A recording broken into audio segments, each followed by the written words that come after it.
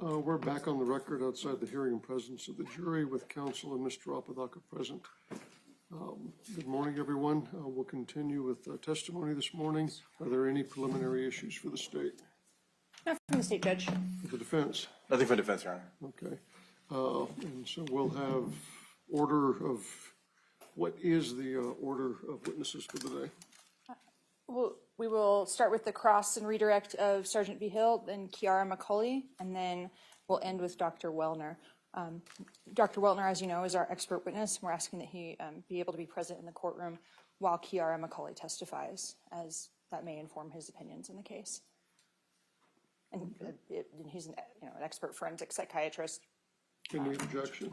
I would object to this, Judge. I think the witness exclusion rule should apply to him. It should to all the witnesses. He should have reviewed what he needs to review for testimony. So I would ask that he be excluded. Ms. Murphy? The exclusionary rule does not necessarily extend to experts. In fact, it often does not. Expert witnesses are kind of set aside from lay people, sort of like case agents as well, and are expected to have more expansive knowledge and be less likely to be influenced by things they may see or hear. Additionally, given that his testimony relates directly to Kiara McCulley and Isaac Apodaca, it's within his purview as a forensic psychiatrist to consider the things that they may testify to in formulating his opinions on the case. So it's relevant and permissible. And Judge, just to let the court, put the court on notice, I do intend to ask Dr. Welner also about coercive interrogation tactics, as I'm going to cross-examine the detective with. So I just want to put that out there, but I don't have anything further for the court in regards to that issue. The motion to exclude is denied. He's allowed as an expert to listen to the testimony, and then you have ample opportunity to cross with respect to any testimony or opinions he may render. Okay, we'll be in recess. We'll get the jury in here and we'll get started. Need you back up on the stand? Yes, Your Honor.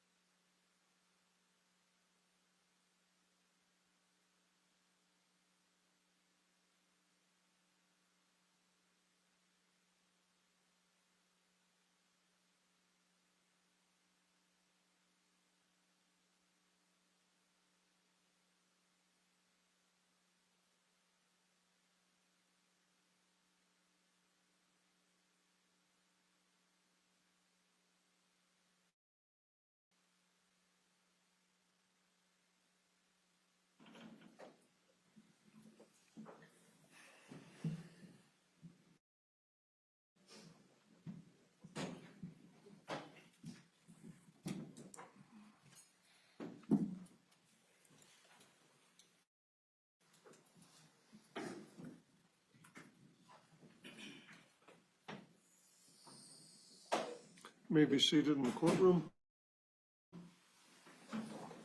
Let's go back on the record. Good morning, ladies and gentlemen. Attorneys and I have met. We've got a pretty full day, so we're going to get started immediately. We continue where we left off yesterday. Cross-examination, counsel. Yes, Your Honor. Right. Good morning, Detective. Hey, good morning, sir. Good morning, everyone. We had a long day yesterday. Yes. Thanks for coming back. Detective, you advised Mr. Apodaca at the beginning of the interview that he was essentially not considered a suspect, correct? That's correct. At that time and at that point in the interview, I had no indication that he was a suspect. Okay. And you had said that he had done nothing wrong, correct? At that time, that was what I knew. And in fact, you were even talking about Halloween plans with him, correct? Correct. Okay. You believed him to be a suspect, correct? I'm sorry, can you repeat the question? You believed him to be a suspect as the interview progressed, or from the onset of the interview? I didn't believe him to be a suspect until we got the consent to go through his phone, and I started seeing some of the messages that indicated that he might have had further involvement than I originally knew about. Okay. At what point during the interview, Detective, did Mr. Apodaca's status change from non-suspect to suspect in your assessment? I would say approximately in the second video that we watched yesterday, where we're going through his phone and we're manipulating it together, and I start to see certain aspects of the messages that are not consistent with his statement and start reflecting or indicating that he had some knowledge of what was going to happen before the homicide was committed. That's when my opinion changed. Okay. And Detective, you told Mr. Apodaca the interview was more information gathering and just trying to have a conversation, correct? Yeah, pretty much all police interviews are information and fact gathering. We're trying to figure out what happened. And it would be safe to categorize this police conversation as an interrogation, correct, Detective? No, I would classify it as an interview. Okay, and we'll get to that in a bit. But at the time you made the statements, had you already reviewed, or that at the time that Mr. Apodaca made the statements, had you already reviewed the messages between Mr. Apodaca and Ms. McCulley discussing what they were discussing? Can you clarify the time frame that you mean? Towards the middle of the interview, maybe after the first break? After the first break, I had not manipulated the phone whatsoever. It wasn't until I obtained the written consent from Mr. Apodaca and he informed me that there was no password on his phone that we opened the phone together. And those messages, as you see them played on the interview of part 2, was my very first time seeing those messages. Okay. And you asked Mr. Apodaca to be truthful and told him you would be upfront with him, correct? Yes, correct. Okay. And when you told Mr. Apodaca you didn't do anything wrong multiple times during the interview, you didn't necessarily believe that statement to be true, correct? So if you're referring to the first portion of the interview, at the conclusion of it, when I tell him, hey, I don't feel like you did anything wrong, that was genuinely how I felt at the time. I even told him, from what I can tell, and those are the key words, from what I can tell, you have been completely honest with me. It wasn't until the second interview where we're going through the phone that that evidence showed dishonesty, in my opinion. Okay. And when you obtained consent to search Mr. Apodaca's phone by telling him it would help him get his phone back sooner rather than later, that was somewhat of an interrogation tactic, correct? No, not at all. So, and we can replay the interview if you'd like, sir. But I tell Mr. Apodaca, don't quote me directly, but I tell him I want to make sure you have all the information so you can make an informed decision. And I let him know with our phone, if we do end up getting a search warrant, this is the process for it. This is the timeline for it. If you give consent, this is the process here. Here's the paperwork. Take as much time as you like to review it. I would want the same thing if I were in his shoes. I would want all the information possible before I make a decision about what's going to happen with my personal property. Okay. And you didn't tell Mr. Apodaca that obtaining a search warrant versus consent would affect or not affect whether criminal charges would be filed against him, correct? No, I did not feel that was appropriate, and Mr. Apodaca did have a right to counsel, which was covered in the advisement of rights at the very beginning of the interview with him. Okay. And Mr. Apodaca had stated that he was scared and wanted to go to his parents' house, correct? I'm not sure exactly what part of the interview that was in. But he did communicate that during the interview, correct? Maybe something like that, but I can't remember the context or exactly what was said at this time. Okay. And Detective, when you first met Isaac on that day during what I characterize as an interrogation on October 29, 2022, you explicitly told him, I have no reason to believe you to be a suspect right now, correct? Yes, as we covered at the beginning of the interview, the first part, before we got into the messages that showed some conflictions with the facts of the case that I'd learned to that point. At that point, I did have no reason to believe he was a suspect, but things change in the course of the interview. And Detective, you've done many of these interviews, interrogations, conversations, whatever you want to call them, with suspects and persons of interest, correct? Yes, I'd classify them as interviews, yes. You have a rough idea of how many you've done? To this point in my career or to that point in that date of the incident? Okay, and you would consider yourself good at what you do, correct? Yes, I would. Okay. And generally speaking, lying is a tactic in police interrogations, correct?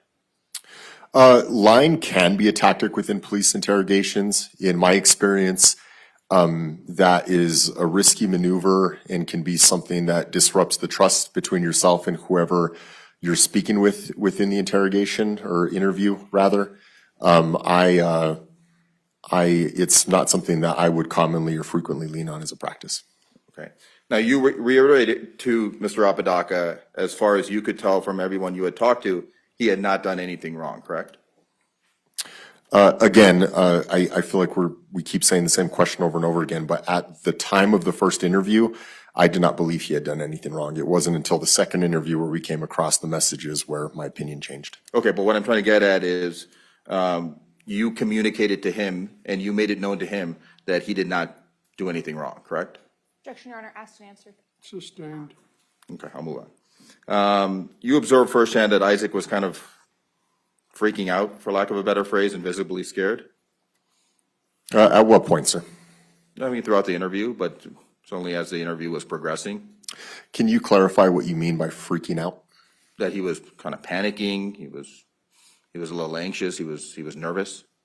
I would agree that he was anxious and nervous, which is a common behavior by people being interviewed.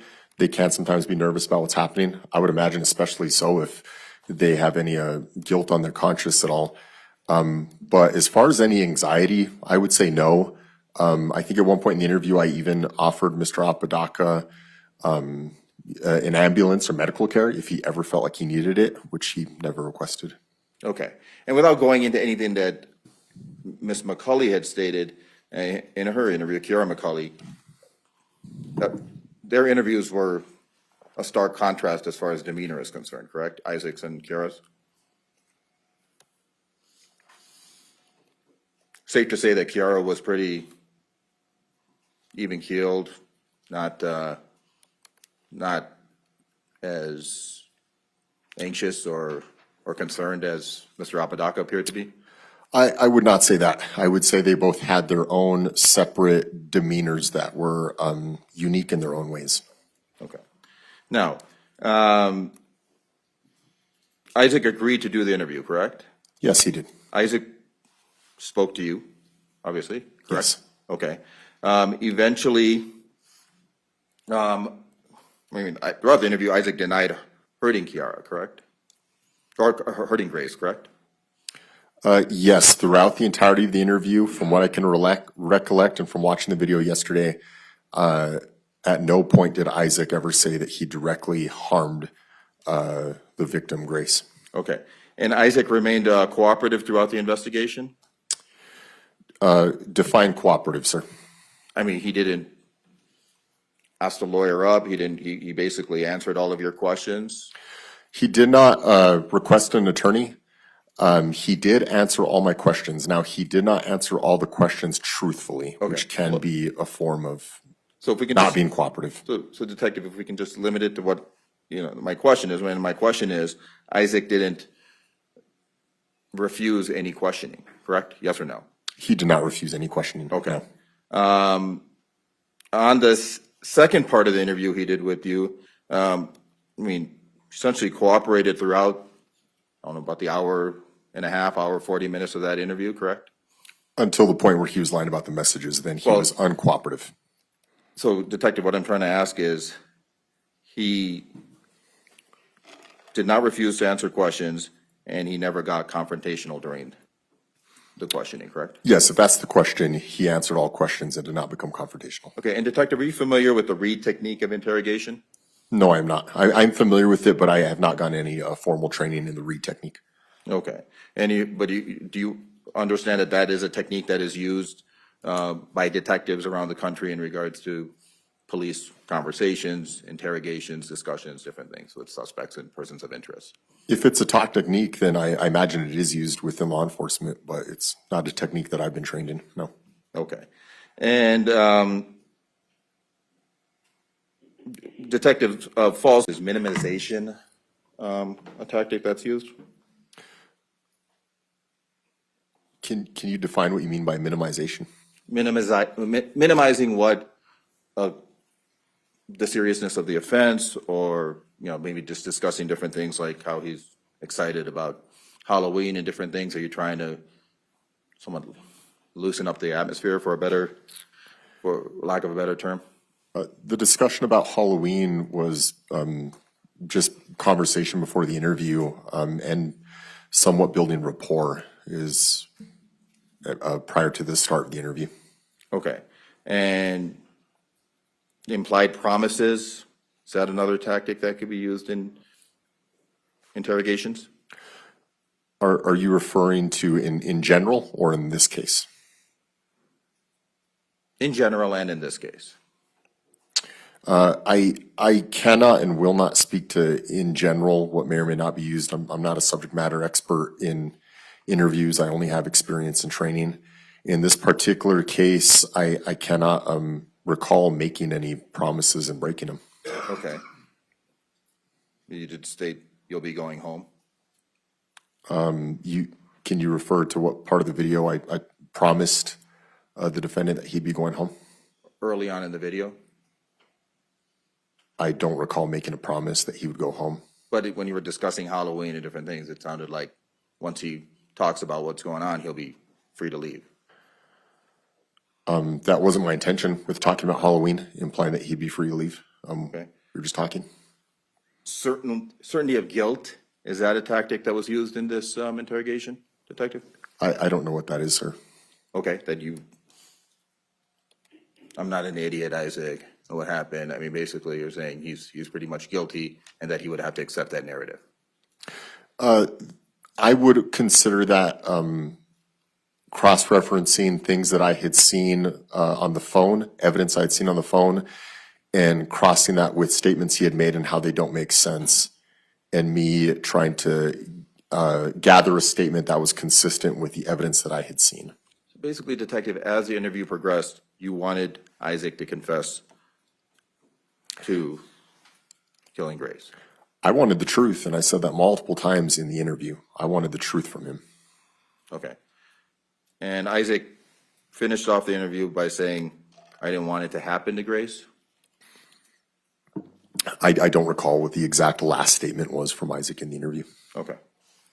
Now, you took very few breaks during the entire interview, correct, Detective? We took a total of 3 breaks during the course of approximately 2.5 hours, sir. How long was each break? Each break was approximately 5 to 10 minutes, I'd say. Okay. And during the breaks, was the defendant permitted to leave the interrogation room? Prior to starting the interview at the very beginning, the defendant was asked if he needed water or the restroom. In between each of the breaks, I don't recall if we ever asked the defendant if he needed the restroom or water. Had he ever asked for it, he would have absolutely gotten a restroom or a water break, but I don't recall him ever requesting or asking for anything. Okay. And was the defendant alone during the breaks? Yes. Okay. And at no point did the defendant ask to stop the interrogation, correct? No. In fact, you had said that you needed a bathroom break in between, correct? I did not say bathroom break, but after our first approximately hour's worth of interview, I said that I would like a break, and that break was mostly to prepare the consent to waive phone record. I wanted to pre-fill that out and have that ready to review with the defendant. Okay, and you don't know if the defendant had adequately slept or was rested or had any sleep prior to the interrogation, correct? It was approximately 3:30 p.m. when the investigation began. A reasonable person sleeps during the nighttime hours. So let's just limit it to my question without speculating. You don't know if the defendant slept prior to the interrogation? I did not know what his patterns were before the interrogation. Okay. And a better question may be whether he was sleep deprived. I don't know if he was sleep deprived before the interview, no. I mean, people work different hours, people have different hours of sleep. It's very plausible that he had not slept in quite some time. Objection, Your Honor, anything- that calls for speculation. I'll move on, Judge. Sustained. Okay. Describe the interrogation room, Detective. The interview room is, I would classify it as somewhat of a smaller room. Rough dimensions, maybe approximately 8 foot by 8 foot, 12 foot by 12 foot, somewhere in that area. There is a table in the middle of it, a chair on one side, typically where the person being interviewed seats, and the person being interviewed can be a suspect, a witness, anyone. On the other side of the table is typically the case agent or whoever is conducting the interview, and then there might be an extra chair or two within that room in case, depending on the circumstance, there's other people that are going to be present during the interview. Aside from that, the interview room is pretty plain. I don't recall if there's any like art or paintings or anything hung up in there. But aside from that, the interview room is monitored and recorded with both recording and video equipment. How many exits were there in the room, Detective? And there's one point of entry and one point of exit. Okay. And repeat the dimensions again, Detective? Approximately, and I'm not in construction or anything like that, but approximately maybe somewhere between 8 feet by 8 feet or 12 feet by 12 feet. Maybe a little smaller, maybe a little bigger. I don't know for sure, sir. Okay. And was the defendant told that the door was locked at any point? I don't believe he was ever advised if the door was locked. Okay. Now, can you describe your position relative to the defendant? During the interview, sir? Yeah. Across from the defendant as seen in the video? Yes, Detective. Yeah, I was seated across the table from the defendant. Okay, 1 second.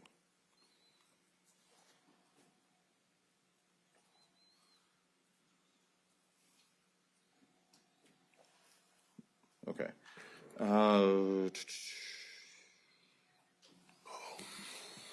Did the defendant ask for food or water? Not that I can recall. Did he ever request food or water? Was food or water provided?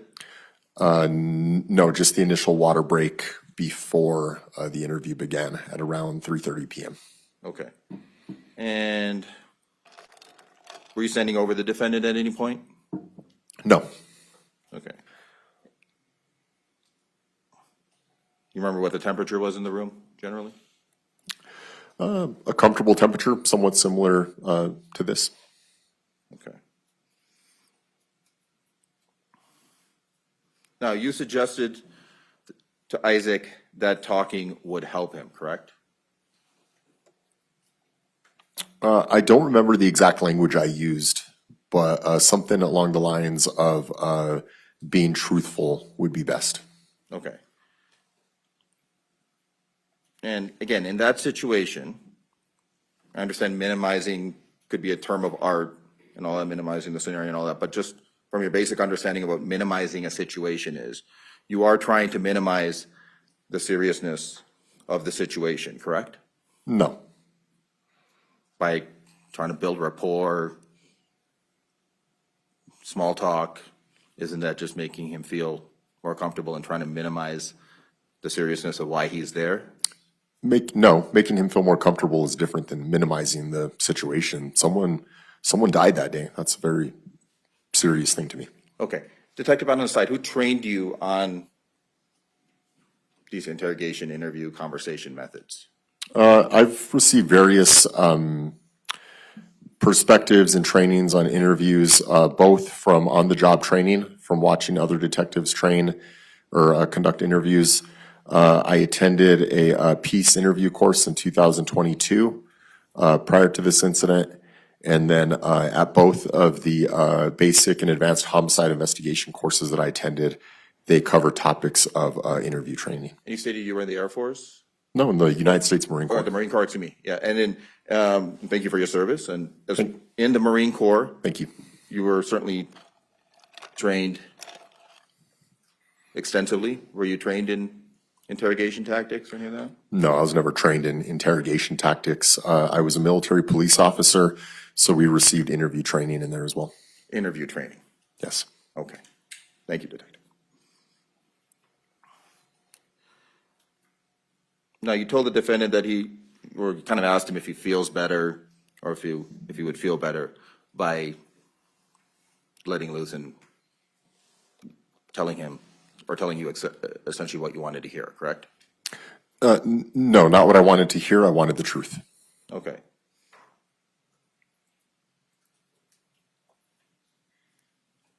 Do you know if the defendant took any medication during or prior to the interrogation, Detective? No, I don't know about medication. Okay. And did you inquire into any potential medical conditions that he may have? No, not that I can recall now. Okay, so you're not aware of any medications that he may have taken regularly, correct? No, the only questions I asked him pertained to alcohol and drug use during the incident, or if there was any evidence of that at the scene. But I did not ask about any medication or medical diagnoses. Okay, now you sure that the defendant actually understood your questions? I felt like he understood my questions, yes. Okay, but he did appear to be a little bit anxious? Anxious and nervous, yes. Okay. You're not trained to recognize psychological distress, are you? Define psychological distress, and in what context? Well, I'm asking the question, Detective. So, psychological distress is what it is. I mean, essentially, did he seem to be under any sort of mental distress, any sort of anxiousness, anything that you believe that could be problematic to getting a Objection, proper Your answer out Honor. of it? One, compound, getting into outside the scope of this witness's expertise and testifying throughout the duration of his question. I'm clarifying his question to me. You can finish your question. Okay. Objections overruled. Thank you, Judge. Can you repeat the question? I got lost there. Okay. So are you trained to recognize psychological distress? No. Okay. Did you document the defendant's emotional state at all? Yes or no, Detective? No, I don't believe so. Okay. You didn't inquire as to the defendant's educational background or whether he had difficulty reading, did you, Detective? Yes or no? No, not that I remember. Okay. And you do understand that age, experience, education, background, and intelligence are relevant factors when dealing with waivers of rights and things of that sort, correct, Detective? Yes. Okay.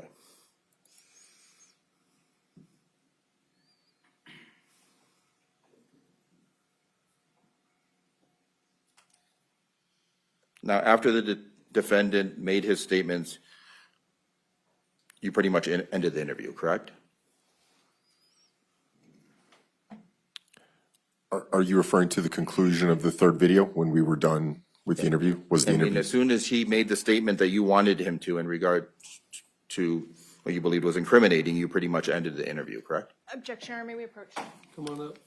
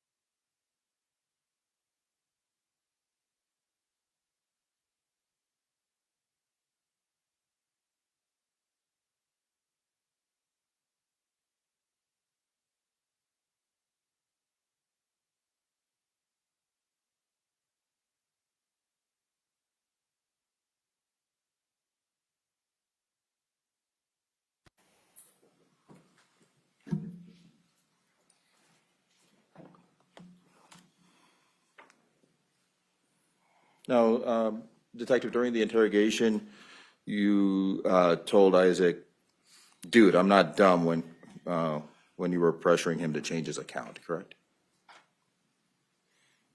Can you say the question again, sir? You told Isaac, dude, and I'm not dumb, right? Yes, I believe that was said by me at some point during the interview, yes. So you're basically, that was a tactic to pressure him to change his account, correct? No, not at all. That was me looking at the, Yes or no? Are you saying no? can you rephrase the question to see if it's a yes or no question? Well, that's what I said. I said you were pressuring him to change his account, yes or no? No. Okay. Mr. Apodaca stated he wanted a peaceful resolve. He did state that. You didn't explore what actions he took to achieve a peaceful outcome, did you, Detective? Yes or no? No. Okay. When you never investigated agreements that Mr. Apodaca could have made to remove Grace from danger, yes or no? Can you rephrase the question? Or can you say the question again? Okay.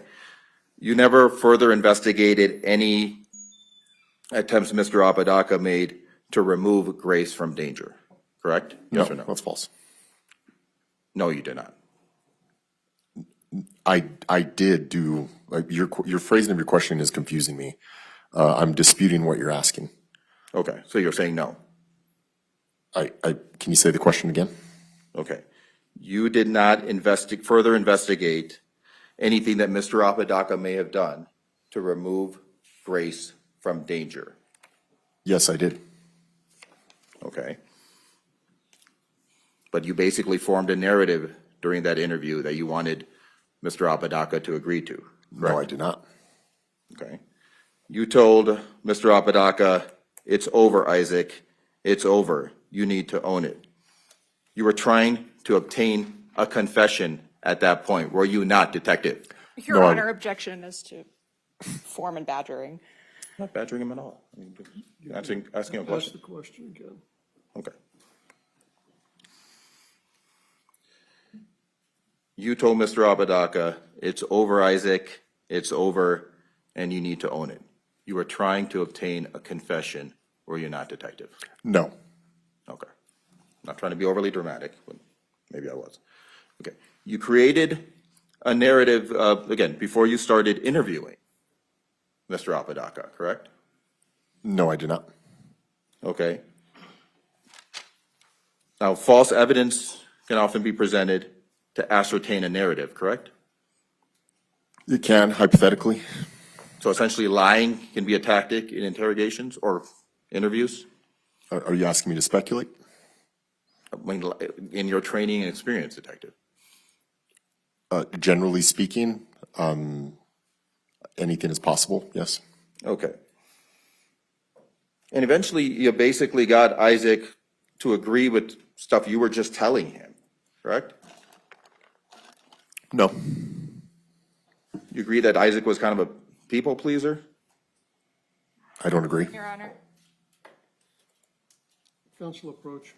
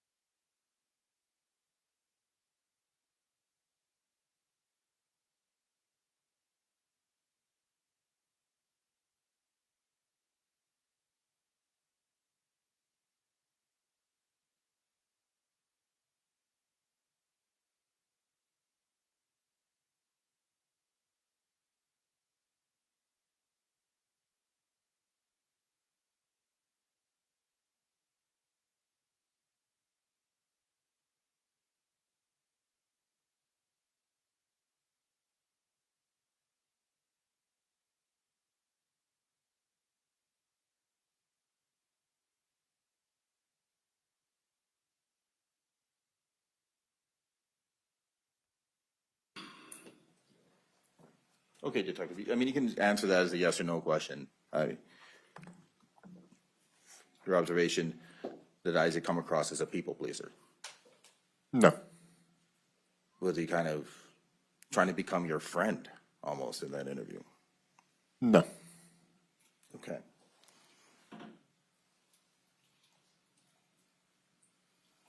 You did tell Mr. Apodaca that things would be a lot better for you moving on if you just come out and you cooperate, correct? yes, I did state that. Okay.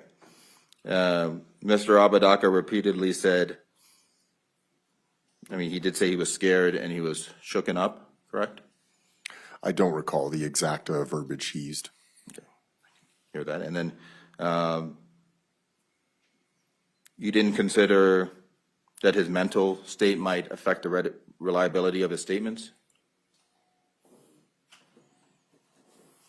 Can you say the question again? You never considered whether his mental state might affect the reliability of his statements, yes or no? No. Okay.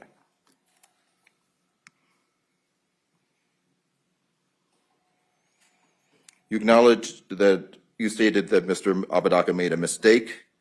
You were essentially presenting a narrative that you wanted him to agree to at that point, correct, Detective? No, not correct. Okay.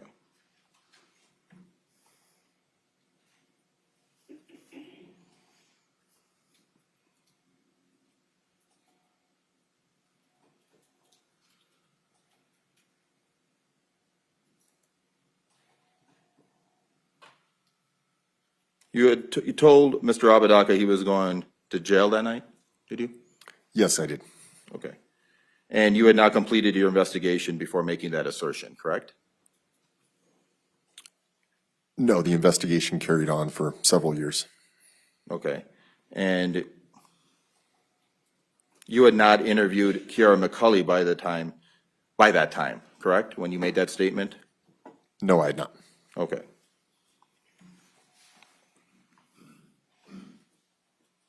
Now, you've been sitting through this entire trial, right? You've been observing the witnesses, testifying, everything that's going on. There's absolutely no physical evidence linking Isaac Apodaca to the killing of Grace Jennings, correct? Objection, Your Honor. You answered the question. The answer stands. Thank you. Objections overruled.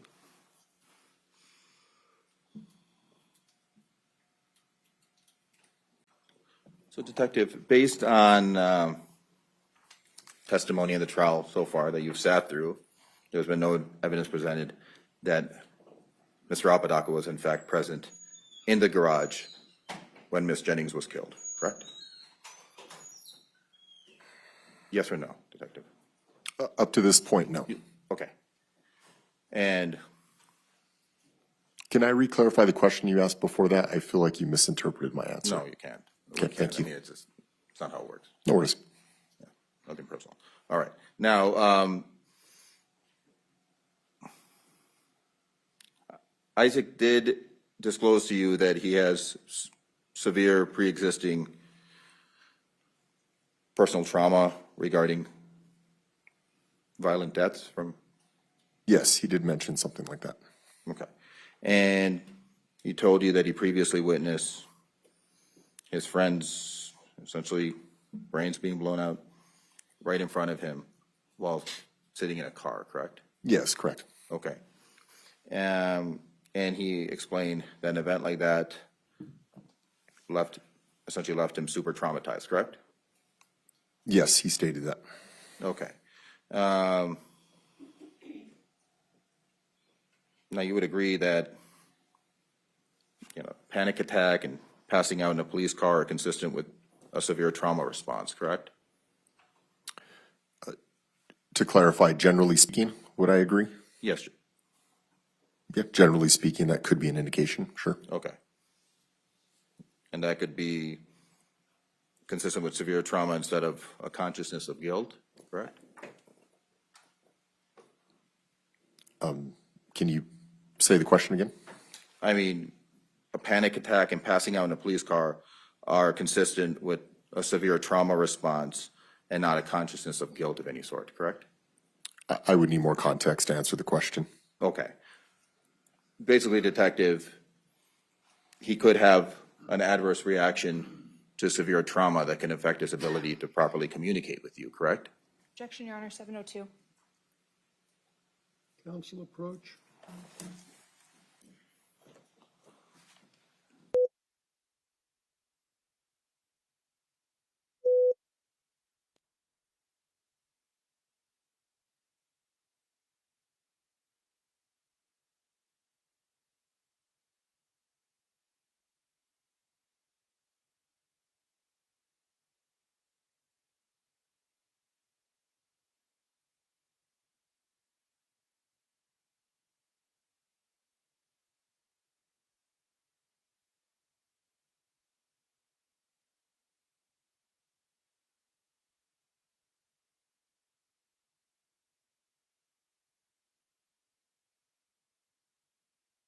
That the night before the incident, Kiara was acting highly volatile and violent towards him, correct?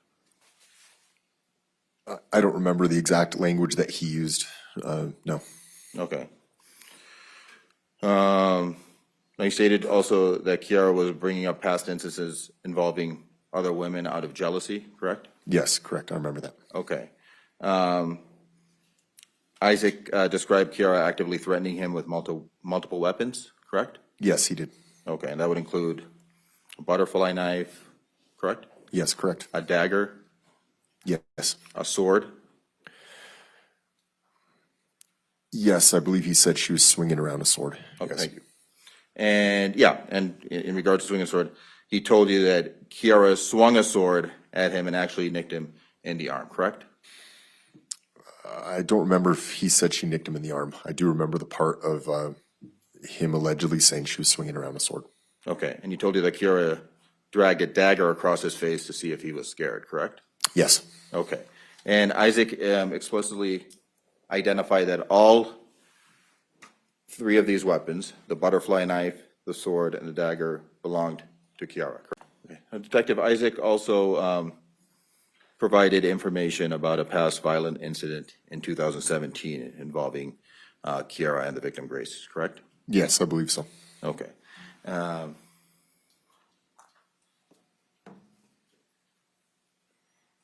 Okay, and Isaac told you that throughout the early morning hours, from I think it was roughly 3 a.m. to 6 a.m., Kiara was repeatedly poking something sharp into his lower back. Yes, he did. Okay. And he estimated that she poked him about 15 times, correct? I don't remember the quantity.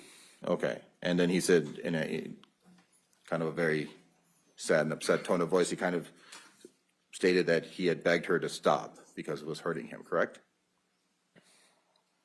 I don't remember the tone of voice, but I do believe he mentioned that he asked her to stop. Okay. And he even offered, I mean, he even showed you his back during the interview because it was incredibly sore, correct? He did show me his back, yes. Okay. Isaac has explained that Kiara had ordered him and Grace to leave the property at approximately 8:30 a.m., correct, Detective? Approximately, yes. Okay. He explained that the delay in leaving was because he was packing his belongings, correct? Yes, I believe so. Okay. And that he was trying to secure a ride from his mother, correct? Correct. Now, in the residence, or the detached garage, the abode, whatever you want to call it, that day, there were packed bags, correct? Suitcases or luggage, essentially bags that were packed up with clothes? Not that I'm aware of. That's concerning, Detective. So did you go through everything? Objection, Your Honor. Commentary. Restate your question. We'll do that. You did not go through everything in that residence, correct? After the crime? I did not process the scene, no. Okay. Your agents did not go through everything. That'd be a better question for them. You're the case agent, Detective, are you not? I am a case agent. Okay. So you oversee what your agents do as part of their investigation, correct? Correct, within reason. Okay. That's why you're allowed to sit here throughout the entire trial and witness everyone's testimony, correct? What's your question? Question is, did your investigation, the investigation that you managed, did you go through everything in that residence? Everything of evidentiary value, yes. How do you know what is of evidentiary value and what is not, Detective? Based off the information that we have at the time, we are able to obtain search warrants and collect things that we know to be evidence. We cannot collect things that we do not know are evidence and come to light later on. Okay. Safe to say that that residence is a pretty big mess, right? Your Honor, can defense just clarify whether, when they're saying residence, do they The mean detached garage. or the garage? The detached garage. Can you repeat the question, sir? It's safe to say that that detached garage was a pretty big mess, correct? Yes, it was in a state of a mess. Okay. At that point, when you enter a crime scene, or when you're conducting an investigation and you enter a crime scene, you don't know what is of evidentiary value and what is not of evidentiary value, correct, Detective? No, that's not correct. So just by walking in, you can observe, oh, that's of evidentiary value, that's not of evidentiary value. How do you know what's packed in a bag and what's not? Well, based on the information, the facts you have at the time, you obtain your search warrant. So some things are of obvious evidentiary value. For example, the bloody sword, things like that. Okay, so what's in plain sight, for lack of, it sounds like a term of art, but for lack of a better phrase, you are just basing your observations or what you believe is evidentiary value based on your general plain sight observations of the detached garage. No, it's not just that. It's a multitude of things. Okay, but shouldn't you be going through everything in that residence when you're investigating a crime scene where it appears that somebody has been stabbed to death multiple times? Yes, Okay, and that was not done here, correct? that's not correct. The scene was processed and everything was gone through, to my understanding. But you're saying you don't know about Isaac's luggage that was packed up there in the residence? I don't know about that. I don't have first knowledge of that. Okay.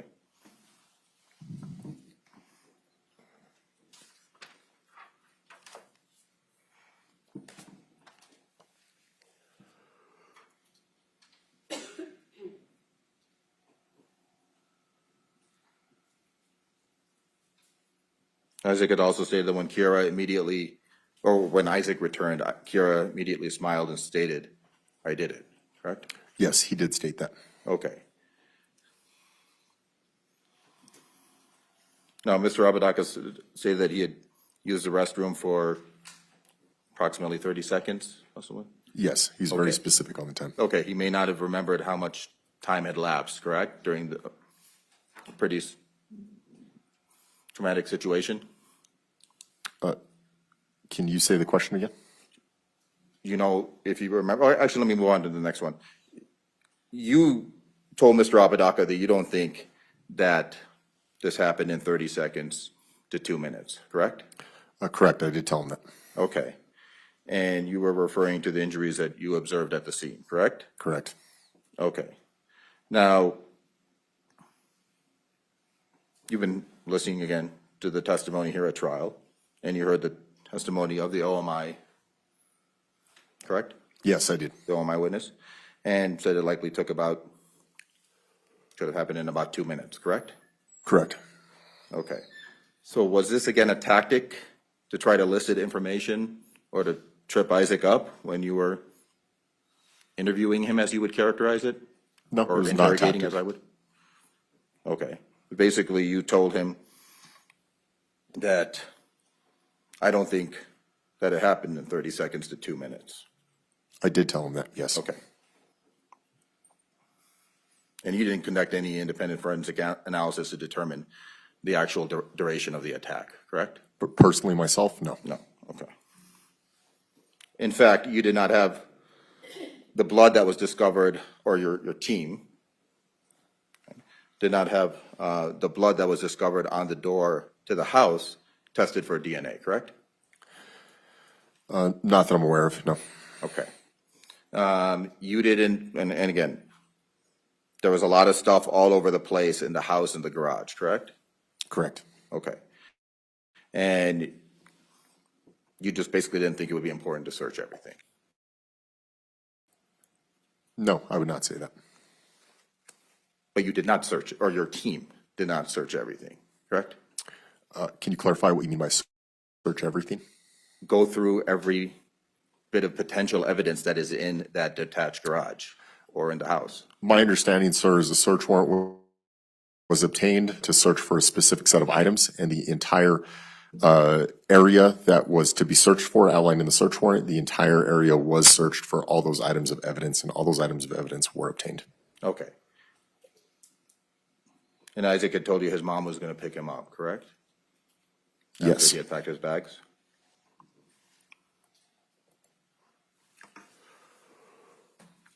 Detective, Mr. Apodaca told you that some of the messages were not sent by him, but by Ms. McCulley using his account from a second phone, correct? Yes, he did say that. Okay.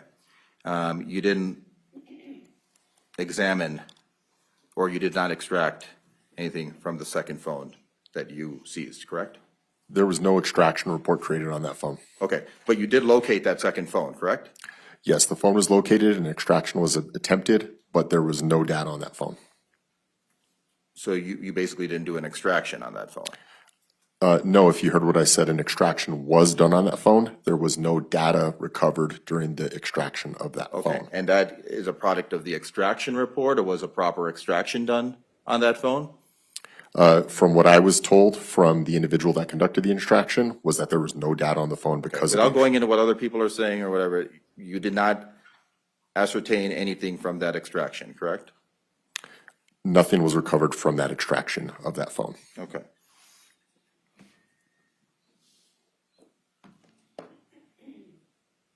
And you didn't take any steps to verify whether the messages were actually sent by Mr. Apodaca or by somebody else, correct? Can you state the question again? You didn't take any steps to verify whether the messages that you were investigating at that point were actually sent by Mr. Apodaca or whether it was sent by somebody else? No, it's false. I did take steps. Okay. But at that point, you basically confronted Isaac and said that he sent those messages, correct? What point are you referring to? During the interrogation or interview, towards the end of it. Can you say the question again? So, Detective,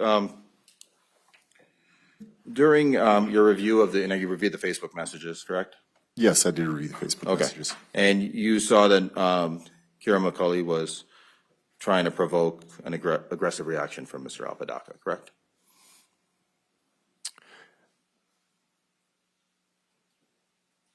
I would have to know at what point in time you're referring to during the messages. Well, she made a statement, bring out your Hulk side, correct? Correct. She did make that statement. Okay. She told him, feel the anger from that night, use it on her, correct? Yes, correct. Okay. And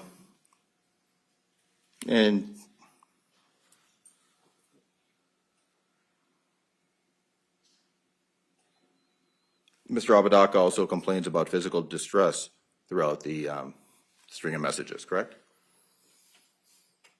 Again, I'd have to know exactly what messages you're referring to, what context, and at what point. Okay.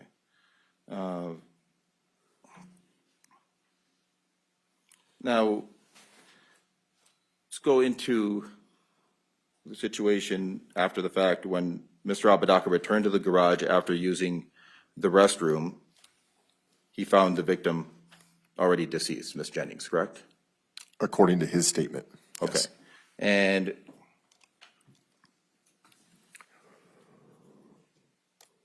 Mr. Apodaca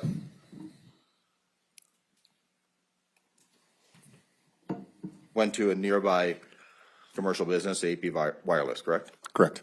Okay. And he contacted his mother to ensure law enforcement was dispatched to the scene, correct? He contacted his mother, yes. Okay. And he voluntarily waited at AP Wireless for your officers to arrive, correct? Yes, that's correct. Okay. And the moment you asked for access to his phone to understand what had happened, he signed a complete electronic consent waiver without hesitation, correct? That's correct, yes. Okay.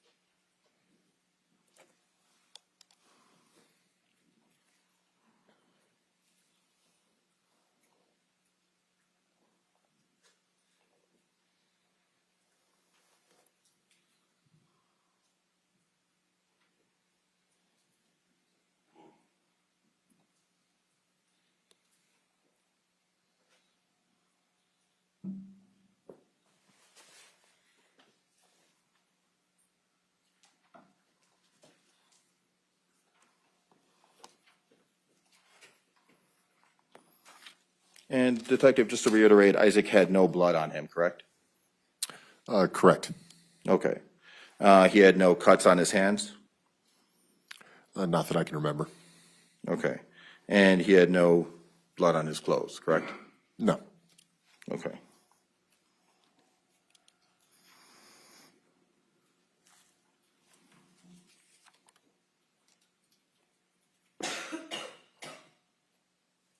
And the defendant was always free to end the interview and just walk out, correct? Not at the entire, not for the entire time of the interview, no. But towards the beginning, he didn't have to be there. He could have just left, That's correct. and he stuck around, Yes. and he was cooperative. He answered. Good morning, Sergeant. Good morning. Okay.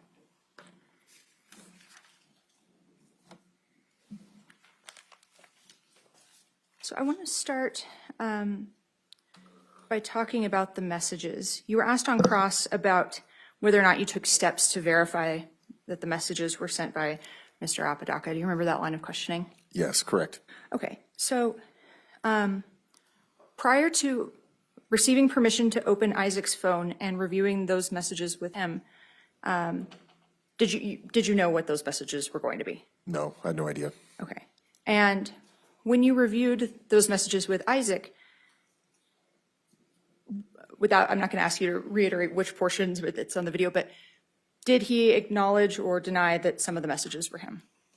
Yes, he acknowledged that some of the beginning messages were him, and then there was a period of time where he outlines a select series of messages were not him, that allegedly Kiara was using another phone within the garage to message herself. And then when we go back higher up in the timeline of the messages, he does state in the interview that those messages are him sending them. Furthermore, when we examined his phone in the Cellbrite report. We'll get to the phone examination. We'll just stick with the Sorry. No, it's okay. We'll just stick with the interview for now. After denying that some of those messages were his, did that statement change later in your interview? Yes, it did. Okay, and can you explain that? Later on in the interview, I asked him again if he sent those messages and if he meant what they said, and he agreed. Going then after your interview with Mr. Apodaca, what if anything, did you do to cross-corroborate that Isaac Apodaca's phone was utilized to send those messages?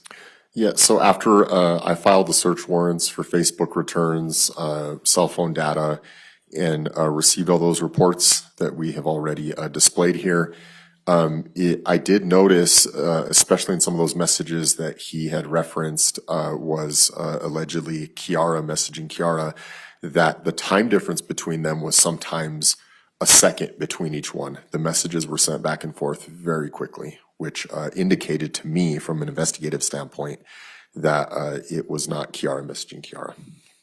And speaking of the Facebook warrant returns, you mentioned that you executed Facebook warrants for both Kiara's account and Isaac's account. Is that correct? Or for the null void account? Correct. Okay. And when you had the Celebrite extraction done, what were you able to observe in the Celebrite extraction as it relates to the use of the Facebook Messenger app off of Isaac's phone?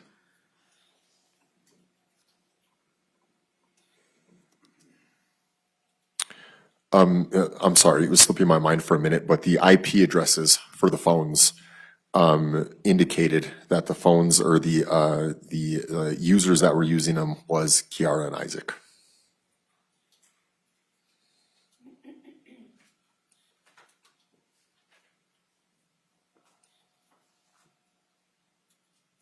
And then referencing States Exhibit 88 here in my hand, it's been previously admitted as the log entries for the use of the Facebook Messenger app.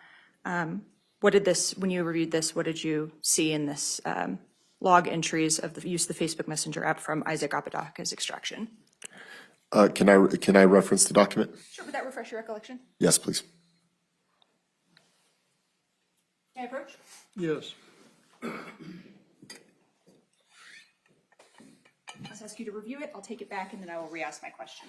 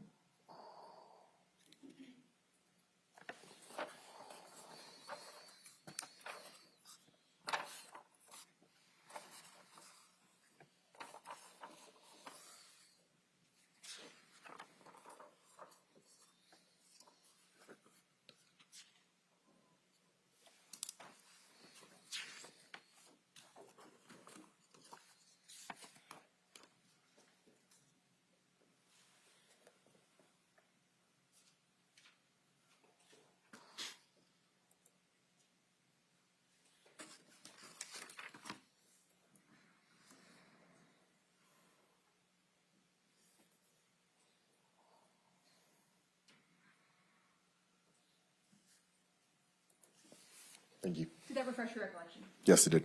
So having reviewed States Exhibit 88, the log entries from the extraction of Isaac Apodaca's phone, based on the Celebrite extraction that you obtained, what did you observe as it relates to the use of the Facebook Messenger app during the relevant time period, October 28th to October 29th, on Isaac's Apodaca's cell phone? The Facebook record indicates that he sent a series of messages throughout the night, and then it shows and is collaborated with the Celebrite report that he uses the Facebook call feature to contact his mother, and then calls his mother through the actual line to her actual line.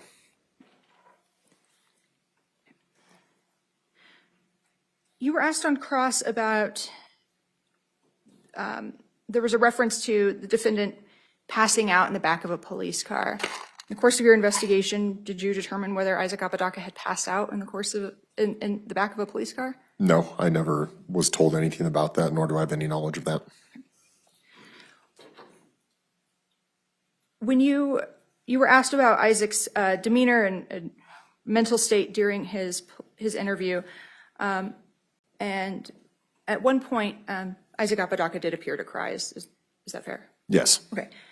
During your second interview, the portion where you review the text messages with him, did Isaac Apodaca cry during that portion? No, his demeanor, no. Okay.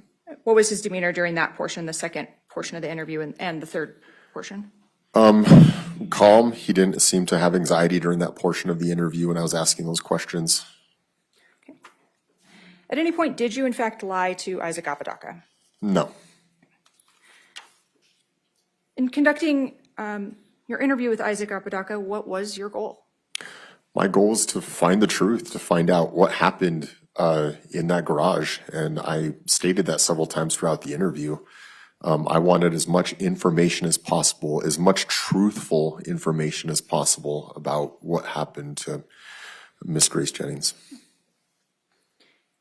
Did the discovery of those, what, if any, impact did the discovery of those text messages have on your investigation? Or, I'm sorry, I keep saying text messages. The Facebook Messenger messages and text messages. What, if any, impact did those have on the investigation? Well, in the short term, in the scope of the interview, it altered Mr. Apodaca from being potentially just a witness to a suspect, resulted in us charging him that day.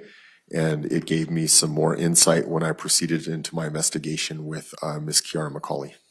Thank you. A moment, Your Honor. Yes. Nothing further, Your Honor. We'll reserve this witness out of abundance of caution.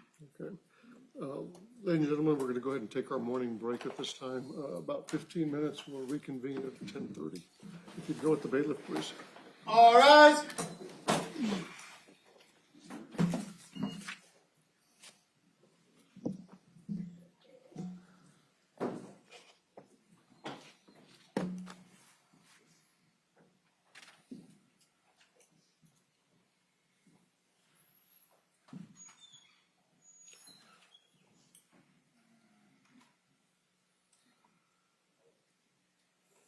You may step down. Our next witness. Our next witness is going to be Kiara McCulley, Your Honor. We'd ask that she be brought up and placed at the stand outside the presence of the jury. We'll do that. Okay.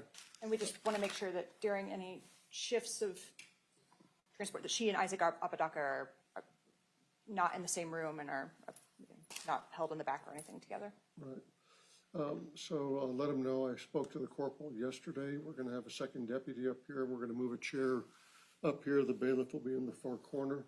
And then whoever is with Mr. Apodaca will be where they've been sitting up here. Yes. Okay, we'll bring Ms. McCulley in first, put her on the witness stand, and then bring Mr. Apodaca in. And yeah, don't put them in the same holding cell up here together. Let's do that in reverse order. Let's bring him back in first, and then we'll bring her in after everybody else is back in the room. Thank you, Judge. Okay, we're in recess and off the. You may be seated in the courtroom, ladies and gentlemen. We are back on the record. Who is the state's next witness? The state calls Kiara McCulley, Your Honor. You would face me and raise your right hand. I'm going to place you under oath. Do you swear or affirm the testimony you're about to give is the truth, the whole truth, and nothing but the truth, under penalty of perjury? Yes. Please have a seat. Everything we do has to be recorded, so I'm going to ask you to move a little bit closer to that microphone. You don't need to lean into it. It just needs to be in front of you to catch your voice. Okay. If you'd begin by stating your name for the jury and spelling your last name for us, please. I'm Kiara McCulley, McCulley. Ms. Murphy, you may proceed. Thank you. Good morning, ma'am. How old are you? I'm 23. Okay, and can you just get a little closer to the mic? Okay, is that better? Yes, thank you. When is your birthday? December 4th, 2002, How far did you get in high school? 11th grade. What's your mom's name? Lanny, When you go to October of 2022, where were you living on October 28th, 29th of 2022? the garage of my mom's house, which is 5941 Jaguar Drive. Okay. Did anyone else live in that garage with you? It was me and Isaac. Okay.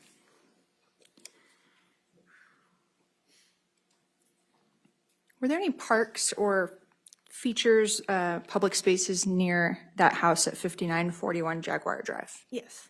Can you tell us about that? There were a few schools, and then there's a park just about a block away. Do you know if that park had a name or the cross streets near it? I don't remember. I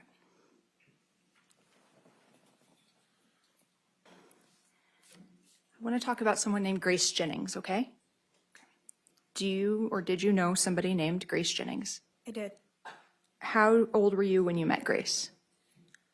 I don't remember the exact age. I just know I was in 2nd grade when I met her. Okay. How did you meet her? I was best friends with her little sister. Going forward into your early teen years, what was your relationship with Grace? We were friends for a while, and then we started dating. Okay. How long did you date? About 8 months, if I remember correctly. Okay. And what do you mean when you say that you guys dated? Like, we were in a semi-serious relationship. Okay. And what does that mean to you? That she was pretty much number one above me in my life. She meant everything to me at the time. What would you do, you and Grace, during that time frame? We would go out, we would have fun, just be kids. Did you eventually break up? Yes. Okay. Without saying anything, how did that breakup impact you emotionally? It was really difficult for me. Okay. I'm the one who ended it, but I never really let go.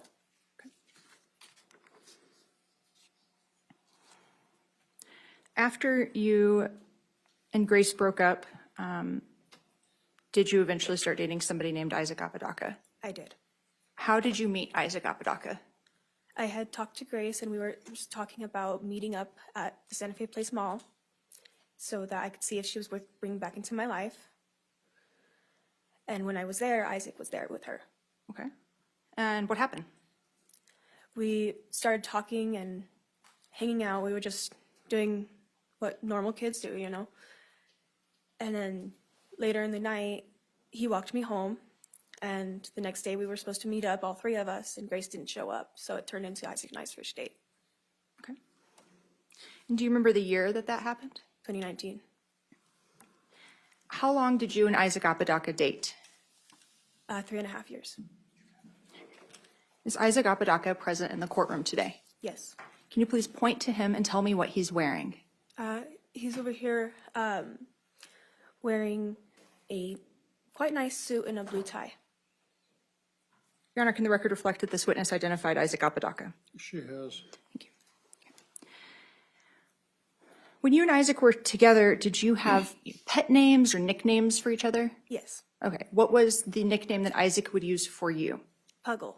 Puggle? Yeah. It means baby platypus. Okay. And what was your nickname for Isaac? Otter.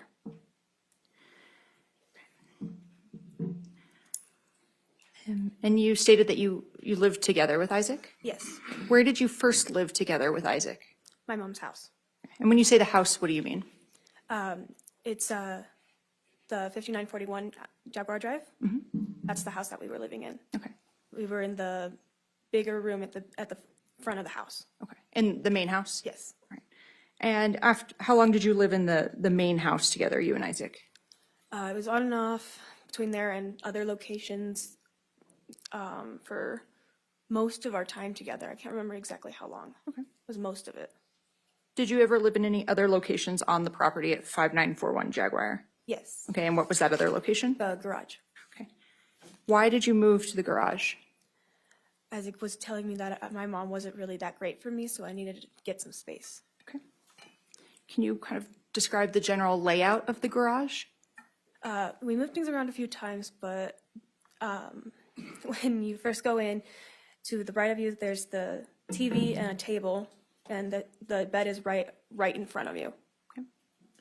What size was the bed, if you remember? It was a queen. A queen? Okay. I want to talk a little bit about something that happened on April 4th of 2022. Without saying anything else, do you know what I'm referring to when I say that day? Yes, I know what you're talking about. Okay. Briefly, what happened on April 4th of 2022? I was having a hard time and debating things, and I told Isaac about what I was thinking about, and he had a complete breakdown and attacked me. What do you mean he attacked you? He started beating me up. Okay. Did you have any injuries? Yes, he broke my thumb and left a lot of bruises. And when you say you were debating things, what were you debating? Our relationship. Did you go anywhere for medical care after that happened?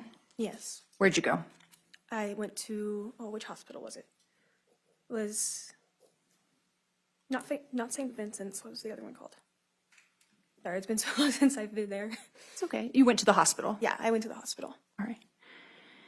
And did you speak to the police at all about that incident? I did. Okay. Did you pursue charges for it? I did not. All right. Why? I didn't want to make his life harder, and I wanted him happy so he would come back. What made you, did Isaac say anything specific about the charges or about not cooperating with the charges? I don't really remember. Okay. After that incident, did you get back with Isaac? I did. Do you remember how long from when that happened until you guys were back together? It was about 3 weeks. How, if at all, did your relationship change after that incident in April of 2022? For maybe a month, it was like a honeymoon stage, but then it went straight back to the abuse that I was getting.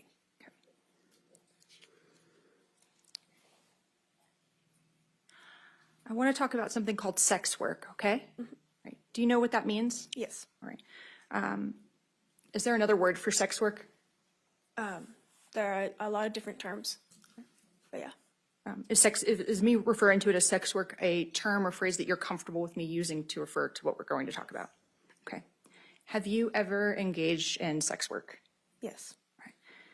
And what does that mean to you? I would have sex with different people and get money for that. Okay. How did that come about that you started doing that? In 2020, Isaac and I were living in an apartment with his friend, and no one was willing to get a job or pay for anything, and he suggested that I start basically prostituting myself. And I told him I needed to think about it, and then he just said, I already have a couple clients for you, just go out and do it. And when you say he, who do you mean? Isaac. How was payment rendered for the sex work? Who got paid and how? I would be handed the money at first from the client, and then I would take it to Isaac, and he would hold on to it. Why give Isaac the money? I'm not even sure why I gave it to him. Okay. Do you know what Isaac would do with the money from sex work? From getting model kits to other things that I'm not sure about, he would just spend it on whatever he wanted. I want to talk about things Isaac would tell you, okay? And can you explain to me what, if anything, you would believe in general that Isaac would tell you that maybe you feel differently about now? Oh, there's so many things. He had me convinced that he was an angel. Had me convinced of a lot of different things, even an organization that doesn't exist. Okay. And I understand why I fell into it now that I've looked at it, but I'm very disappointed in myself still. Okay. What do you mean you believed he was an angel? He had convinced me he was the Archangel Gabriel. What do you mean that he convinced you that he was the Archangel Gabriel? When I first met him, he told me that he was the angel, but at first I didn't believe him. Then he started telling me things that no one knew about me. And maybe a part of me wanted it to be real. But then when I started really believing him, I just kept asking, tell me more, and he kept feeding it. Okay. What sorts of things would he tell you as it relates to him being the Archangel Gabriel? He told me my darkest secret. What do you mean by that? It's just one thing I never told anyone, not even my mom. And you believed that he knew that because he was an angel? Yeah. All right. You said that he told you he was part of an organization and you believed that? Yeah. All right. Do you remember what that organization was called? He called it Ghost. Ghost? Yes. Okay. Do you recall when you started hearing about, from Isaac, an organization called Ghost? It was maybe 2-3 months into the relationship. And he kept telling me that I could be a part of it and be a hero per se. Just one thing I wanted to do was be a hero to somebody. What was Ghost, as Isaac described it to you? A vigilante group that took out people that, by took out, I mean kill. People who are like pedophiles, rapists, even drug addicts. Just people that were considered bad. Did Isaac tell you how he would communicate with other members of this organization? He never told me how he would communicate with them. Okay. What did you believe Isaac's role in this organization called Ghost was? He told me he was the one who started it.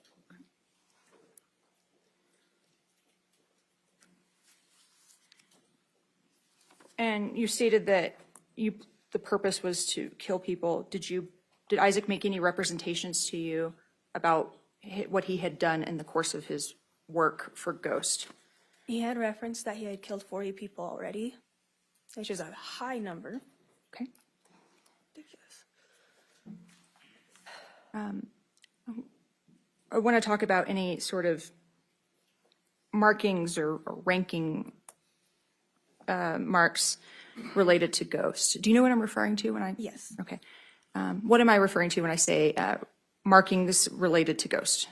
So he had given me a tattoo on my hand that it was supposed to say, this is that I'm a part of it. I ended up covering it up. Okay. But I just, In October of 2022, did you have a marking on your body related to ghost? yes, Okay. And who gave that to you? Isaac.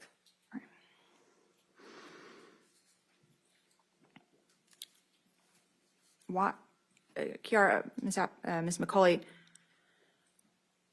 why did you believe these things about ghosts that Isaac would tell you? I'm not sure why at the time. I've been doing a lot of self-reflection. So really, I just wanted somewhere to belong.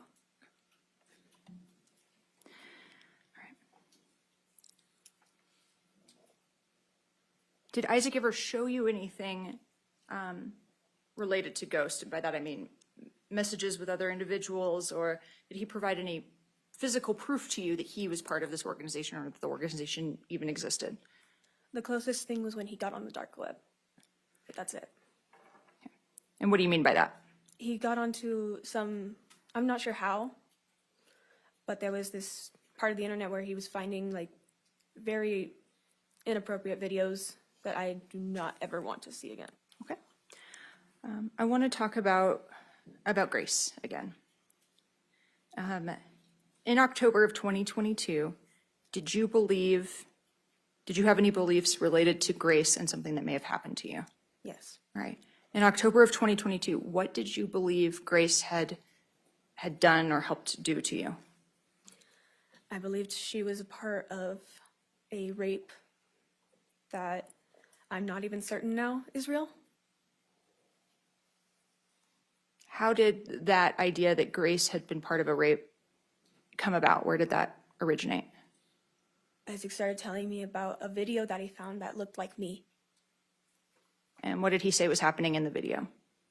He said that there was a gang rape in that video and it looked like a girl like me, but he got it taken down and he never showed it to me, but I believed him.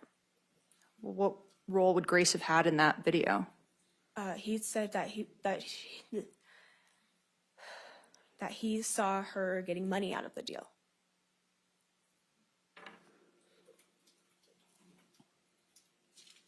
When did you start believing that Grace had essentially facilitated a gang rape for you? How far into your relationship with Isaac? That was about 6 months. When you started to believe that Grace had facilitated this rape, how did that make you feel? It made me angry, it made me sad, depressed, all these different emotions, very confusing emotions, all hitting me like at a point where I'm like, someone I love could have done something that bad. What specific feelings did you have about it as towards Grace at that point? I was extremely angry with her and I wanted her to feel the pain I felt.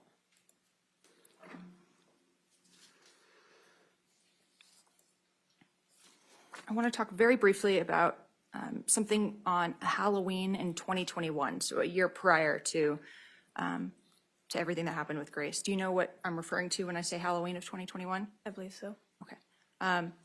Briefly and generally, what happened on Halloween in 2021?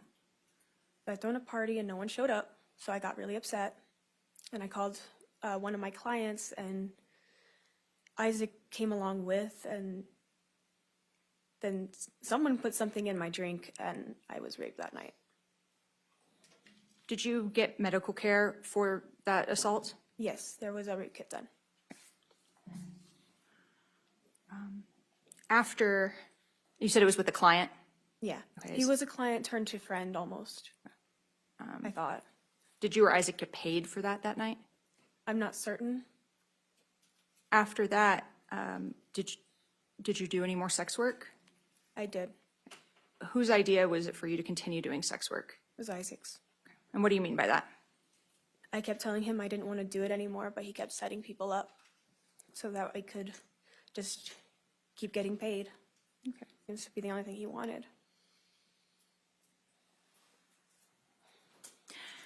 Do you recall how, for lack of a better word, you would advertise for the sex work? Yes, there was an ad on Skip the Games, which Isaac put up for me. And what is Skip the Games? It's a website for escorts and prostitutes, I think. Okay. I was never personally on the site. Other than creating the account or the profile, did Isaac do anything else as it related to you and images being on the site? There were some photos that he took for specific clients. All right.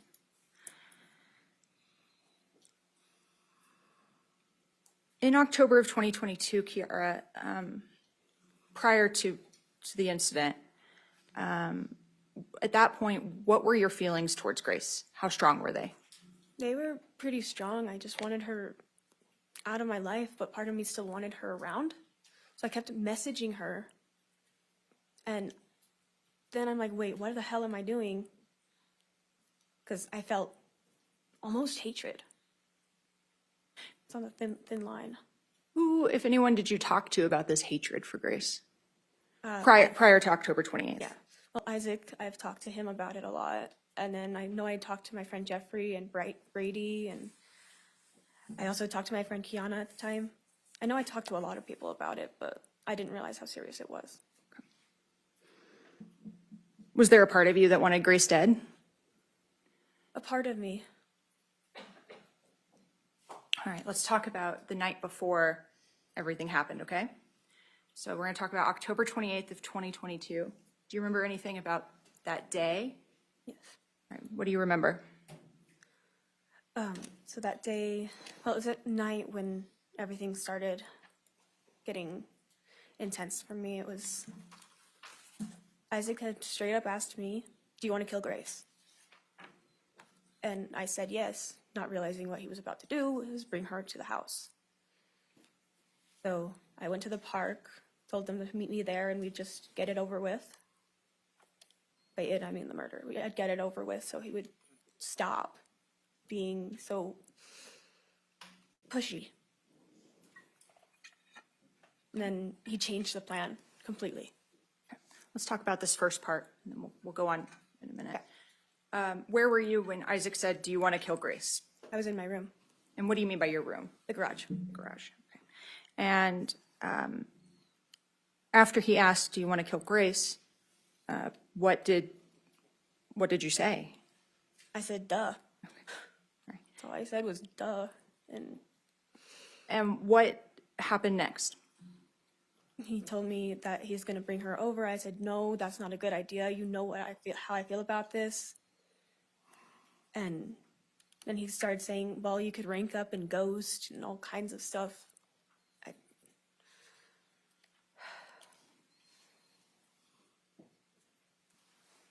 So you told him you did not want Grace to come over after all?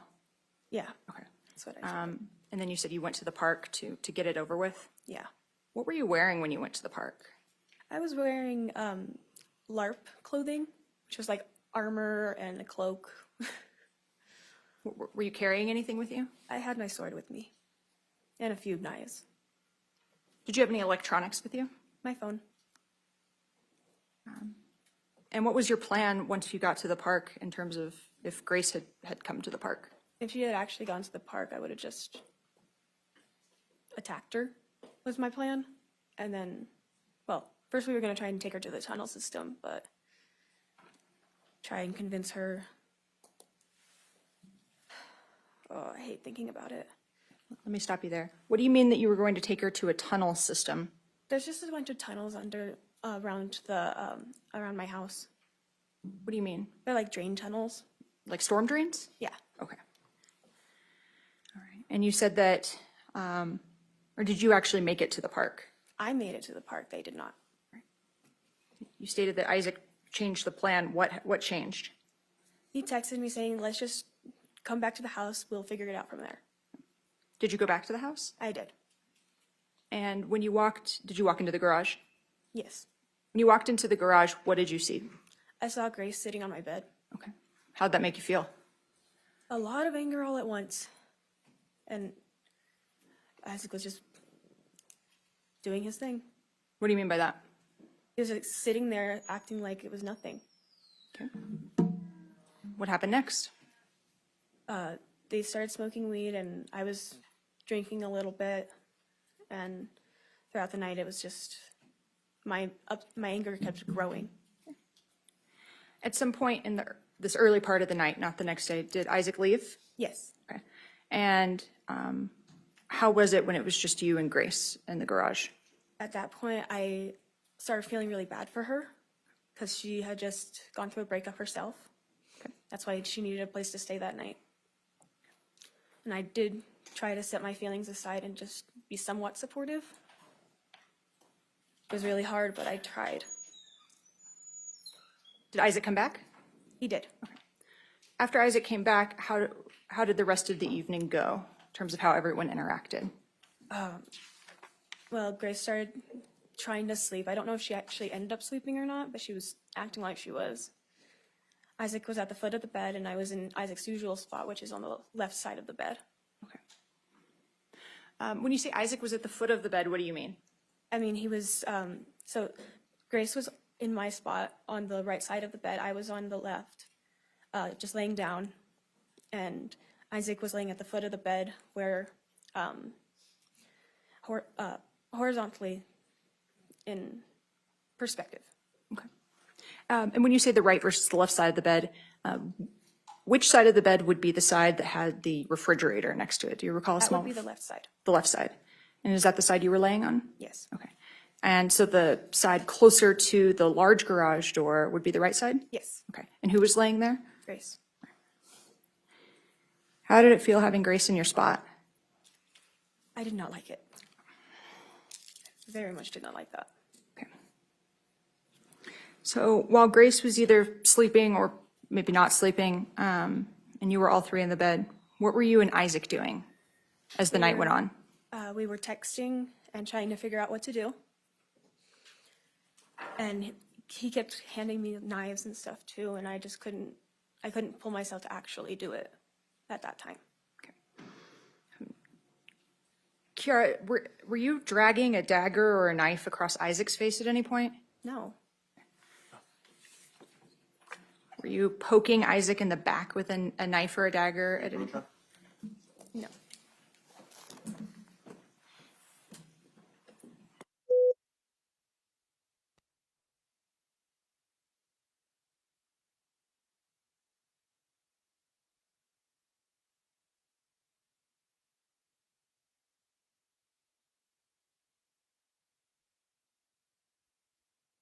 Kiara, what, if anything, were you doing with a dagger or a knife as it relates to Isaac's back that night?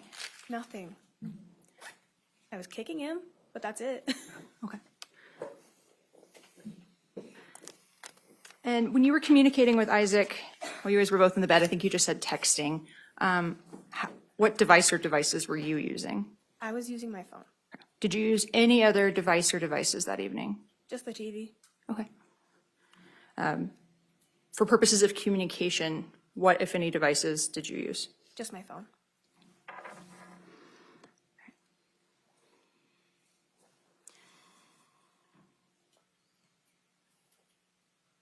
You stated that Isaac handed you a dagger or knives. Is that what you stated? Yes. Do you recall kind of where in the evening that started to happen? That was after Grace had seemed to have fallen asleep. But I do remember holding the dagger above her, and he put his hand on the pommel of the back of the knife and tried to push it, but I jerked back. Why? It didn't feel like it was right.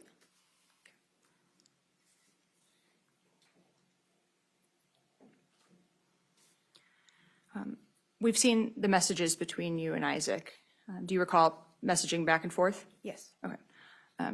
Did you use Isaac's phone at any, what, if any, action did you take using Isaac's phone throughout the course of the evening? I didn't use his phone at all. Okay. What, if any, action did you take using a cell phone that was on the refrigerator next to the bed? I didn't use that either. I honestly forgot that was there. Do you recall what your Facebook username or handle was? Froggy with 3 G's and an IE and McCullough. Do you recall what Isaac's Facebook username was? I believe it was null void. There's a portion in the night where you send probably about 100 times like a little like dog or corgi or sticker or cartoon. Do you recall doing that? Yeah, I was trying to annoy him, Okay. get his attention. What, if any, conversation do you recall having about cleaning up a mess? I remember some of it. Okay. What mess would you be planning to clean up? Grace's death.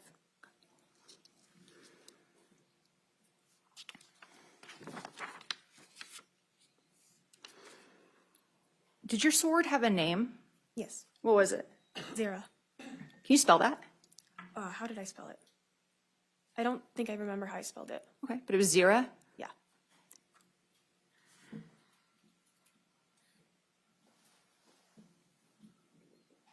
So you said that at one point you had the dagger up and Isaac was pushing on it behind your hand? Yes. Okay. Why not just kill her then? I couldn't bring myself to do it at that point. What do you recall about what Isaac was telling you throughout the night?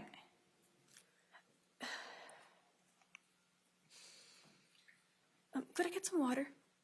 Yes. Take just a second. Thank you.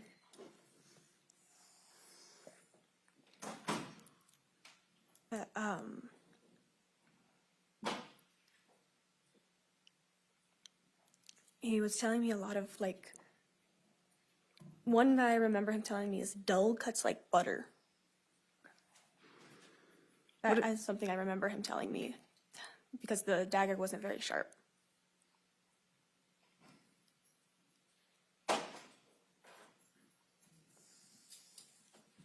Thank you. I appreciate it.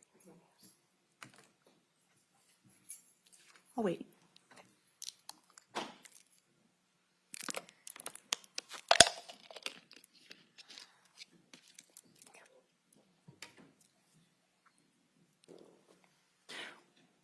What, if any, messages do you recall as it relates to Ghost and murdering Grace from that evening? He mentioned some place called the barn. Said, well, if you don't do it now, we'll do it there. And I don't know what exactly he was talking about. Had you ever been to the barn with him? No.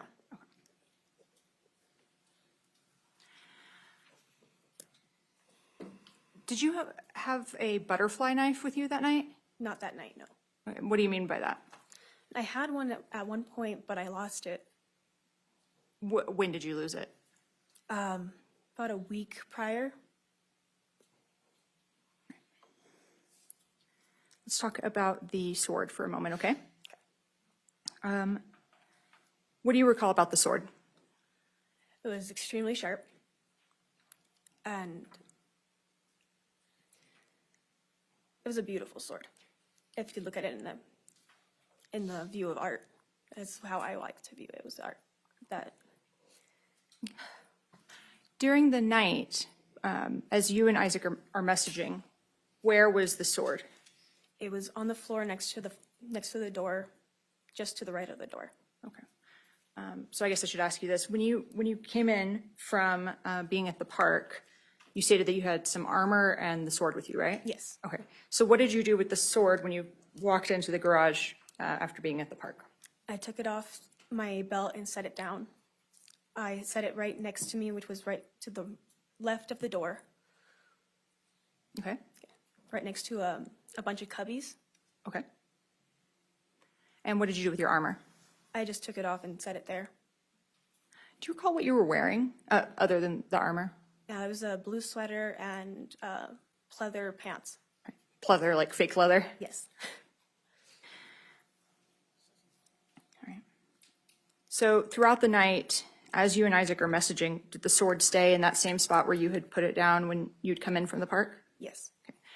Where was the dagger throughout the night? Multiple different places. At one point, he was holding onto it. At one point, it was next to me on the floor.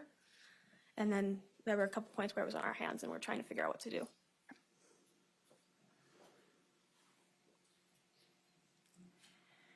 How much sleep did you get that night? None. Why? At the time when I fell asleep angry, Isaac always told me that I was grumpy. He didn't like how I would act, so I wouldn't sleep when I was angry. And I was awake for a very long time. I want to go now to the mid-morning hours, okay? Did you and Isaac make a plan referred to as Operation Fake Kickout? Yeah. Okay. Can you tell us about that? I was pretending to kick Isaac out so I could get Grace to leave, because I was trying to back out. Okay. Like, And do you recall the final messages Isaac sent to you before everything happened? not completely, but I do remember him saying that she had admitted to doing something to him. What did you take him saying she admitted to doing something? What did you think that was referring to? That was referring to the rape. That's what I thought it was meaning. How'd that make you feel to hear Isaac, or to see Isaac message that Grace had admitted it to him? I was hurt, I was angry, I had so many mixed emotions. It's like, to the point I actually cried a little bit.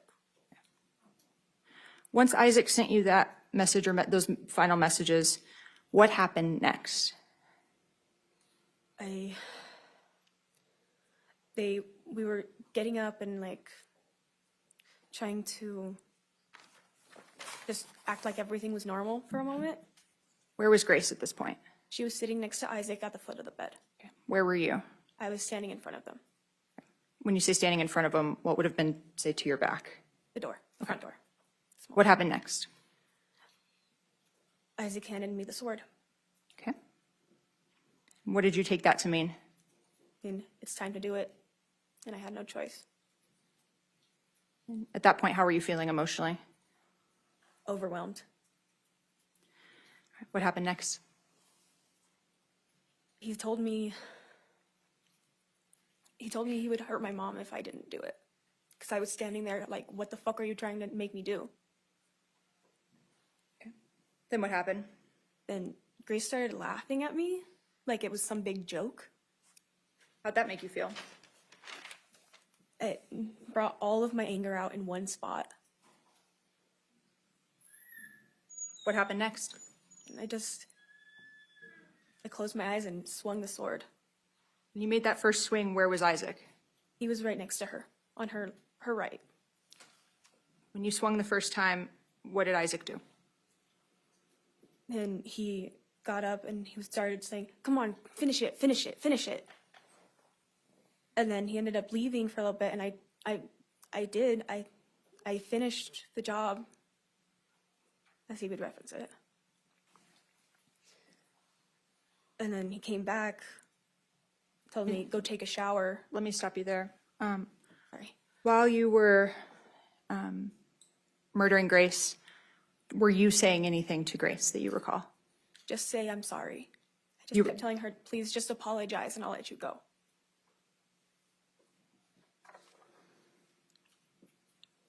Where on the bed or in the room did Grace die?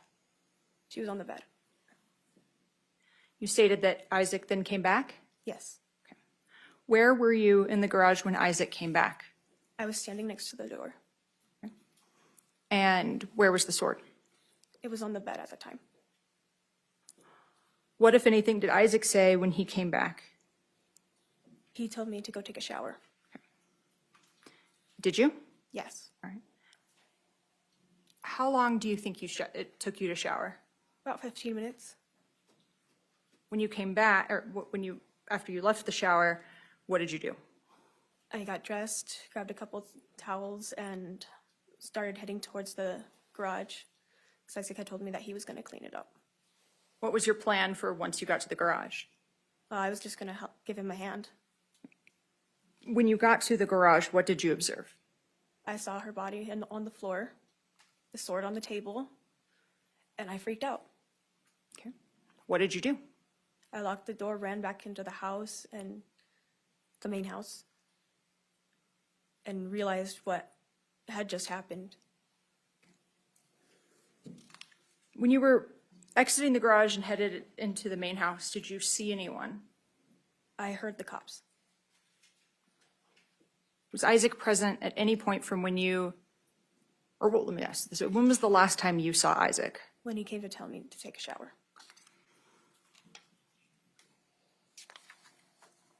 When you went back to the garage, where was Grace? She was on the floor. Is that where you had left her? She was on the bed when I left.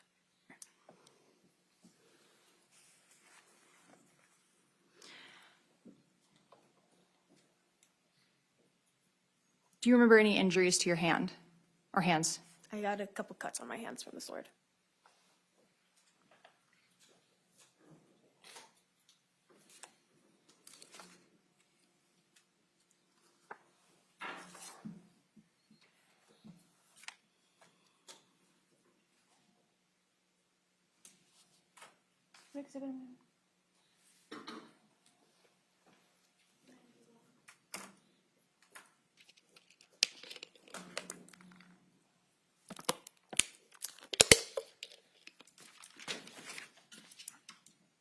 Ms. McCulley, you're testifying today pursuant to a plea agreement you've accepted, is that correct? Yes.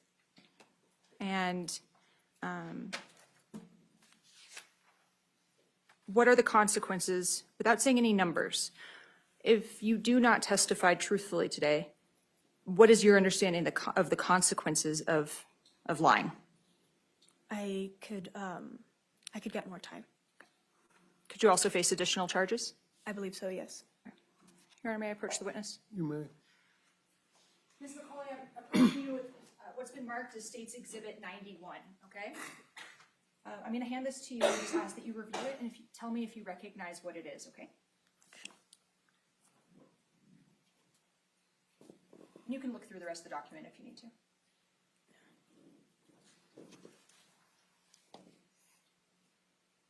Yeah, I recognize this.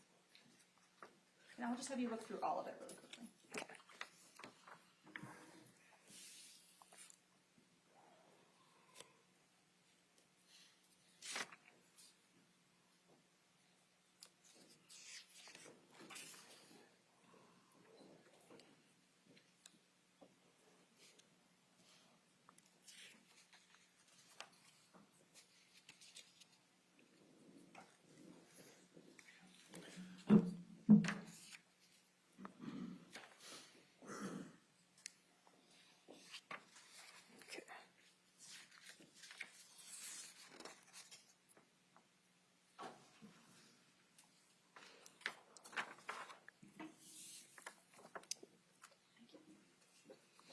What is State's Exhibit 91?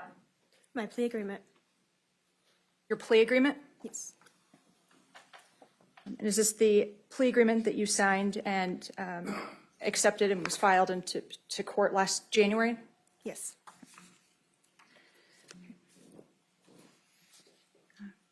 And did you plead guilty to aggravated murder in the second degree? I did. Did you plead guilty to conspiracy to commit first degree murder under willful and deliberate? I did. And in exchange for that plea, are you agreeing to fully cooperate in this case? Yes. Your Honor, at this time I'd move to admit State's Exhibit 91. Any objection to 91? No objection from defense. 91 is admitted without objection. And I don't intend to publish this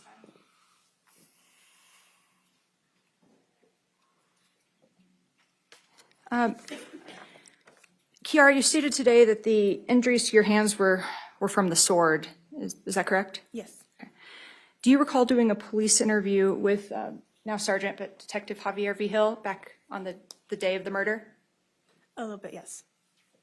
How were you feeling during that interview with then Detective Vigil? I had a lot of adrenaline at the time. I was freaking out a lot, so I was having a hard time communicating clearly. Like, I was saying crazy shit because I was also kind of excited to talk to someone who wasn't Isaac. Do you recall what you told Sergeant Vigil as it relates to how you'd gotten the injuries on your hands? I don't remember exactly what I said. Did you tell Sergeant Vigil that it happened from dropping a knife a day prior? I don't think so.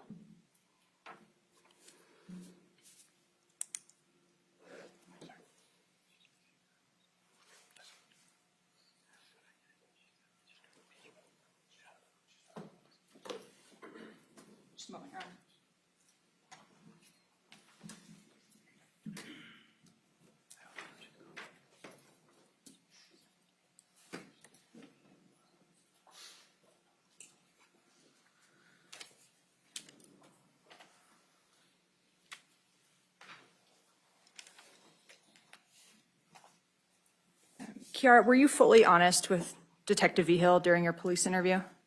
No. What do you mean by that? I lied about what I thought happened. So I said I don't remember, but I remembered a lot more than I wanted to.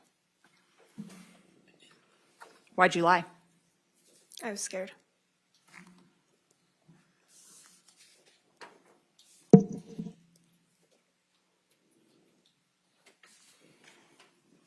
Talking about the messages between you and Isaac, there are times that you ask him to commit the murder of Grace. Do you recall saying that? I remember telling him to do something, anything.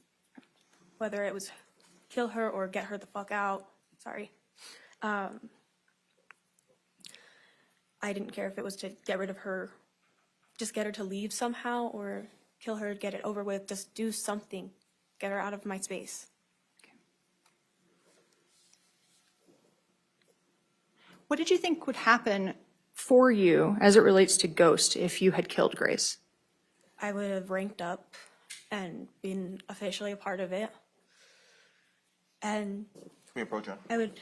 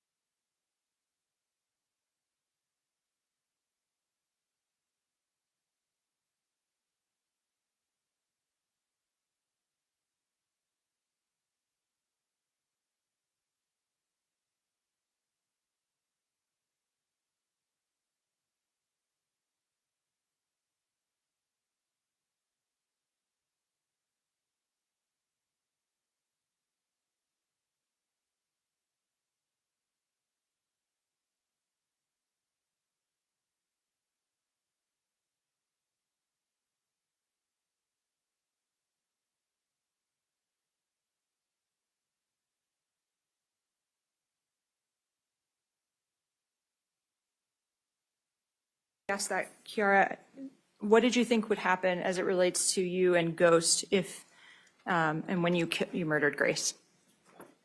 I believed I would rank up in Ghost and that I would get paid as well. Is there an amount of money that you thought you would get paid? He didn't tell me the exact amount.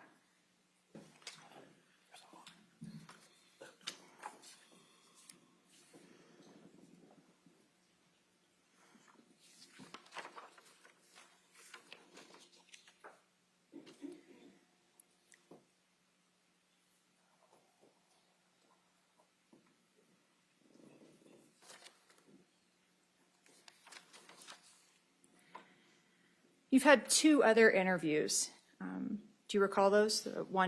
Another one here at the courthouse with Detective Vigil? Yes. And then another one with some of Isaac's attorneys? Yes. And were you fully honest in those interviews? Not fully. What do you mean by that? I had I was scared to say that. I said that Isaac had swung first, but in reality, he just handed me the sword.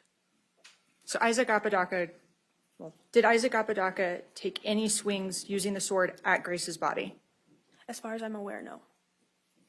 Should have clarified. In your presence, In did my presence, no.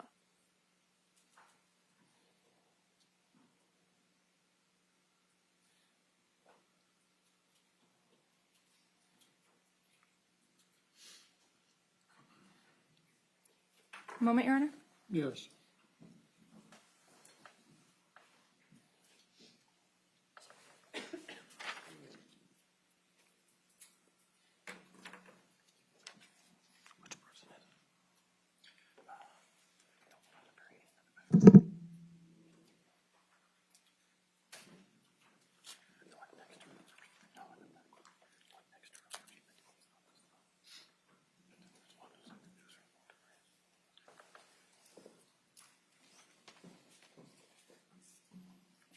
Kiara, have you been truthful today about your role in the murder of Grace Jennings? Yes. Pass the witness.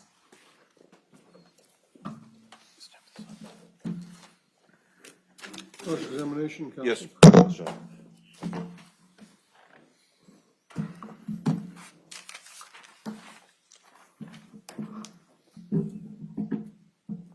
Good morning, Kiara. Good morning. How are you? I'm okay. Good. Okay. Kiara, you did multiple interviews in this case, as you discussed with Ms. Haley, the prosecutor, correct? Yes. Okay. And one was initially with Detective Javier Vigil on October 29, 2022, correct? Yes. The date of the incident?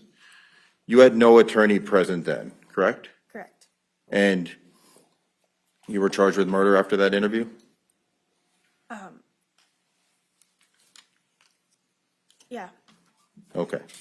The other interview was with your attorney and the prosecutors in this case on October 1st, 2024, correct? I believe so. Okay. Based on your cooperation in that interview, you entered the plea agreement that Ms. Murphy showed you on February 11th, 2025, correct? Yes. Okay. After your plea agreement, you did a pretrial interview with your attorneys, Mr. Rule and Mr. Clark, the prosecutor, and members of Isaac's defense team, which would include myself and Mr. David Meek, correct? Yes. Okay. And then, as part of your agreement, you entered a guilty plea, Yes. correct? Yes. Second-degree murder? Yes. Okay. And your cooperation with the prosecution is part of that plea agreement, correct? Yes. Okay. And you understand that your testimony here today could affect whether the state actually recommends that sentence in the plea, correct? Yes. Okay.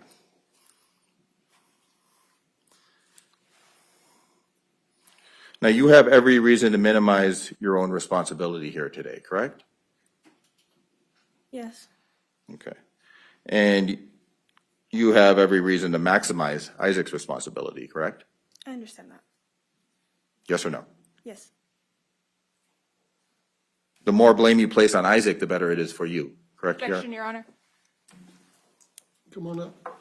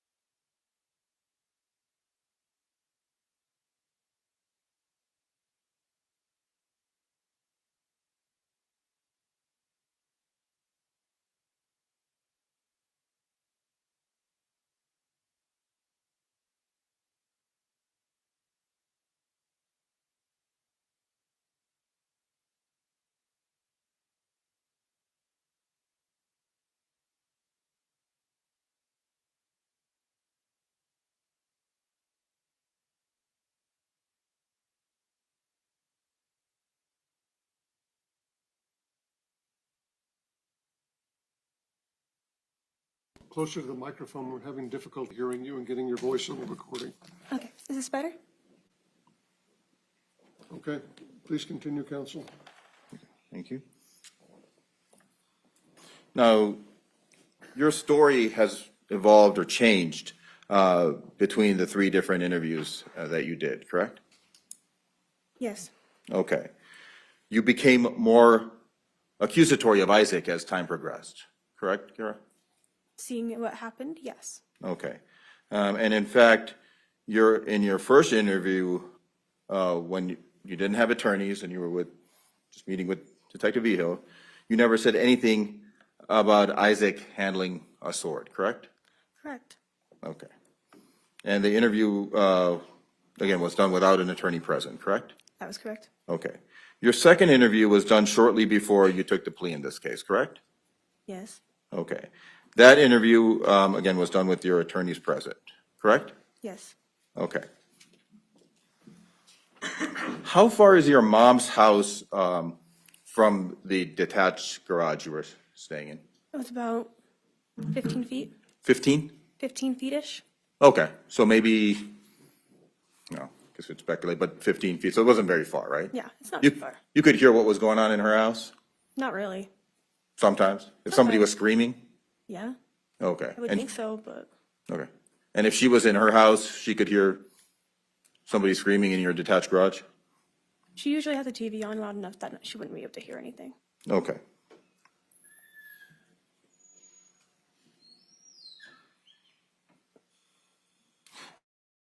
Now, you have stated that, now, you stated that you had strong feelings for Grace, correct? Yes. Okay. And you don't believe that Grace ever showed any real feelings back towards you? When we were younger, she had feelings back for me, but as we grew, I don't think she had any feelings anymore. Okay. And that was a source of discomfort for you? A bit. That bothered you? Okay. And Grace was cheating on you a lot? Oh, yeah. Okay. Now, another issue, how much were you drinking that day? I had a pint. I'm not sure exactly how much I drank. Okay. It was within that. Were you drinking a little? Were you drinking a lot? I Drinking a few? wasn't drinking all that much. It was just a lack of sleep that was like not helping. Okay. Would you have drank a whole bottle and a half of Jack? Jack Daniels? Tennessee whiskey? I honestly don't remember. Okay. Would you have said that at some point? I think I did. Did you in fact say that in the interview you had with prosecutors, your attorneys, Mr. Clark and Mr. Rule, right before you took the plea agreement? I don't remember. Okay. But that is something you could have said? Possibly. Okay. Now, in your initial interview with Detective Vigil, you had stated that you only had a few sips of alcohol, correct? I don't remember, honestly. Would it help? Does that refresh your memory, Ms. McCulley? Yes. Okay. And you stated in that interview that you had a couple of sips? Yes. Okay. And so, safe to say that your story then changed, and you said you had a bottle and a half of Jack Daniels that day, correct? Yes. Okay.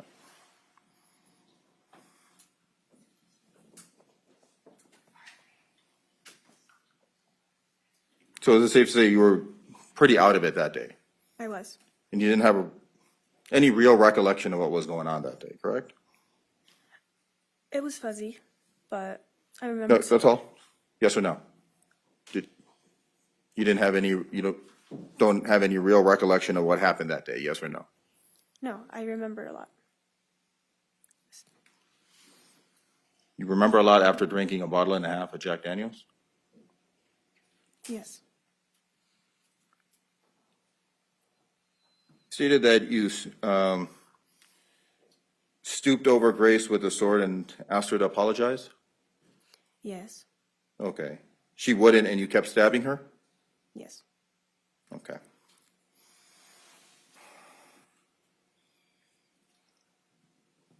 You also believe you were drugged by Grace previously? Before the incident.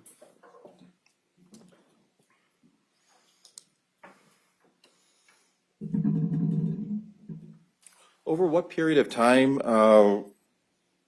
did you drink the bottle and a half of Jack that day? I'm not sure, honestly. Okay. Do you remember roughly how much you weighed back then? It was about 160 at the time. Okay. So you don't remember how long you've been drinking for that day, correct? Correct. But it was that day. It was a mix of that day and the night before. Okay. So you're drinking into the night and into the day. Yes. Okay.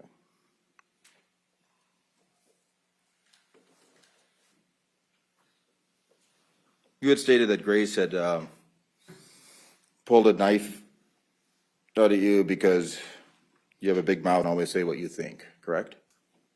Not exactly. But I just said a joke and that she didn't like. Okay.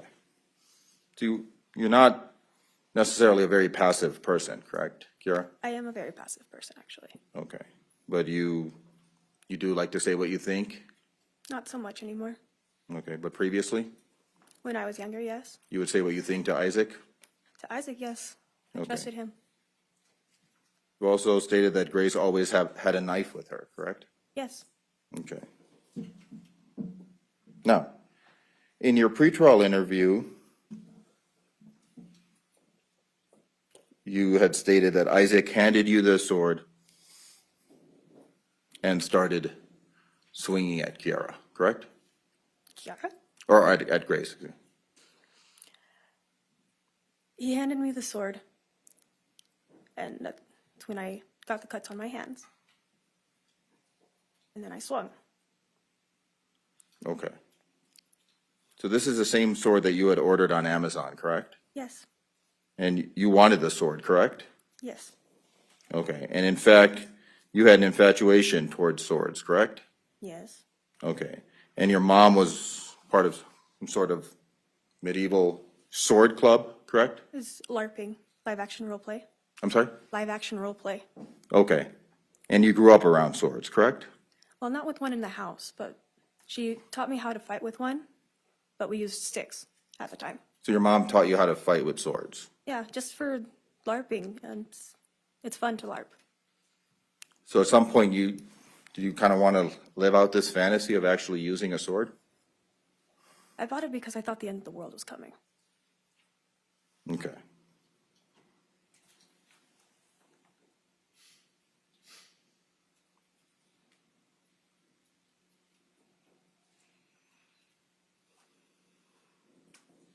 Now, you stated in the pretrial interview that Isaac had touched a sword and moved the sword, correct? Yes. And you state that was your testimony here today, that Isaac had, or your testimony here today is that Isaac handed you the sword, correct? Yes, he handed me the sword. Okay. Now, in the interview prior to taking the plea agreement with your attorneys and the state, you had stated something completely different, correct? I don't remember. Okay. You would have stated that Isaac had swung at Kiara, correct? Used the wrong name again. I'm but sorry? yes, you used my name. Or Grace, excuse me. Yes. I don't like it. Good. You said that Isaac had swung at Grace, correct? Yes. Okay. And in the police interview, you didn't say that Isaac handled the sword at all, correct? I don't recall.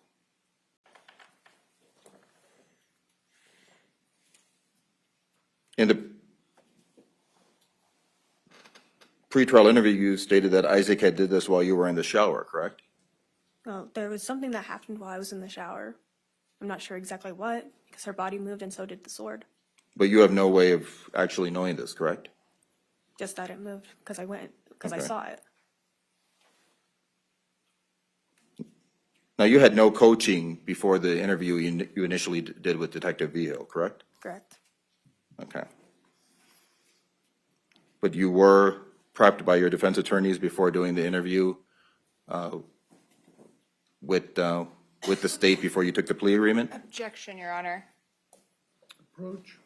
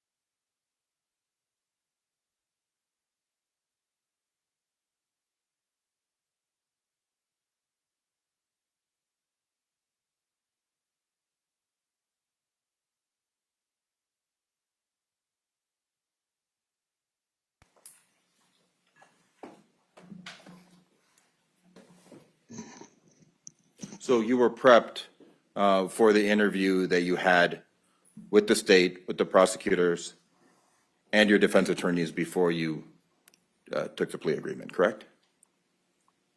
Yes. Okay.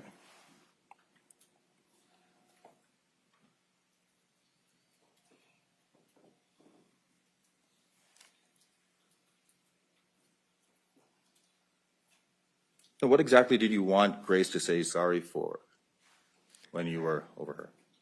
For the rape that I believed happened at the time. Okay. Now, you didn't have to stay with Isaac Apodaca to have a place to stay, correct? No. Okay. You in fact stayed in your mom's detached garage, correct? Yes. Okay. But Isaac needed a place to stay when he was staying with you, correct? Yes. And in fact, you would kick him out frequently, correct? No. Okay. Isaac wasn't wearing a bodysuit or anything that day, correct? Not that I'm aware of. Okay. Now, you had also previously stated that you hadn't slept for 4 days prior, correct? Correct. Okay. How do you stay awake for 4 days? Red Bull? It's a lot of Red Bull. Yeah. Okay. Could you just have been imagining things? No. Okay.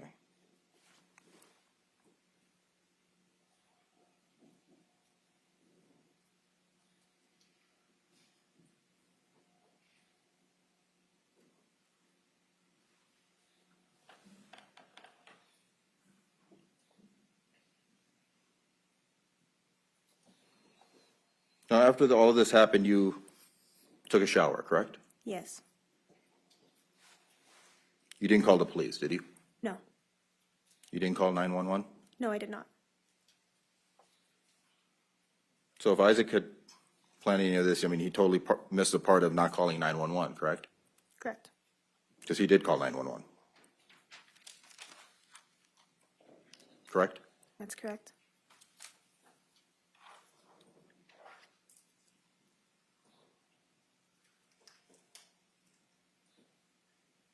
Now, you also stated that you've been seeing Isaac everywhere, correct? When I first got arrested, yes. Just as a foundation. Yeah, clarify what you mean. Okay. Again, do you remember doing the pretrial interview in this case with myself, my investigator, your attorneys, and the state's attorneys? Yes. Okay. And you have stated that you've been seeing Isaac everywhere, correct? Yes. Okay. Even in the jail? He was very far in my head. And I would see him in the mirror from time to time. But I believe that may also be part of my spiritual beliefs. Okay. Even in the mirror in the jail? Yes. Basically in places that Isaac wouldn't be? Yes, and I knew it wasn't him. Okay. I knew he wasn't there. Okay. Just answer what I asked you, okay, Kiara? Sorry. Okay. Now, this has been going on for a very long time, correct? It stopped. Okay, but previously it was going on for a very long time, correct? talking for about 2 months. Okay. And you were seeing Grace as well, correct? Her ghost. Okay. Now, you also love weaponry, correct? I think it's beautiful art. Okay. And you said that the sword was beautiful in direct examination, correct? Yes.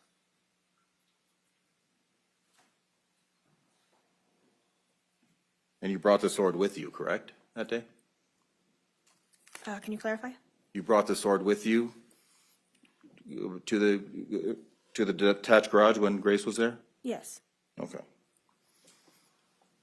And you didn't want Grace in your house, correct? Correct. So anything Isaac could have done could have been a figment of your imagination, correct? No. Your Honor calls for speculation. Sustained.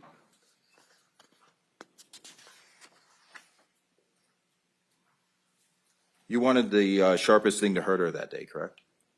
Grace? I just wanted to get it over with. You really wanted to hurt her? I just wanted to hear her say I'm sorry. Okay. And you did hurt her, correct? Trying to get it out of her, yes.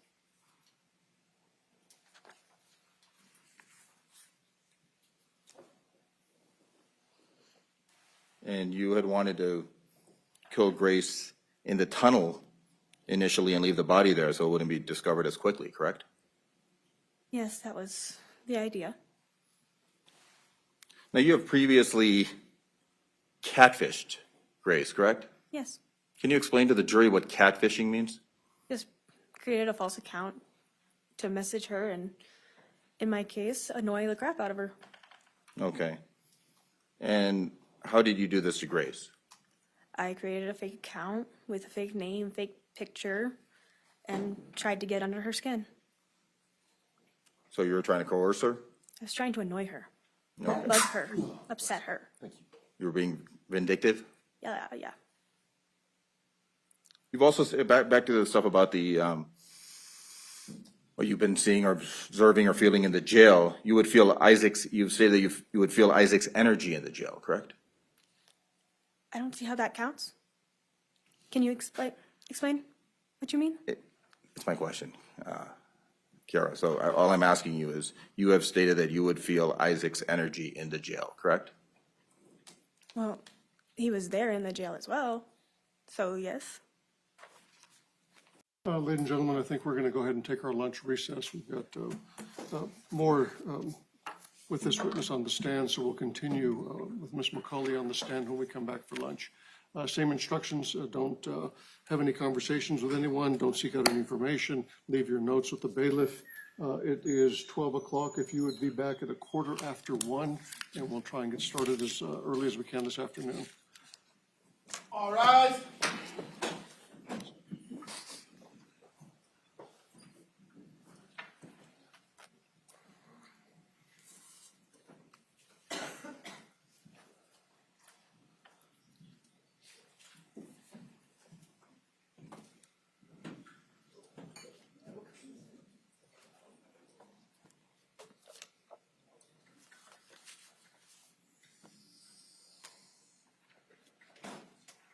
Okay.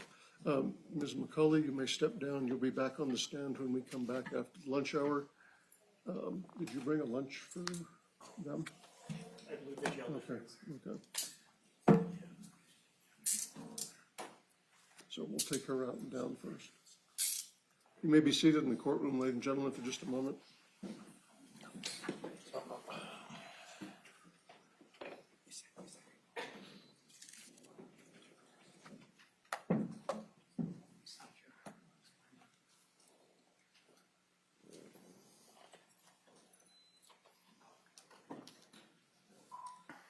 Master, can you please say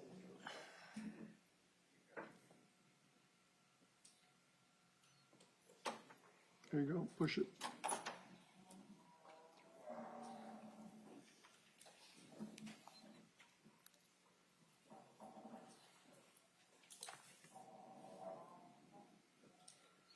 Okay, council, about an hour for lunch. If you'd be back at 1:15, we'll start. Before we bring the jury in, see if there's anything else on the last set of questions and response, and then we'll continue with Ms. McCulley's cross. All right, we're in. Back on the record, we reconvene outside the hearing and presence of the jury with counsel and Mr. Apodaca present. A couple housekeeping things. I need jury instructions. Your Honor, I'm just putting some finishing touches on those right now. Okay. I need the states now. I'll need the defenses if there's any proposed additions or changes when we get there. Mr. Nair. Yeah, we have, my office is preparing, we're preparing the Lewis instructions and the second degree involvement, but Ms. Murphy said that she has the second. She's going to oppose voluntary manslaughter. We are going to propose the voluntary manslaughter. Okay, well, yeah, we'll see. We'll have those arguments when we get there. Okay. Before we broke, we were having a bench conference. Anything else on that issue? And no, Judge, on further discussion, co-counsel, we're just going to let it go. Okay. Any other issues for the state before we have the jury back in the room? Yes, Your Honor. Before the lunch break, you may have overheard my conversation with Mr. Nair. When we printed 89A yesterday, which was the Celebrite extraction report from the defendant's phone, the one that contained the actual messages and search terms, when it printed yesterday, there was a printer malfunction and it left off pages 18 through 24. These were included on the exhibit when it was published to the jury off of the disc. It is not one of the, that we then substituted it in as 89A in hard copy form because we needed to make an additional redaction that we caught. This isn't part of the redacted portion, but it is the remainder of the document as previously admitted and published to the jury. I would just ask that we be able to attach pages 18 through 24 to 89A before it gets sent back. As I said, it was part of the original document moved into evidence. Mr. Nair? You don't object, yeah. Okay. So how many pages total are now in A? 89A will be 24 pages once I add these remaining 6. Okay. Go ahead. And Judge, this exhibit, the jury question? Yes, we just need to hang on to it. You just give it to the. Just to confirm for purposes of the record, the last page in the document when it was placed up here is page 17, and the remainder that I'm attaching is 18 through 24. Gonna hand you- Do I say those? Yep, too many staplers.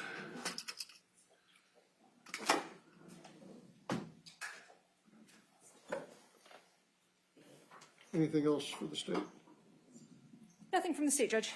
For the defense? Not for defense, Your Honor, thank you. Continue with cross. Let's go ahead and bring her in.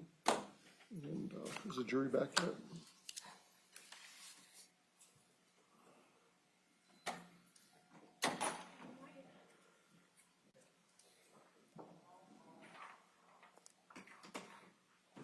May be seated in the courtroom.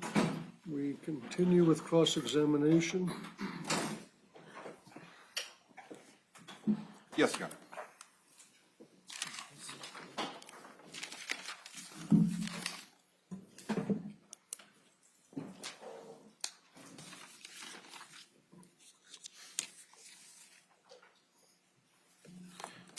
All right. Good afternoon, Kiara. You have stated that you have a crazy side that comes out when you're drunk, correct? Yeah. Okay. And you stated that you would call this personality Abby? Isaac started calling her that, so I started calling her that.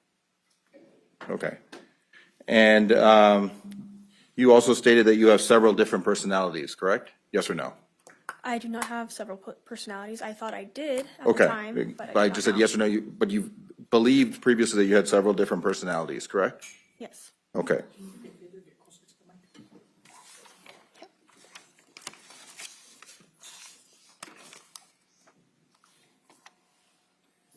Now, you stated that Isaac had the dagger, correct, multiple times? Yes. Okay, so his hands and fingers touched the dagger according to you? Yes. Okay. You also stated that Isaac pushed down on the dagger with his palm, correct? Yes. Okay. You also stated that Isaac handed you the sword, correct? Yes. So Isaac picked up the sword with his hands, correct? Yes. So Isaac's hands and fingers were on the sword, correct? Yes. Okay.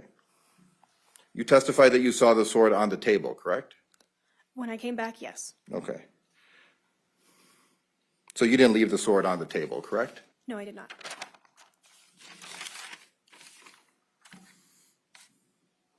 Grace was not moving when you left, correct? Correct. Okay. So someone put that sword on the table, yes or no, Yes. according to you? And so you believe Isaac had put that sword on the table?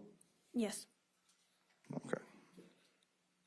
And there was only one shower in the house, correct? Yes. Okay.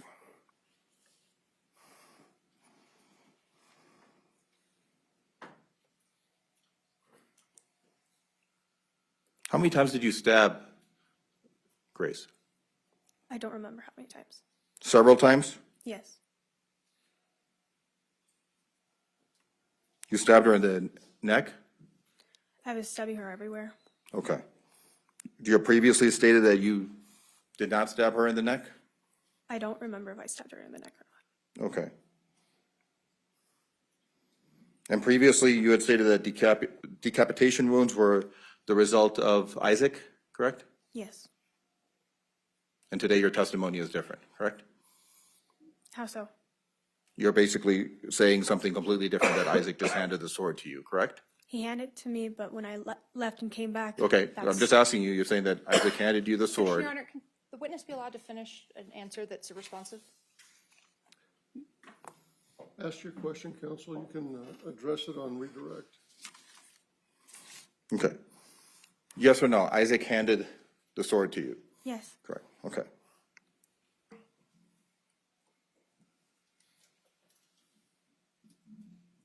And then afterwards, you saw the sword on the table, correct? On the table when I came back. Okay. 1 second.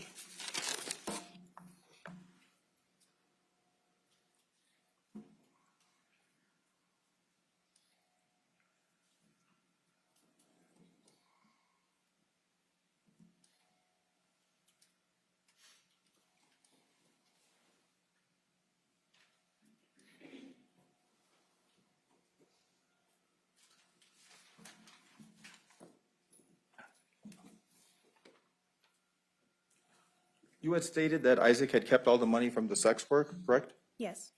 Okay. How were you able to afford the sword? He let me get a Amazon gift card for one.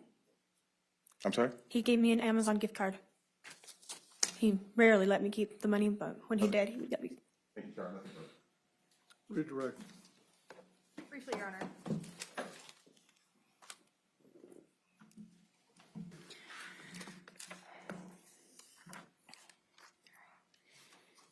Kiara, when opposing counsel was questioning you, they were asking you about your plea agreement. Do you remember some of that discussion? Okay.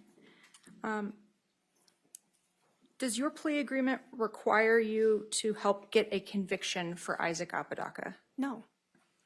What is your number one job as a result of your plea agreement? To testify honestly.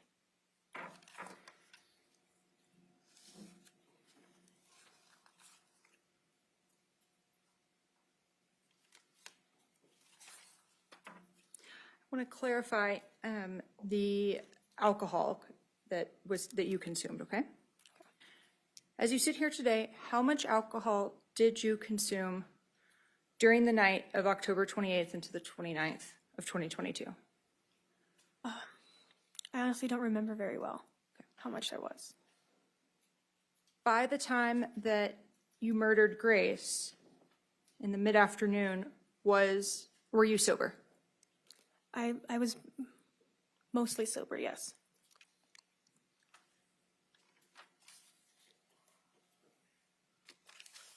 Did you murder Grace Jennings on purpose? I believed I was doing it for a reason. Moment, Your Honor. Yes.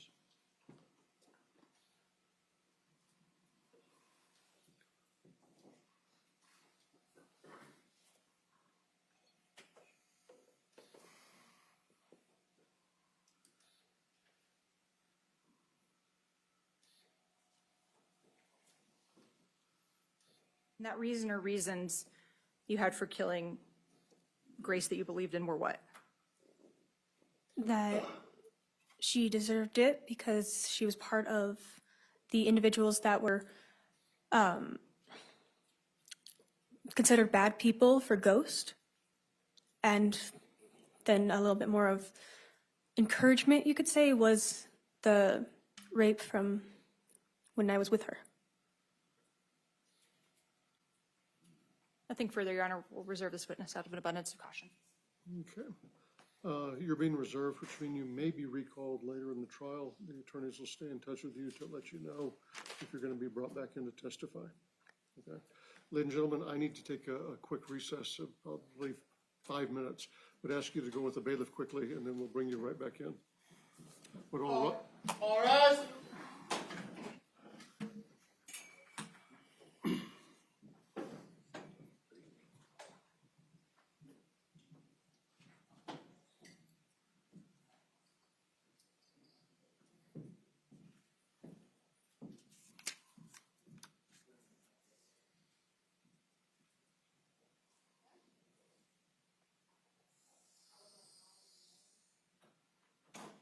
You may be seated in the courtroom.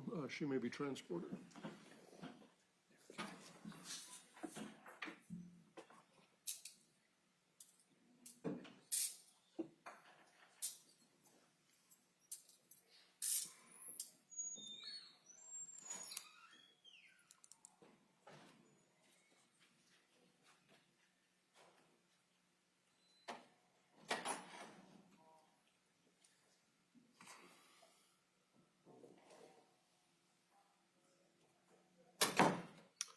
Who's the state's next witness? It will be Dr. Michael Welner, Your Honor. Okay. If you'll have him, if he's not already here, have him come into the courtroom. You may be seated in the courtroom, ladies and gentlemen. Sir, if you'll remain standing, I'm going to place you under oath. Do you swear or affirm the testimony you're about to give is the truth, the whole truth, and nothing but the truth, under penalty of perjury? I do. Please have a seat. Again, a reminder to everyone in the gallery to turn off your electronic devices. If you'd begin by introducing yourself to the jury by stating your name and spelling it for our record, please. Yes. I'm turning off my electronic device. Yes. Thank you.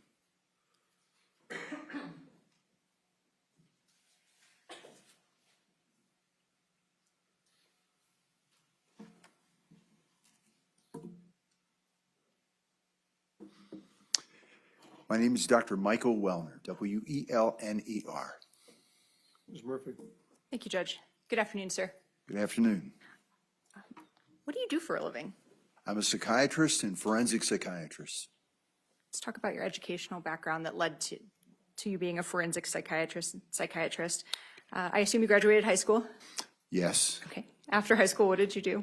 I went to the University of Miami in Coral Gables and was a biology and chemistry major. And from there, I went to medical school at the University of Miami in Florida and finished my medical degree in 1988. Okay. And from there, I went to New York City and I did a rotating internship between 88 and 89 in psychiatry, emergency medicine, and internal medicine. And then I completed a residency in psychiatry at Beth Israel Medical Center in 1992. I also completed fellowship training at the University of Pennsylvania in forensic psychiatry in 1992 as well. And then I entered practice. What is the field of psychiatry? Psychiatry is the study of the mind and emotions and behavior. What's forensic psychiatry? Forensic psychiatry is where those aspects of behavior and emotions and personality intersect with different legal questions. Sometimes they're criminal legal questions, sometimes they're in courts that are unrelated to criminal law. Are you board certified? I am. In what fields or field? I'm board certified in psychiatry, and I'm board certified in forensic psychiatry. And how long have you been certified in those fields? I've been certified since the early 1990s when I started my career in psychiatry.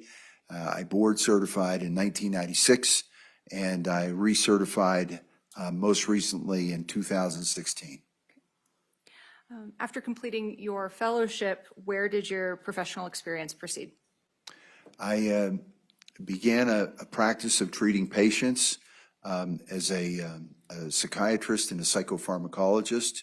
I'm sorry, what's a psychopharmacologist? Psychopharmacology is the treatment of clinical conditions with psychiatric-related medications, like antidepressants, anti-anxiety medicines, antipsychotics.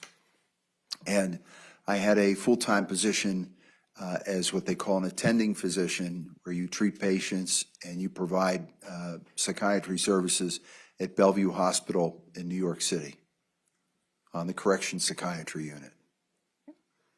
And you had direct patient care responsibilities there at Bellevue? I did. After your time at Bellevue Hospital and the correctional psychiatry unit, what did you do? I entered full-time practice in 1995 and have been in full-time practice since.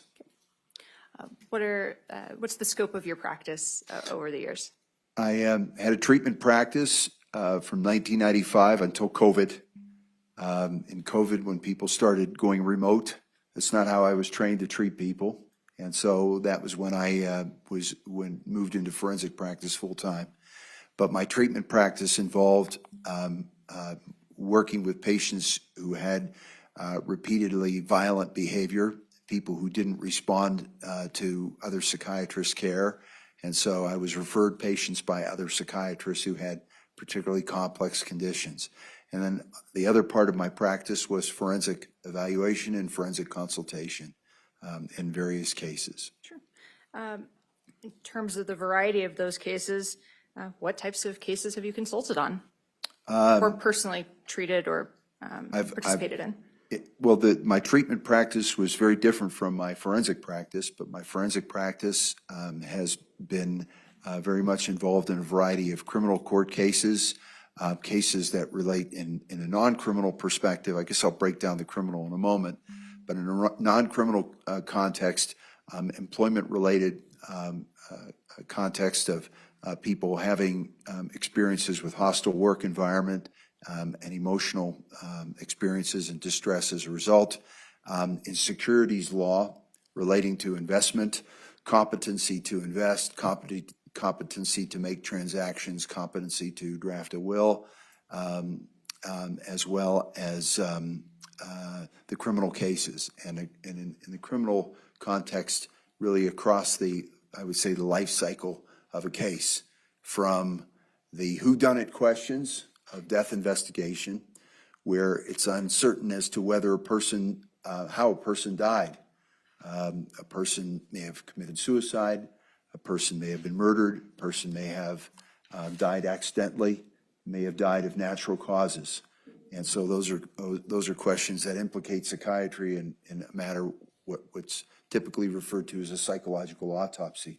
And then once a person is in custody, essentially why done it, ranging a variety of why done it questions, from pretrial questions that may relate to disputed confessions, to questions of whether someone is competent to stand trial or competent to be their own attorney, to issues of criminal responsibility of a person who may be raising the insanity defense, or who may be raising other issues where they felt that they were extremely emotionally disturbed, depending on the state, when something happened, or whether if someone was really quite intellectually limited or very impaired, whether they actually had the ability to form intent.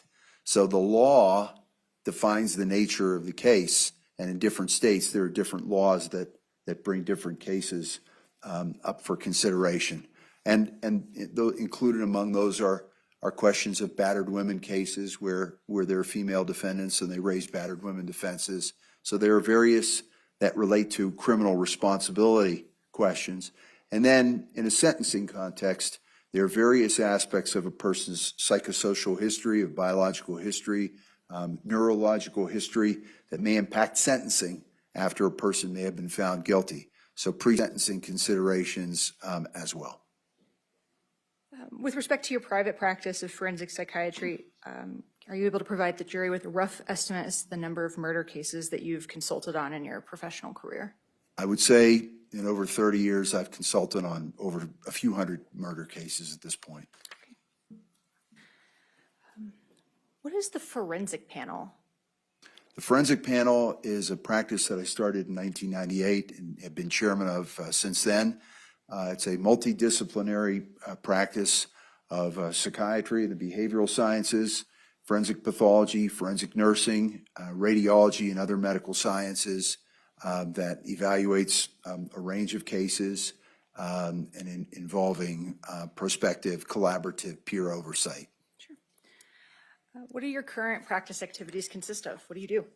Well, in addition to being as chairman of the forensic panel, which is really my primary activity, probably my activities involve actually working on cases, which is what brings me to here to you all today. I supervise other physicians in the course of their conducting evaluations. I conduct research, and I teach, and I write. So it depends on the month, but that's the breakdown of my practice time. Okay.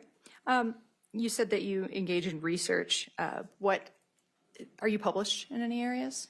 I've published in a number of different areas and continue to contribute to the psychiatric and medical literature. The areas of my principal research have been, I've researched and developed a method for peer review to promote the integrity of forensic science that's applicable across forensic sciences. I've researched and optimized and published on something called the depravity standard, which is an evidence-based way for determining the most blameworthy of crimes for application in a criminal court. I've also researched disputed confessions and published on that. Have researched mass and spectacle homicide, have researched and published on drug-facilitated sex assault, have researched on cult leaders and their vectors of influence, as well as the assessment of homicide and the maturity of those young people who commit homicide, as well as fetal abduction. Okay. Wow. Thank you. That is a broad range. Let's talk about a few other things. What is the New York Supreme Court's highly qualified independent psychiatrists list or panel?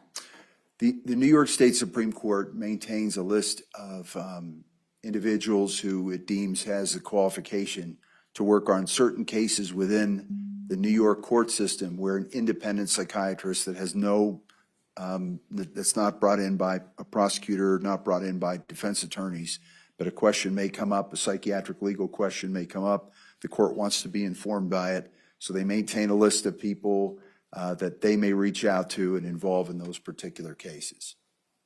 Do you have any association to the Mount Sinai School of Medicine? Yes. What is that? I'm a clinical professor of psychiatry at Mount Sinai School of Medicine.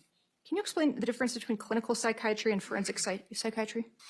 Clinical is a treatment context. So clinical psychiatrist that you see for a given condition, and a psychiatrist hears things and is supposed to be hearing things exactly as you would say them to be. So if you were to come to me and give me a variety of symptoms relating to anxiety, I would take what you have to say at face value because you're coming to us well. In the forensic context, and so you operate under the presumption of trust, you know, and everything you're hearing is everything as it is. And the forensic role, you operate under the presumption of caution because someone's a litigant, they're involved in a case. And so they're hearing things the way they want you to hear them because you may one day be in court and be asked to give testimony. So by virtue of that, you're relying upon evidence and you're relying upon other sources that can give you a sense of confidence that what you're hearing is exactly as it is. And those kinds of responsibilities and challenges don't exist in the clinical world. It's much more linear. I don't feel well, just as it is when you see any doctor. I don't feel well, I'm coming to you to get me well, please get me well, end of story. So when you're operating in the forensic psychiatric realm, what types, just kind of broad categories of corroborative evidence might you review or rely on? Well, it depends on the question that's being asked. So if it's a question of competency, if there's a question of competency to stand trial, well, we're in mid-July. And so I would rely upon information that would inform someone's mental state in the middle of July. A person may have a history of psychiatric problems or may not have a history of psychiatric problems. They may have changed. There may be certain circumstances that impact that individual's competency. So I would be looking at a range of objective information, sometimes subjective, but objective information, whatever one can gather, either from documents or sources who are witnesses, who've observed things, that can help to converge all of that data, give me some sense of confidence that I have the ability to address those particular questions. Can a person maintain his behavior in court? Does he have a sense of reality? Can he conduct his emotions properly? Are his thoughts organized? Is he rational, right in the here and now, to participate in this court proceeding? But that may be totally different from the nature of the demands that I might have in a disputed confession case, in which case I would be focusing on. And let me just stop you for a sorry. moment. It's okay, Dr. Welner. Let me just stop you for a moment and ask more specifically, in cases where you may be asked to answer questions related to interpersonal relationships, or in a murder case, or a case that is in a criminal trial that you may be consulting on, just what broad categories generally would you rely on for evidence for your review? Well, in those kinds of questions, you really want to know, the best way to boil them down is to appreciate them is what was the person's mental state at the time of the offense. So you're looking at that moment in time, or right before it and right afterward. So any kind of documentary evidence, any evidence of the person's function, any evidence of the person's communication, how they were relating and what they were saying, the kind of data that one can extract from a smartphone or one can extract from a phone, or sometimes digital evidence that shows a person's movements or transactions or decision-making or communications. So anything that informs a person's function and a person's decisions around the time of the offense, and how that may answer the psychiatric questions in particular that are posed. Okay, thank you. You've obviously been called during the state's case. Do you exclusively consult with prosecution, or have you consulted with defense in cases as well? I consult to both prosecution and defense. Okay. Have you ever testified as a witness on behalf of the defense in cases? I have testified as a witness on behalf of the defense.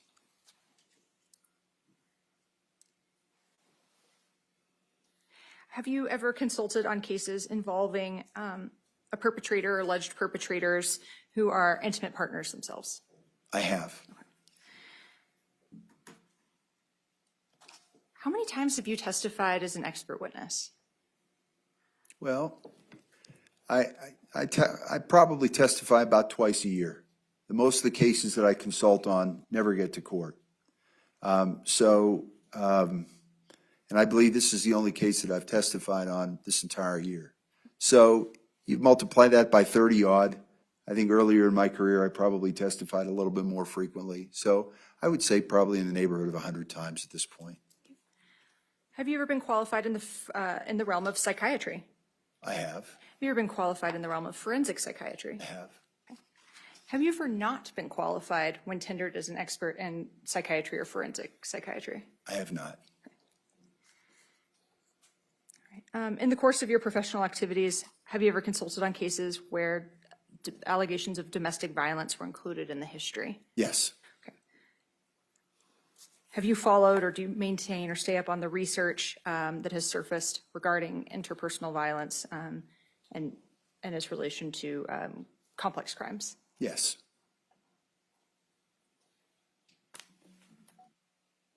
Your Honor, at this time, I'd tender Dr. Welner as an expert in psychiatry and forensic psychiatry. Any objection? No further objection, Judge. Dr. Warner is admitted in those two areas and allowed to express his opinion in those limited areas. Ms. Murphy. Thank you.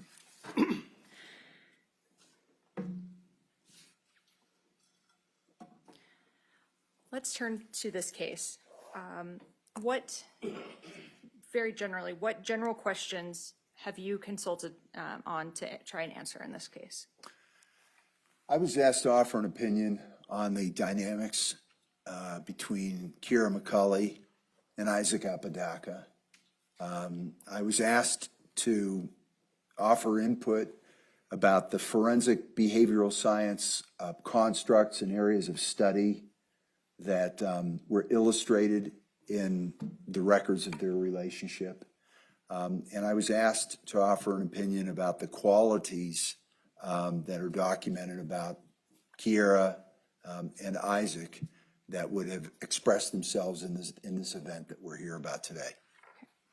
In consulting on this case, I won't ask you to bullet point each individual document, but what categories of evidence did you review? I reviewed the criminal complaint. I reviewed the police investigative reports. I reviewed the 911 call of Linda Montoya, the 911 call of Isaac Apodaca. I reviewed the approximately 15 hours of Facebook messaging between Isaac Apodaca and Kiara McCulley. I reviewed the body-worn camera by police officers when they encountered and interacted with Isaac Apodaca in arrest and also in the transport. I reviewed the autopsy report, the autopsy photographs, crime scene photographs. I reviewed Grace Jennings' social media data that was available. I reviewed Isaac Apodaca's Facebook information that was available. I reviewed Isaac Apodaca's criminal history. Your Honor, let me just stop you there. And when you say that, you mean as it relates to the charges in this case specifically, is that correct? Well, I didn't know that it did relate, but I reviewed it because you don't know whether it relates unless you actually review the history. That's how you know whether things are or are not relevant. So you Your Honor, can we approach? Come on up.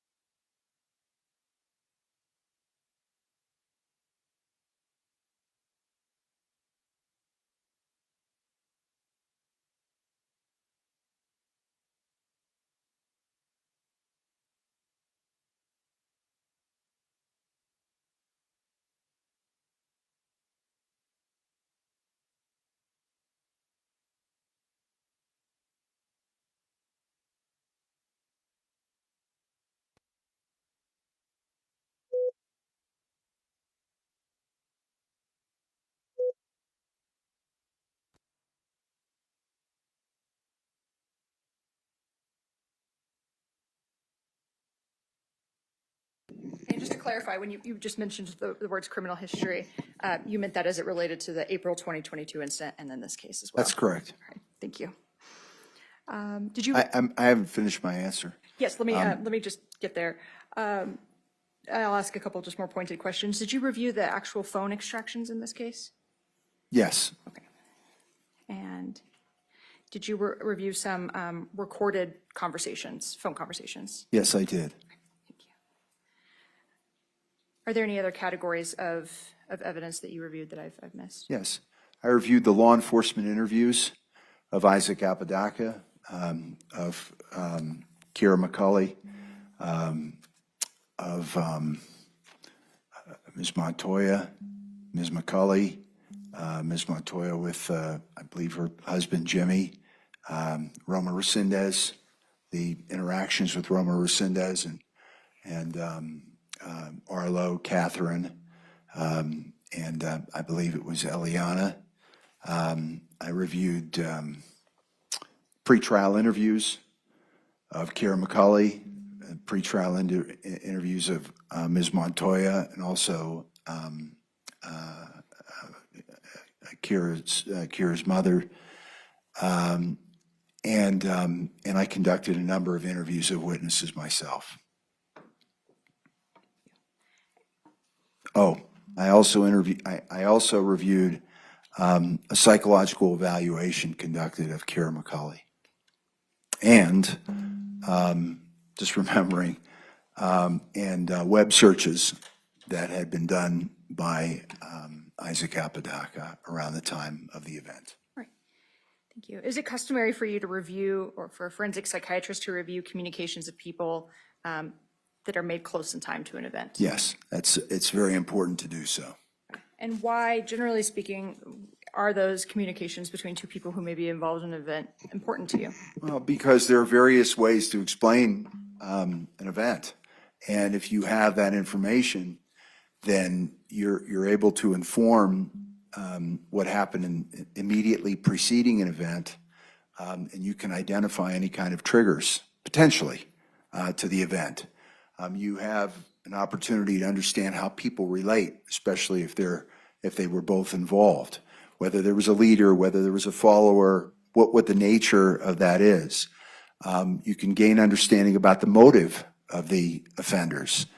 You can get an understanding of the victim's involvement in what transpired.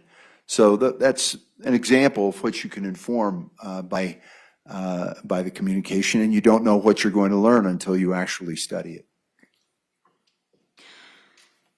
What, if any, general information, and just being very general and short in your response, have you obtained regarding sex work as it relates to Kiara and Isaac?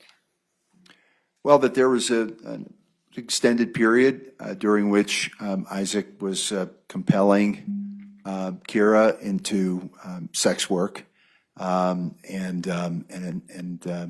that continued even after Kiara's mother found out about it and directed her to stop and directed him to stop.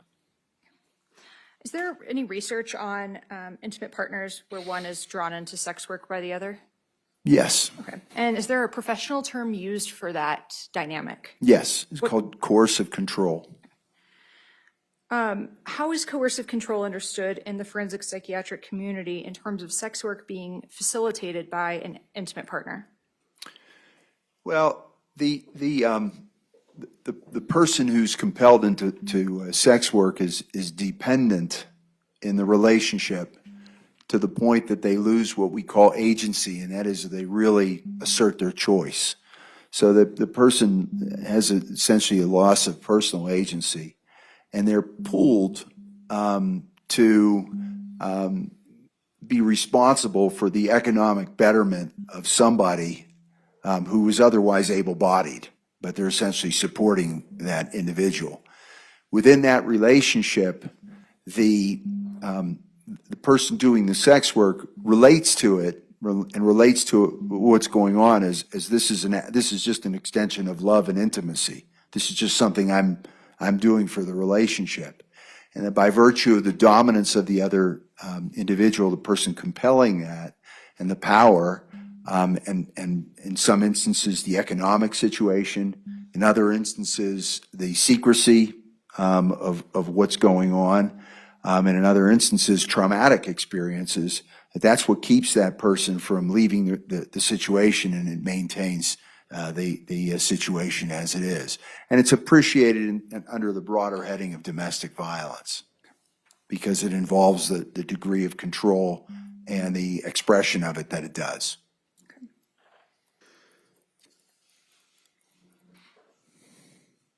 And without going into detail, understanding well into the case, but is that history or that element of coercive control present in the case through your review of it?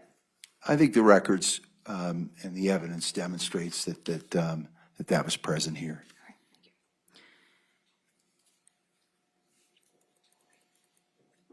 And you referenced a concept of economic control. Is that a concept that you, in your opinion, have seen reflected in this case? Sure. And if insofar as the money that Kiara was earning was basically going to Isaac for his disposition and his making choices, then he essentially had economic control over the situation.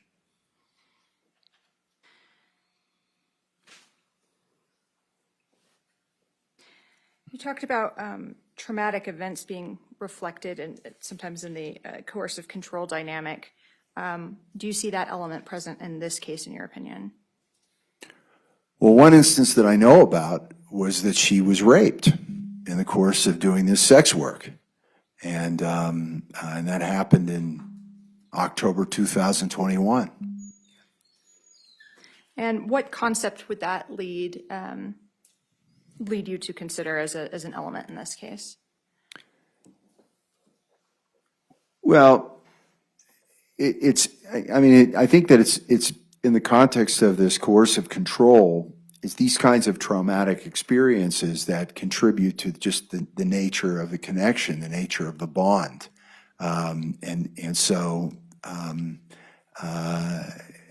think that it's just consistent with the other aspects of the coercive control that were present within this relationship.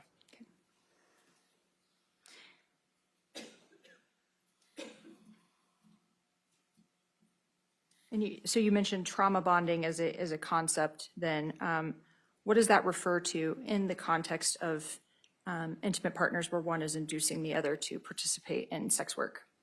Well, trauma bonding has a relationship to this in the sense that it involves a relationship between an abuser and a victim, and there's a power differential. One person has much more power within the relationship than the other. The distinctive features of trauma bonding that make it sort of its own entity is that within the relationship, the dominant individual uses positive experiences and negative experiences to reinforce control within the relationship. But the person who's more submissive and follows interprets all of the good experiences with gratitude, but interprets the bad experiences and the experiences that are reflective of abuse as something that she deserves. And they react to it as a matter of self-blame. And what distinguishes trauma bonding is that the submissive person internalizes the perspective of the dominant person as opposed to advocating her own.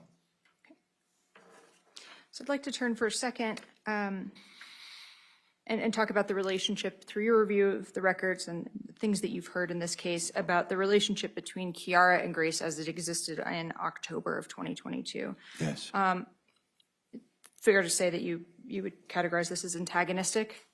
Yes, hateful.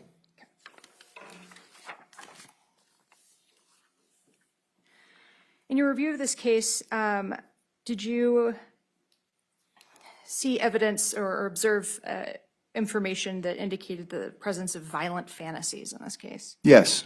Okay, and why is that relevant to you? Well, this ended in a murder.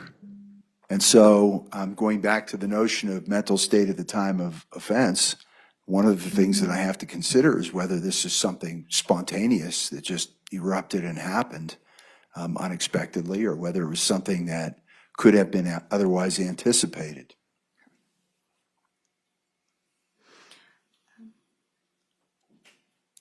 Do the records reflect, or the things that you've reviewed, reflect an understanding that Kiara was emotionally volatile? Yes.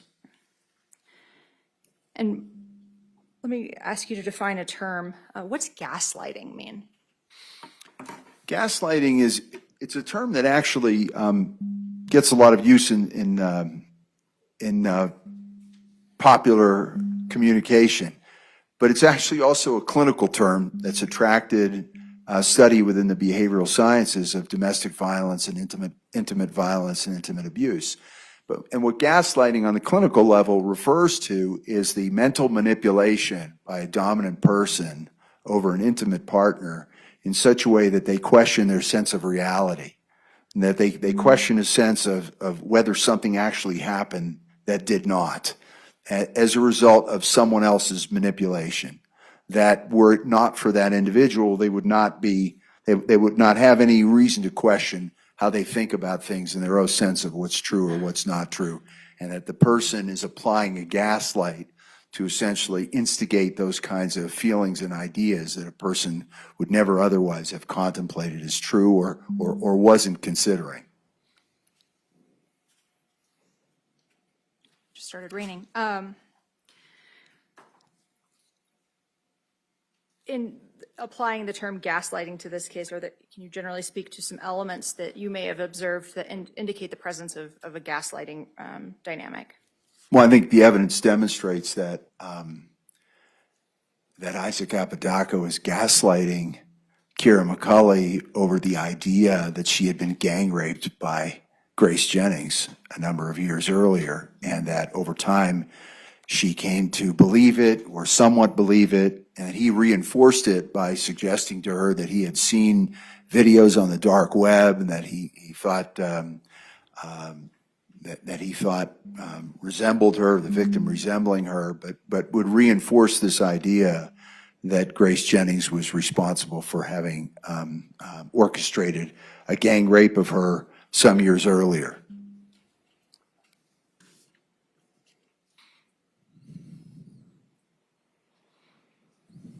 You reviewed the social media messages between the Null Void and the Froggy McCullough accounts. Is that correct? I did. Okay. And by your count, how many hours did those messages go on? I suppose over 15 hours. And in those communications, what did you observe Isaac Apodaca via the Null Void account do regarding Kiara and Grace? Over the course of 15 hours, Isaac Apodaca was offering various approaches of persuasion or inducement to get Kiara to kill Grace, persistently so, relentlessly so. Can you give some examples to the jury, please?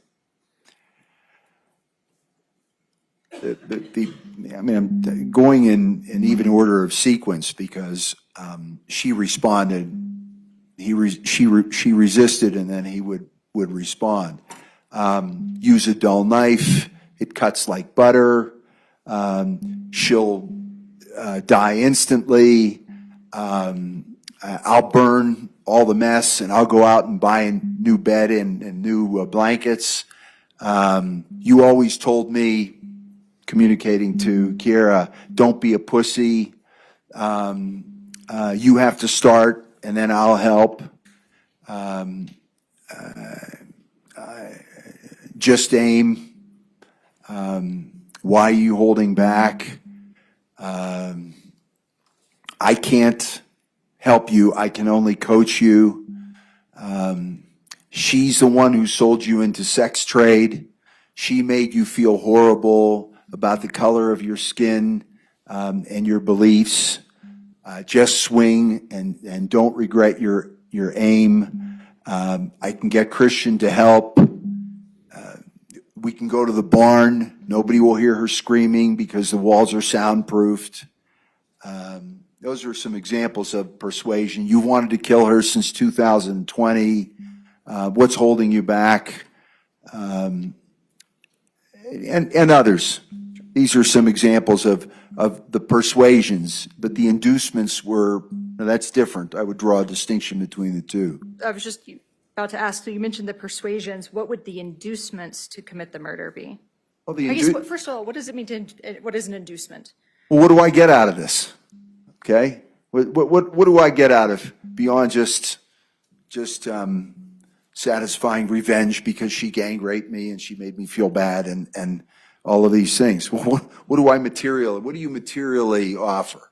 So what he materially offered was for her to advance in this group ghost, that she'd be admitted and she would grow in ghost, that she would get extra points, that she would get perks on the dark web because this was her first murder, and that she would get a rush of adrenaline from doing it.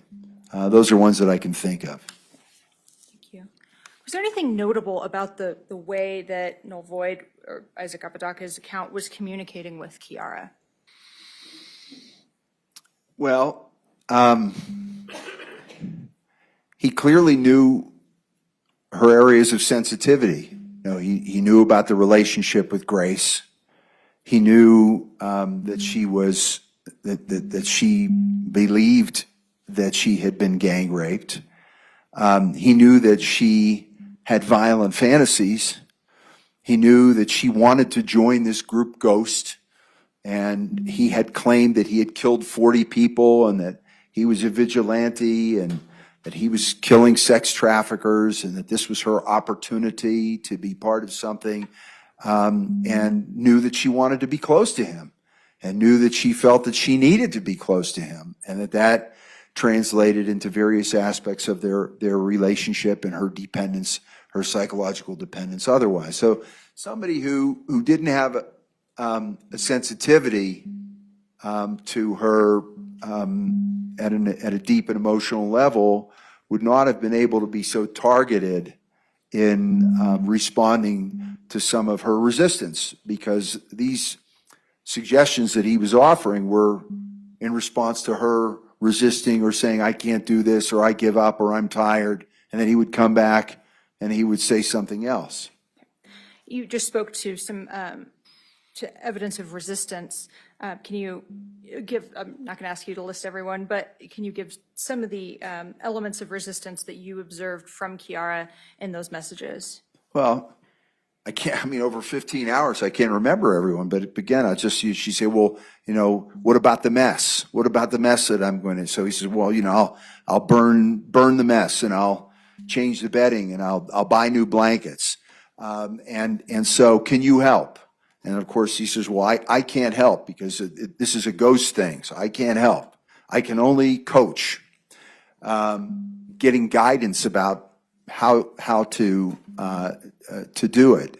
And her saying that again, there were times that she said, I give up, I'm tired. And at one point she said, I physically can't do it and you won't do it. And she said, once this happens, there's no undoing it. So these are various examples of at some point she suggested, well, why don't you grab the knife and then try to stab me and then miss? These are, there are many more within the 15 hours, but this is an example of how she would come back and then he would respond with something and then back and forth. Sure.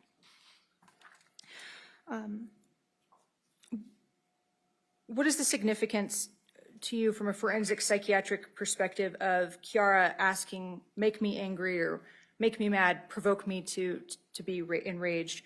That those sorts of statements. Why is that? I mean, she said at some point, she said, remind me of what she's done to me. So if the experience with Grace was that traumatic, then she wouldn't need to be reminded, especially in the context of her being persuaded to carry out this killing.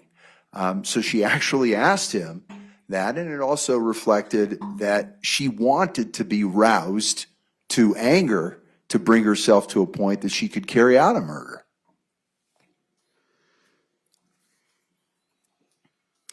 We see in the messages at some point that Isaac seems to suggest waking Grace up and throwing her out kind of as an alternative to killing her.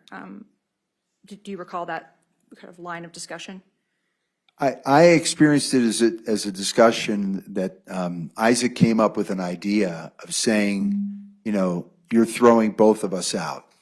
Operation Fake Kick Out. Do you remember those words? Operation Fake Kick Out. And so this wasn't to as an alternative to the murder. This was in order to in some way create a conflict or a confrontation during which there'd be an encounter, because there was no confrontation the whole evening. There was no confrontation between Grace and Kiara before they went to sleep, notwithstanding the relationship. During the evening she was there, they talked. Kiara's recollection was that she tried to make her feel better because she found out that she had just broken up with a fiance, and then she was able to feel some sense of compassion. So this was transpiring after all of that, and so she couldn't bring herself otherwise. So then they were talking about, well, exactly how could this be orchestrated?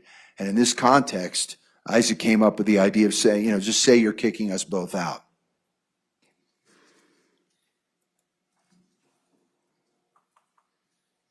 And then did Kiara seemingly start to go along with the notion of a kick out?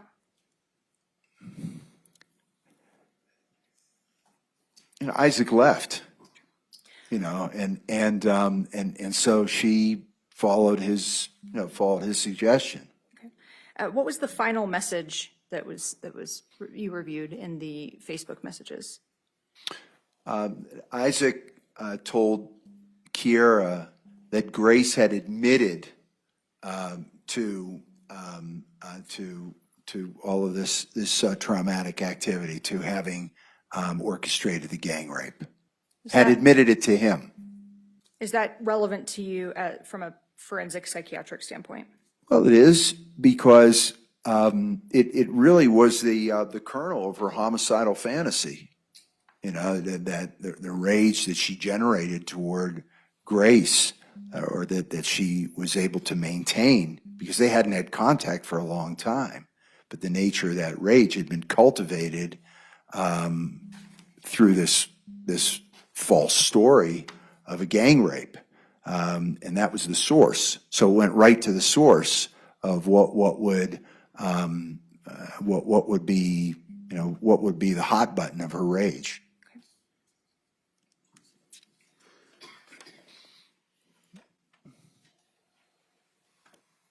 So, Dr. Welner, based on Kiara and Isaac's personal history, the evidence you reviewed in this case, what is your ultimate opinion on how that relationship or those relationship dynamics played a role in the murder of Grace Jennings? Well, in various respects. First of all, he was dominant and controlling. She was very dependent. He had various homicidal fantasies, was saying that he was running a vigilante gang, had killed 40 people, and making those representations that Kiara believed. She had extreme rage towards Grace that he had cultivated in her. Isaac, who's aware of the intensity of all these feelings, brings Grace over to where they live without getting her permission, and just says she's coming over, and puts her right there in that situation. Notwithstanding that, even though she objected to it when, in the course of their correspondence, their recorded messaging, she went along with it, and they had an uneventful evening before they ostensibly all went to bed. But Isaac and Kiara continued to message one another. He had the demonstrated capacity to persuade her to do anything. He not only was able to persuade her to participate in the sex trade to the point of exposing her to risk. She was raped, but he was able to persuade her to continue even after she was raped in the sex trade. So he had the capacity to persuade her to do anything, as well as go along with his plan of him being in the home, living there, when clearly her mother objected to it. And so extreme was that emotional dependence that she had, that even after the April 22 incident, and he was able to manipulate her into dropping charges because she didn't want to endanger the relationship. And he he was asked to leave the home, and she allowed him to come back. And she was so intense in that level of dependence that when there was any consideration of him leaving that home, leaving the McCulley home, she told her mother, I'll go live out on the street with him. So you have those things playing themselves out, and I think that that's how they converged that evening. A moment, Your Honor. Yes.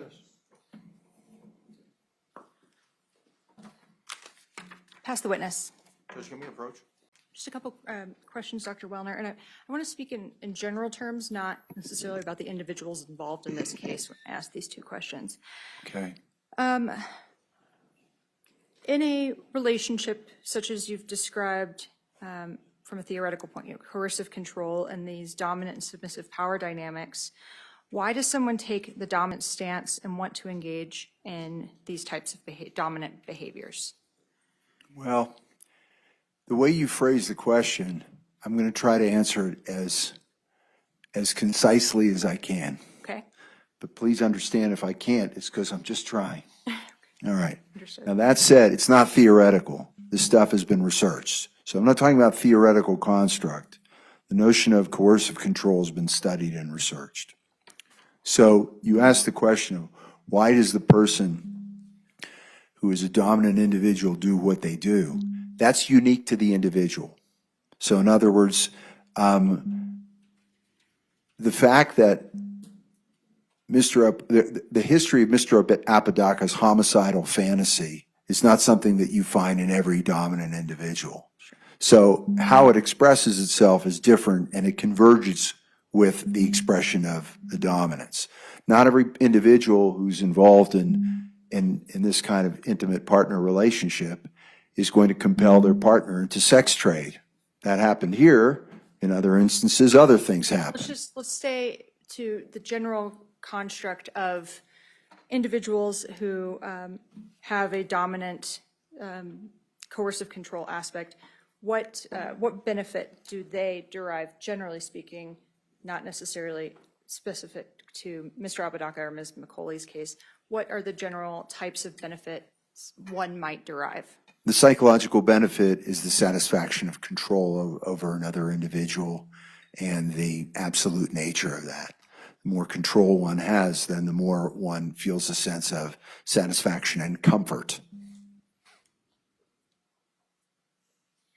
Thank you. Pass the witness, Your Honor, and I'll hand this to the court auditor. Cross-examination, counsel.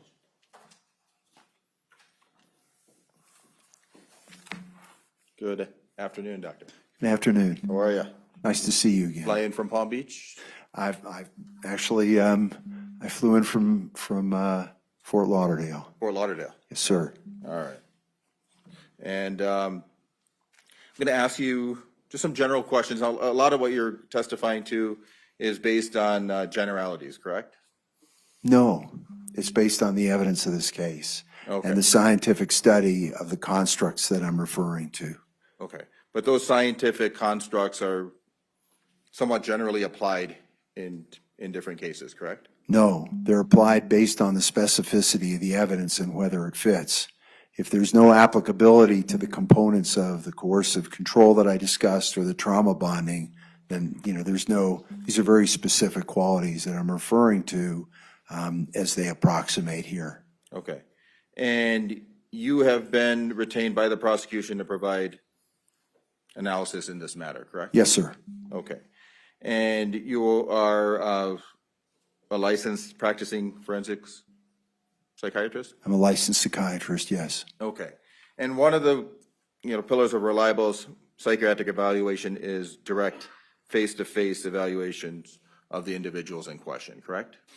It's certainly a pillar for a diagnostic evaluation. If one wants to give a diagnosis, then it's a pillar to evaluate someone face-to-face.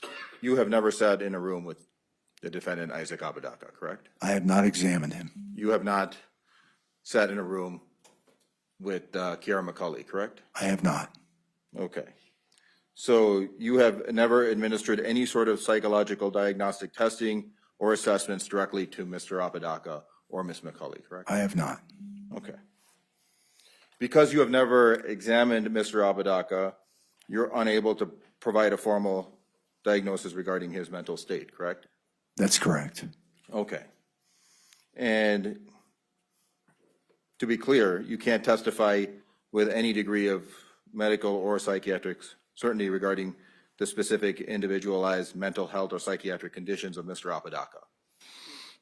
I can testify to what I've testified to, but I can't testify to a diagnosis. You can testify to a diagnosis if an evaluation is not possible, and it was not possible in this case. However, the reason that I'm not testifying to diagnosis is because in addition to not having access to Mr. Apodaca or Ms.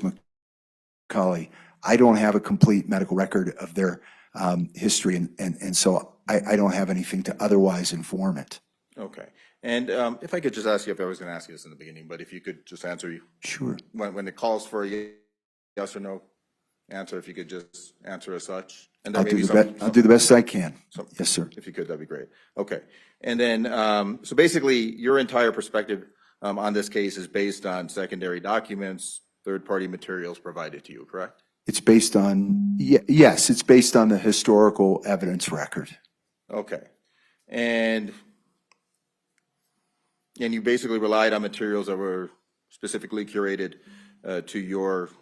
for your review, correct? I don't know that they were curated. I asked for the complete set of documents that would inform an understanding of the time of the offense. Okay.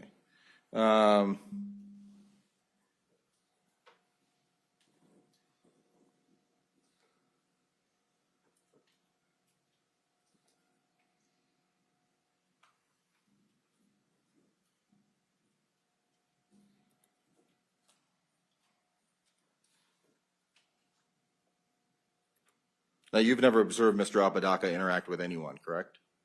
Other than anything involved in the file of this case? Yeah, with respect to the file of this case, I observed what I observed, whether it be the body camera, whether it be the interviews with law enforcement. Those are things that I did watch video of, but otherwise, it's limited to that. Okay. So you're basically offering opinions about the psychological dynamic between Mr. Apodaca and Ms. McCulley. Correct. Okay. But you never sat face to face with Ms. McCulley to get her perspective directly. I did not. I was relying upon. Yes or no? I did not. Okay, thank you. And you never got Mr. Apodaca. Counsel, you may continue. Thank you, Judge. So basically, you never got the perspective directly from Ms. McCulley or Mr. Apodaca, correct? The only perspective that I Yes got. or no, did I? Or, I got their direct perspective in the other interviews that they conducted that were recorded. okay. And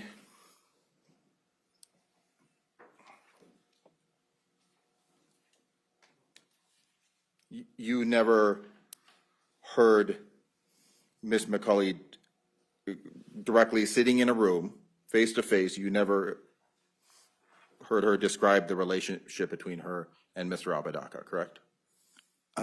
Yes or no? I did in the context of reading her pretrial interview and the other interviews that she did for this case. She was, they were detailed and they were transcripted. Okay, but doctor, you never sat down in a room with Ms. McCulley or Mr. Apodaca to discuss, for example, the dismissed domestic violence case from 2022. I did not. Okay.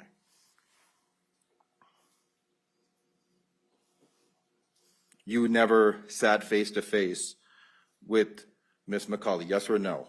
I did not. Doctor, no, I was getting to a point.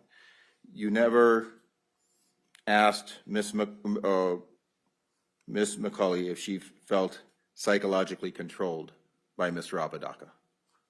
I did not ask her that question. Okay.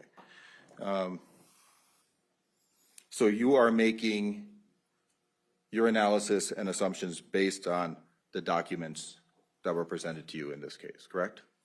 I'm making my analysis based on the documents and based on a range of interviews that I conducted of contributing witnesses, which included people who are acquainted with Kiara McCulley and with both of them.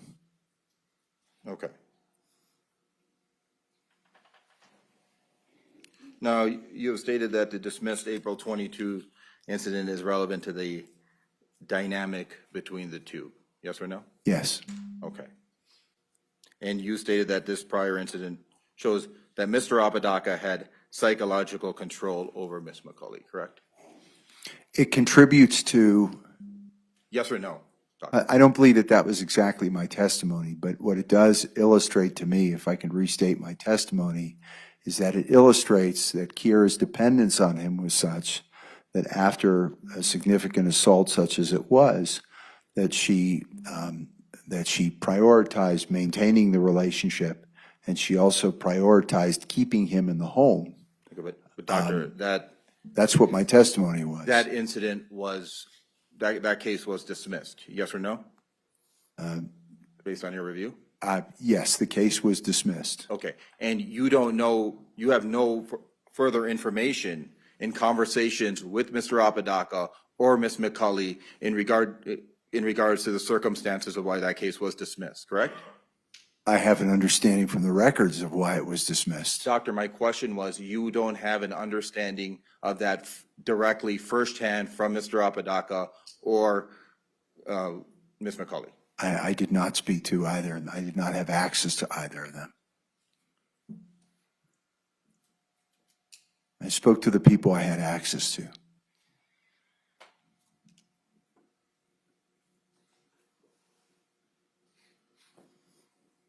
And you've also previously stated when we did a pretrial interview that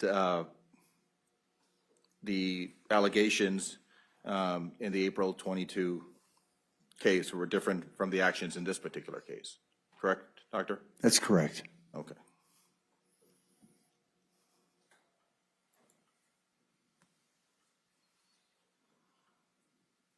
And when it was me who asked you in that interview whether it was character evidence, you didn't deny it, did you? You'd have to show me the transcript in the context of that, because we did talk about quite a number of things. Okay. I'd want to see that what I actually said. Okay. So you are basing your opinion based on maybe a prior charge that was filed and dismissed, correct? I'm basing my opinion on her psychological dependence, on various aspects of her psychological dependence, including how that case was handled, and including her not moving forward with the complaint, which is how it came to be dismissed. But you don't have any knowledge of whether she didn't move forward with the charges or whether the charges were bogus, correct?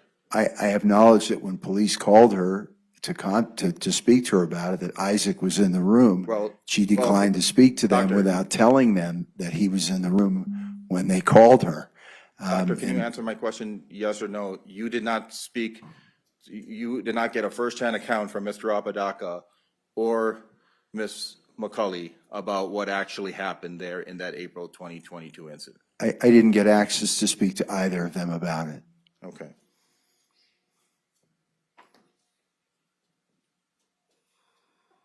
You stated stuff like Mr. Apodaca had invited Grace without getting permission from Kiara, correct? That's correct. Okay. All of this information that you provided in making your assessment were, again, based on your review of documents and videos, correct? The materials of this case, yes. Okay.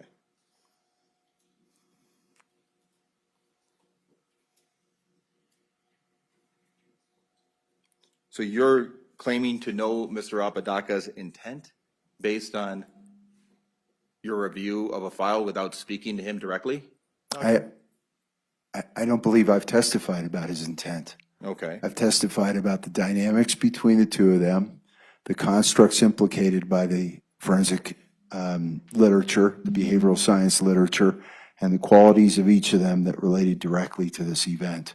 In terms of his motivation, I haven't offered testimony about it. okay. And you,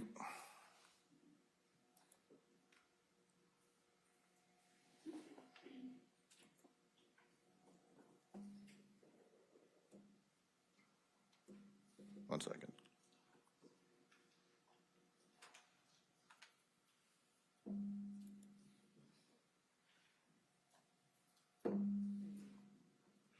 Dr. Welner, based on your review of this case, there is no DNA evidence linking Mr. Apodaca to Ms. Jennings' death, is there?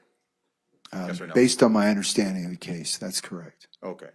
And there is no physical evidence that Mr. Apodaca touched Ms. Jennings, correct? That's my understanding. Yeah. Could you answer yes or no? It'd probably be better for the record too. Well, you asked me, there's no evidence that he touched her, and I don't believe that that's what you're getting at. No, there's no evidence that there's no DNA, there's no physical evidence that he issued an assaultive or lethal blow. Yes or no, doctor? There is no blood spatter, from what you understand, on Mr. Apodaca's clothing, correct? That's correct. Okay. Yes or no? There is no forensic evidence placing Mr. Apodaca at the scene during the actual stabbing, killing, correct, doctor? Well, Yes or no, doctor? that's not true. Yes or Because, no? well, the answer is no. There is forensic evidence. Okay, There's no physical evidence, but there's forensic evidence. Okay. Placing him at the scene while the stabbing is occurring? While the stabbing is occurring, no. Okay. That's Only what I- around the time. Okay.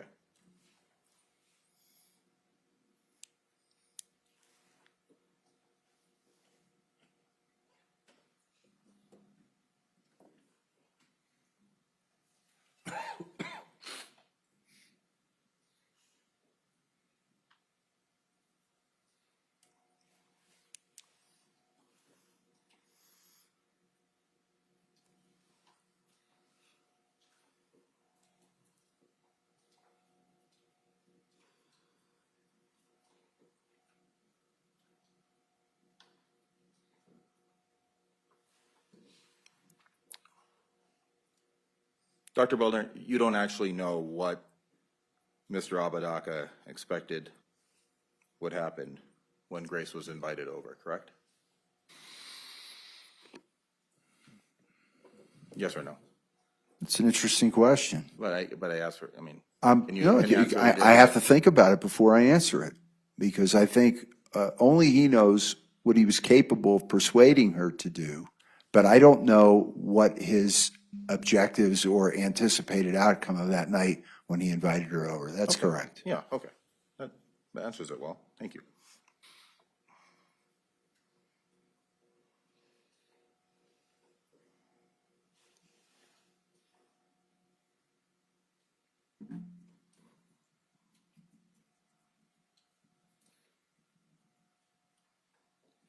You know, Dr. Welner, a major part of your opinion rests on the review of possibly some text messages?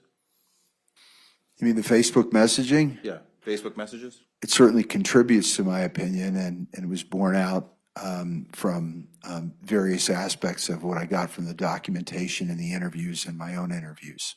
Okay.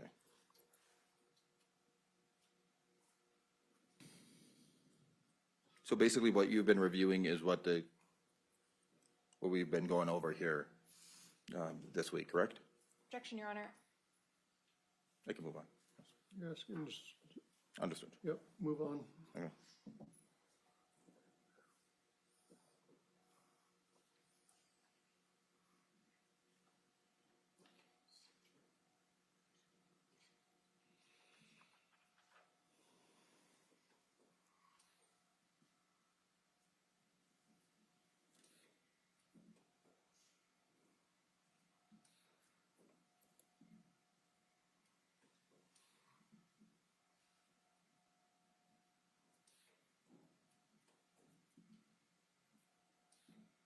Okay. Dr. Welner, I'm now going to shift over towards interrogation tactics, coercion. In regards to interrogation, you had stated that that's an area that you have expertise in, correct? Yes, I've published in that area and I've researched some. Okay. And in regard to that, what you did review the interrogation in this case? I did. Okay. And what specific interrogation techniques did you identify as having been used during the interrogation? I think that the detective, after giving him an opportunity to elaborate, confronted him with the Facebook messaging and the contradictions of his account. Okay. And that was essentially a principal technique that I observed, that he was asked to explain and to reconcile the contradictions in his account from what was showing up in the Facebook messaging. Okay. And you are familiar with the read technique, correct? I am. Of interrogation? Yes. You're also familiar with the peace model? Yes. Okay. Can you explain the read technique of interrogation? Well, the Relevance? I'll allow it. I mean, the read technique is an approach in which various techniques are employed in order to bring a suspect from denial to confession. The peace technique offers all of the qualities of the read technique, but does not employ confrontation. Okay. And then are you familiar within these methods in regards to minimization tactics? Yes. Okay. Minimization tactics were employed, were utilized in this interrogation, correct? I can't say that they were. Minimization refers to the diminishing the seriousness of what happened. I don't recall the detective diminishing the seriousness of Grace Jennings' murder. Minimization is diminishing the consequences of what's going to happen to somebody. And I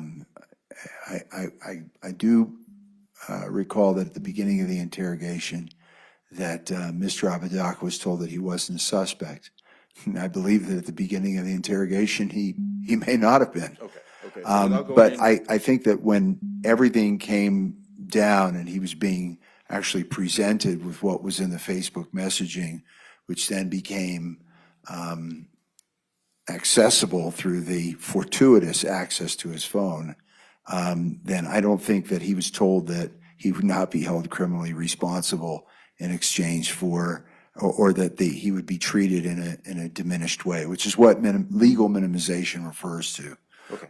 So I'm going to go through some of the exact parts of the interrogation. Sure. In the beginning, where the detective discusses Halloween and what he's going to be doing for Halloween. Do you remember that part? Sure. Okay.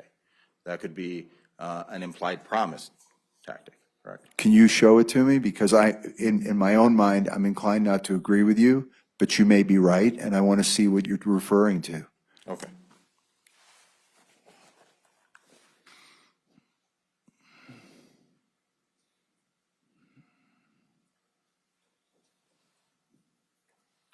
Let's do this instead of having to, if the detective were to talk about Halloween plans, Yes. okay, would that, early on, in the interrogation, what are your plans for Halloween? Are you going to dress up? All that. Would that be indicative of a false promise? No, that's referred to as rapport building. Okay. And that's an interrogation technique. But that is an interrogation tactic. Yes. Okay. You build rapport with someone because if they're comfortable, they'll talk to you. You hope. Okay. But they're less likely to talk to you if no rapport is built. Can you discuss maximization tactics? Yes. Okay, can you explain what that is? Maximization is one amplifies the seriousness of an offense. And I can hardly imagine how the murder of Grace Jennings, such as it was, could be maximized. I mean, it was what it was. Okay. And I meant to say over amplification. There's no question. Wait for the next question. Thank you, Judge.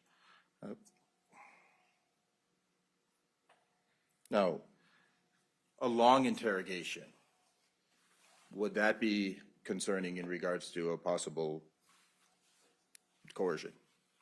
It depends what happens during the long interrogation. It depends on the conditions of an interrogation. If a detective or police officer creates coercive conditions within an interrogation, it doesn't have to take too long. And length of interrogation can be affected by any range of factors, but it doesn't create coercion. It creates a lot of boredom, may contribute to a suspect falling asleep because they have to wait a long time. Okay. But no. And generally, is lying a tactic in interrogations? You mean when officers lie to a suspect? Yes. Some officers will lie during interrogation. It's not as commonly used if you look at surveys of police officers, but it's some officers will lie and see where it goes and what it elicits. Okay. Creating a narrative of guilt that they want the suspect to adhere to? It's not an interrogation tactic It happens because in interrogations? it may at some point that there are various theories that may get tested out, but it's not so much a tactic as it is something that happens in interrogation. In the read technique that you speak of, they're not taught to create narratives. They're taught to elicit input. So if it's something that a detective does or law enforcement does, if anything, it's not necessarily encouraged because it may prevent other information from coming to light. But it's not something that contributes to a coercive atmosphere. It's just a qualitative technique issue. Okay. Psychological vulnerabilities of a subject. Again, that's something that you would have to interact directly with the subject to know about, correct? You can get a lot of historical data about someone's psychological vulnerability in an interrogation. The opportunity to examine somebody doesn't reflect on how they were at that time. And someone that you see at a point in time after they've been arrested and been in custody may be very affected in various ways and may not have had the vulnerabilities that they had at the time of interrogation. And that's also to include strengths and the ability to resist somebody's questioning. So an assessment of vulnerability, it refers to the assessment of a person's vulnerability to give a false confession to a crime that they did not commit.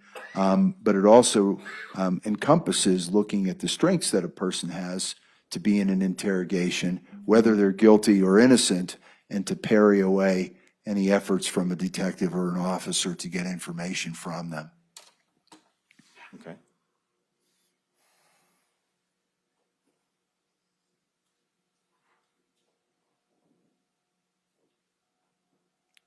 And did you interview any of the interrogating officers? I did not. Okay.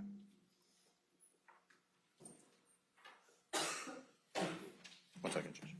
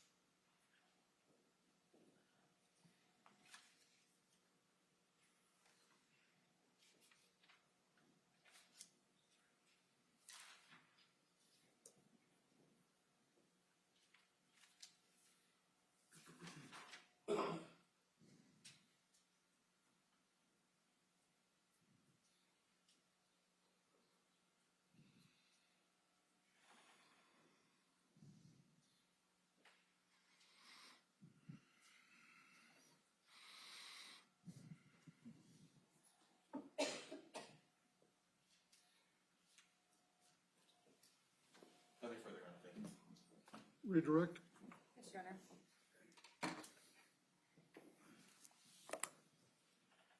Dr. Welner, let's start where defense left off and asking about interrogation techniques and false confessions. Yes. Okay. What is a false confession? A false confession is a confession that somebody makes to a crime that they could not possibly have committed. Because, for example, let's say that you confess to a murder, but that murder happened when you weren't in Santa Fe, but you were in Fort Lauderdale. Well, that would be a false confession. Or you confess to a murder. Doctor, don't refer to specific jurors in your examples. Okay. Let's say that someone else can confess to a murder or a sex assault, and the physical evidence of that sex assault demonstrated another person's bodily fluids inside someone. And so the nature of what was physically described could not possibly have taken place. So it's a confession to an event for which the physical evidence, and actually not just the physical evidence, but the digital evidence, and that was the testimony I gave earlier about forensic evidence, many kinds of forensic evidence, wholly makes it just impossible that the person could have participated at all. That goes to my next question then. You did differentiate between forensic evidence and physical evidence. Can you just explain that difference? There are many kinds of forensic evidence. There's the evidence that we rely on in behavioral sciences is human evidence. When I interview someone, it's human evidence, and I take it in. There's physical evidence from the DNA that's been referred to. There's digital evidence where there's camera, there's photography, and you can prove that someone was where they were in a particular place. There's documentary evidence, which is it is what it is, and it was created when it was created, and was said what was said. So these are various forms of evidence that converge to inform our understanding of what it is that we're supposed to evaluate. To you, from a forensic psychiatric perspective, is the lack of physical evidence that implicates Isaac Apodaca, in other words, the fact that his DNA isn't on the sword or his fingerprints aren't on the sword, is that forensically, psychiatrically relevant to you in your assessment of the relationship between Kiara and Isaac? No, I was asked to evaluate the dynamics between them. I was asked to evaluate the psychiatric and psychological constructs that might have relevance, and I was asked to evaluate the qualities of each and how they culminated in this event. Okay. You were asked on cross, and then you wanted to clarify something. I just wanted to give you the opportunity to do so. You were asked about the concept of maximization in a interview of a suspect, and you said something about amplification versus over-amplification. Can you just clarify what you were talking about? Well, I did not want to misspeak. If you, an example that I can refer to is if someone is being questioned about an alleged physically or sexually inappropriate act that exposes itself to certain charges. Maximization would be, you're going to go to prison forever. You know, you're going to get life for this, or you're going to get 50 years for this. And so you're amplifying the significance of the legal significance of the event in order to impact the suspect to think that the potential consequences are greater than they are. So you've over-amplified it. So my point is, you can't over-amplify this murder. It is what it is. It's not, you know, it doesn't have relevance to the context in which maximization is studied and applied. Yes.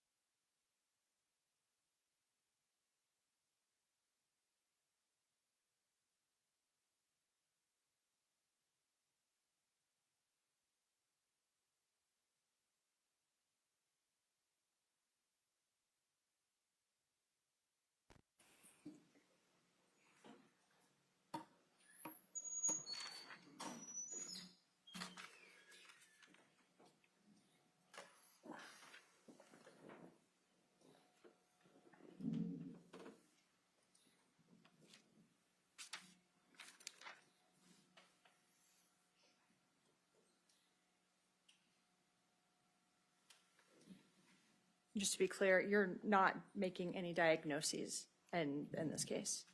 No, And you had the opportunity to observe Kiara McCulley's testimony today? I did.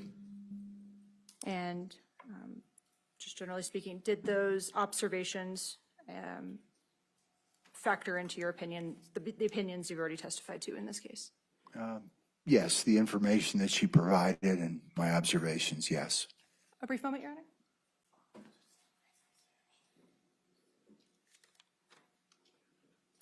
And then just finally, in terms of the defense questioning about coercion and the source of the interview, in your review of Isaac Apodaca's interview, were coercive techniques utilized?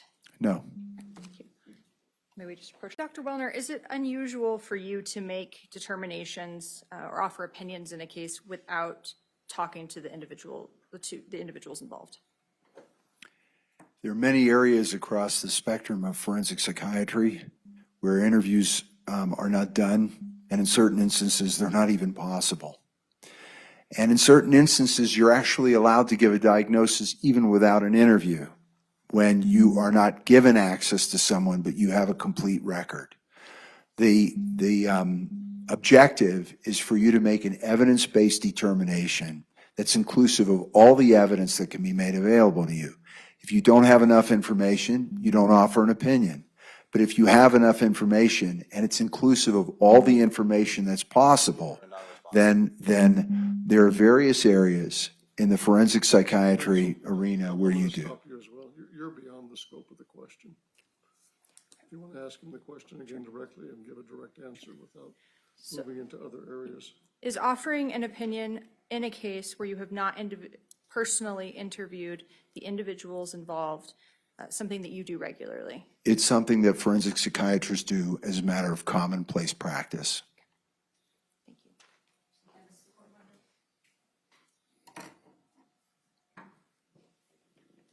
Nothing further, Your Honor. We will reserve the witness. Ladies and gentlemen, I think we'll go ahead and take our afternoon break at this time. Doctor, you're being reserved. The attorneys will stay in contact with you and let you know if you're going to be recalled, but you're free to step down as soon as the jury departs. Okay, thank you, Ron. All rise.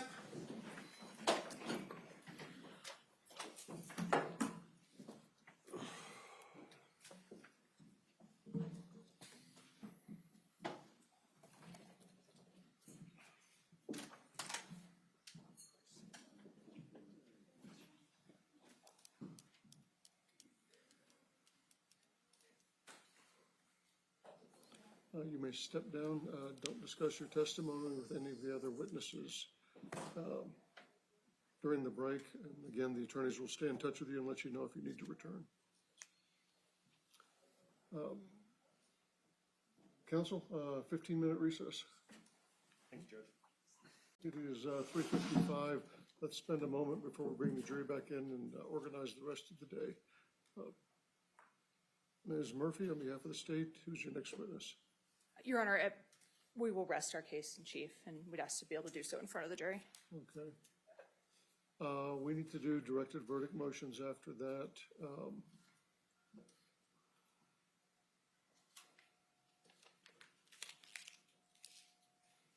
I think I'm going to, once you rest, I'm going to send the jury home for the evening.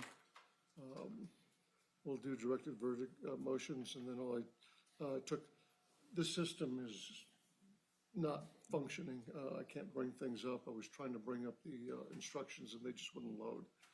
File and serve is also down right now, so I don't know what's going on with the Odyssey system. I think it may be partially the courtworhouse internet, too. I've Yeah, had no, issues all all of day. it seems to be either lagging or just not working. So before I let you go, I'd like to take a first glance at the instructions, even though we're not done with the case, just to see if there's anything there that we need to work on over the evening. But I'll hear directed verdict motions first and make decisions on those motions, and then we'll use the rest of whatever we have left until about 5 o'clock to do whatever else we can get done this afternoon.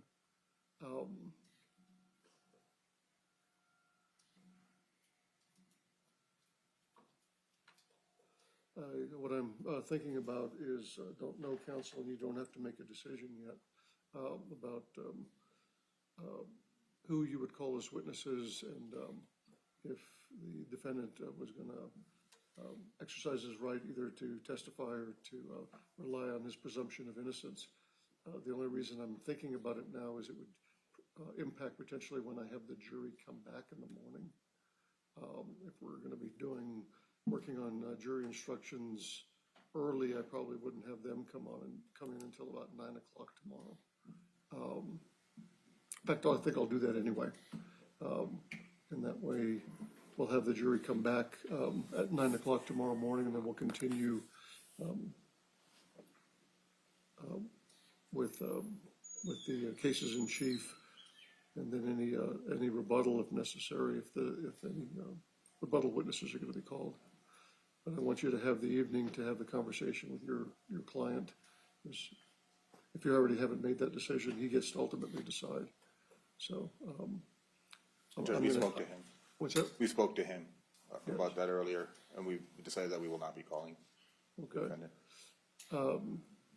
So we'll have that colloquy on the record with him after the state is rested, and when we get to that point, because I need to have that conversation with him.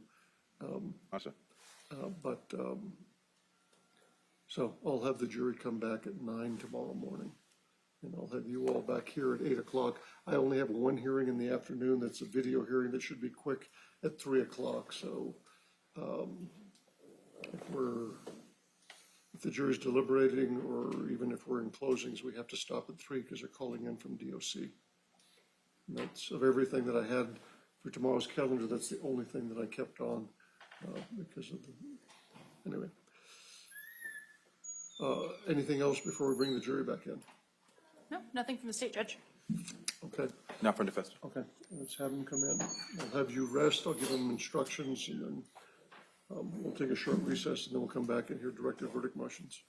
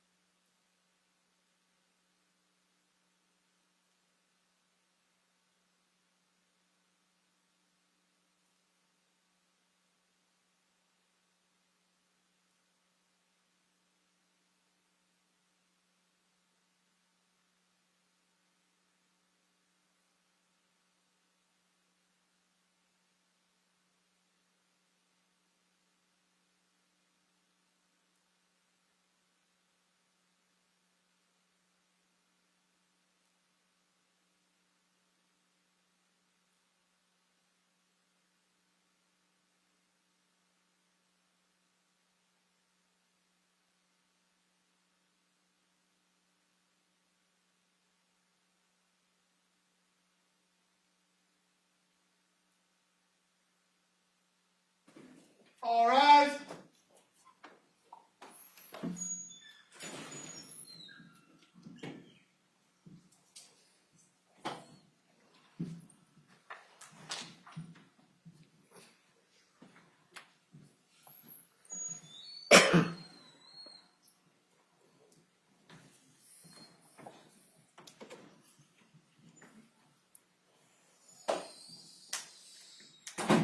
You may be seated in the courtroom, ladies and gentlemen.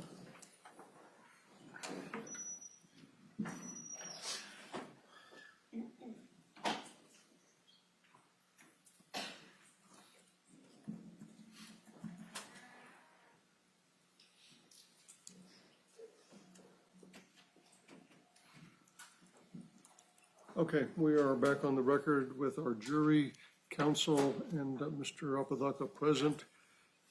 We continue in the state's case in chief. Ms. Murphy. Your Honor, at this time, the state of New Mexico rests its case. Ladies and gentlemen, at this point in time in the case, with the state having rested its case in chief, there are matters I need to take up with the attorneys outside your presence, and that will take some time. So instead of keeping you back there and then maybe only bringing you in for a couple minutes before 5 o'clock, I'm just going to go ahead and release you for the day. And I'm also going to ask you to return later than you have been coming in tomorrow morning. I'm going to ask you to be here at 9 a.m., okay?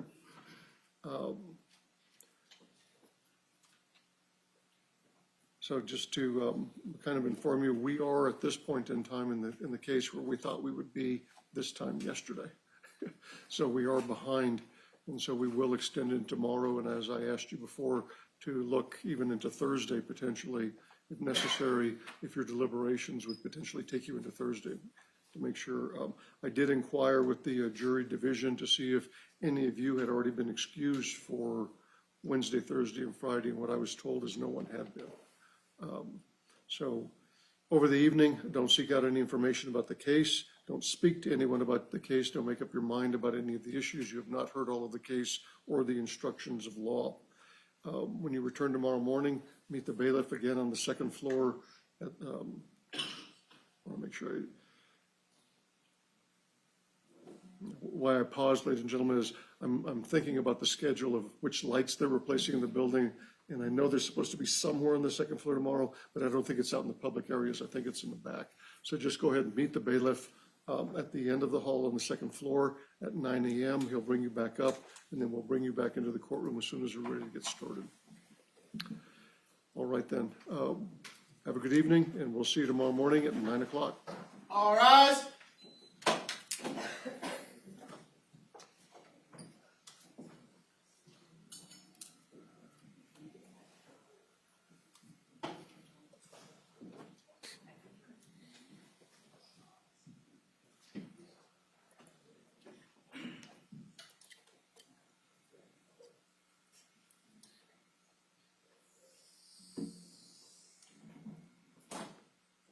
May be seated in the courtroom. Let's take about a 5-minute break. I need to go grab one other thing in the back, and then I'll come in here.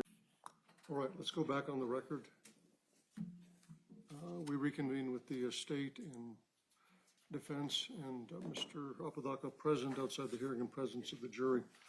The state having rested in its case in chief, are there motions for the defense? Yes, Judge. Defense would motion for a directed verdict at this time. As to one or both counts? Both counts, Your Honor. Go ahead, counsel. Thank you.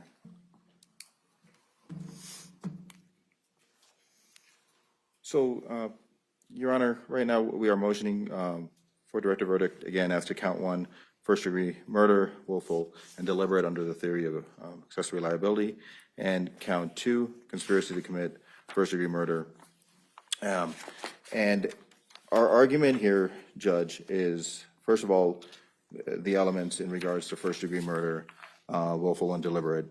State is alleging here that on or about October 29th, 2022, that the defendant, Isaac Apodaca, killed Grace Jennings with a deliberate intention to take away the life of or any other human being.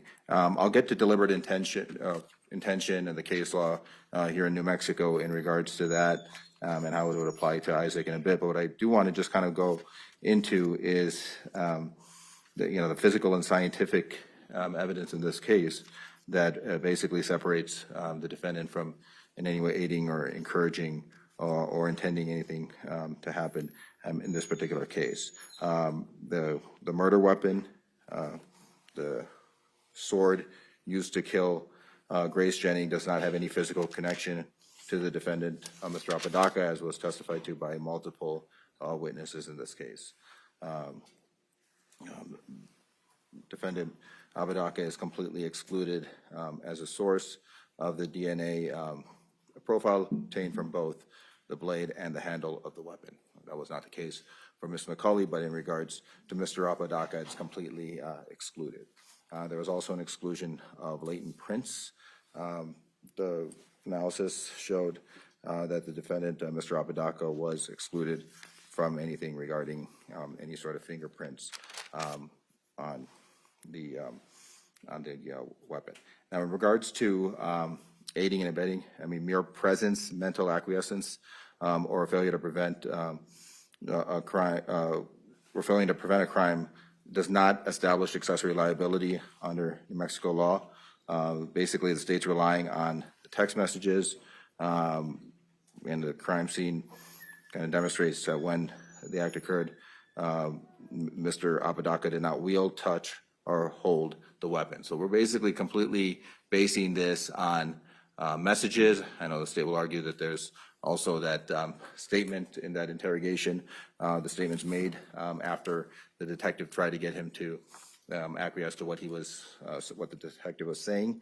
But if we look at what was actually, what actually happened here, and even for the sake of argument, if we say we're acknowledging that some of those messages could have been Mr. Apodaca's, I don't think that that's fully been established. But if we were to make that argument, even then, there's nothing here showing that anything went beyond just mere acquiescence or possible presence there. And it was also established the testimony that the timeline didn't fit, and Mr. Apodaca was not present there as far as in the detached garage at the time of the actual killing.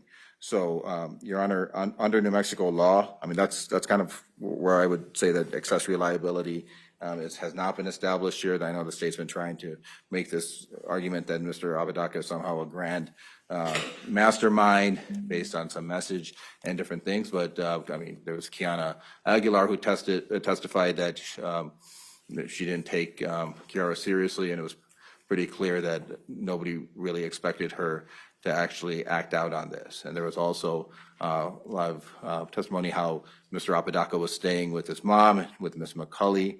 The state's really trying to, throw everything they can at us with Dr. Welner and say that somehow Mr. Apodaca was coerced, or Mr. Apodaca coerced and controlled Ms. McCulley. But I think the evidence here is that Ms. McCulley was in charge of this plan. She was the mastermind behind this. Mr. Apodaca was staying with her mom and Ms. McCulley, but there's nothing here that a reasonable judge or jury no reasonable judge or jury based on the evidence presented could find the defendant here guilty beyond a reasonable doubt of first-degree deliberate murder. I mean, under New Mexico law, deliberate intention refers to the specific state of mind required to support a conviction for first-degree murder. I've already established that accomplice liability is not present here. There's nothing showing that Mr. Apodaca intended for Ms. McCulley to die. There's nothing showing that he actually took anything Ms. McCulley said seriously, or that he was seriously encouraging her to do anything in regards to the messages. I mean, basically, they were highly erratic text messages, but the physical reality is that there was nothing in those messages. There was nothing linking Mr. Apodaca to the scene. Now, in regards to willful and deliberate first-degree murder, I mean, deliberate intention refers to the specific state of mind required to support a conviction for first-degree willful, deliberate, and premeditated murder under State v. Garcia, State v. Duran, State v. Cunningham. The concept of deliberate intention required that the defendant form the intent to kill the victim prior to committing the act. Nothing has been established in regards to that. In regards, I mean, the accomplice liability and instruction says that he encouraged and intended, and there would have to be a deliberate intent. And in regards to deliberate intention, the word deliberate means arrived at or determined upon as a result of careful thought and the weighing of consideration for and against the proposed course of action. Again, that's based on State v. Duran. State v. Crawford, there was absolutely no evidence here that there was any sort of deliberate intent, that this was a result of any sort of careful thought of weighing anything. In fact, Ms. McCulley testified that she was the one stabbing Ms. Jennings, and then while she was stabbing Ms. Jennings, she said she told Ms. Jennings that if she apologized, if Ms. Jennings apologized, then she would stop. So Ms. McCulley was in complete control of that ship, Your Honor. not Mr. Apodaca. The weighing requirement also to constitute a deliberate killing of the slayer must weigh and consider the question of killing and the slayer's reasons for and against making such a choice. There's nothing here showing that Mr. Apodaca in any way was weighing this or was even serious about doing anything to Miss McCulley. Again, Miss McCulley was running this ship. And as far as decision-making, the time frame, be a calculated judgment and decision, there was no calculated judgment here. It was by Mr. Apodaca. It was Miss McCulley who carefully weighed the options and ended up killing Miss Jennings. And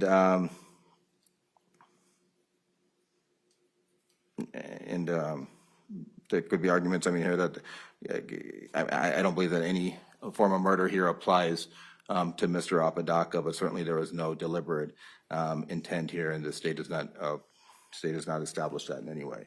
So based on that, Your Honor, I believe that the first degree murder based on a theory of accomplice liability charge should be dismissed because no reasonable judge or jury based on the testimony and evidence presented could find the defendant guilty of that in the light most favorable to the state. Now, in regards to conspiracy to commit first degree murder, what the state is alleging is that on or about October 29, 2022, the above named defendant did by words or acts agree together with another person to commit first degree willful deliberate murder, and they intended to commit first degree murder, willful and deliberate, a second degree felony. Now, Your Honor, again, there was a rejection of the action, Your Honor. If you look at the timeline of the messages, there was, I think Ms. McCulley herself stated that she can't physically perform the act. Mr. Apodaca stated he didn't want to do anything regarding that, and there was basically no real organized framework in regard to this. And also there was evidence that established that the defendant, Mr. Apodaca, left when he used a restroom, returned, found the victim deceased, and then instead of acting to conceal anything, he immediately contacted his mother, Ms. Montoya, and directly contacted emergency dispatch to report that Ms. McCulley killed someone with the sword. So if we're going to say that there's a conspiracy here where this is alleged to have happened, it was an independent action by a single individual, but it was immediately met with emergency intervention by Mr. Apodaca, who the state is alleging is a co-conspirator, Your Honor. So based on that, the state's argument basically is that Mr. Apodaca somehow conspired to commit this crime and then decided to just go turn himself in and wait for cops to arrive at the AP wireless store, Your Honor. That is not indicative of a conspiracy, and I don't believe that in the light most favorable to the state, a reasonable judge or jury could find the defendant guilty of that count as well. If I can have 1 second. Yes. Nothing further, Your Honor. Thank you. Response for the state. Thank you, Your Honor.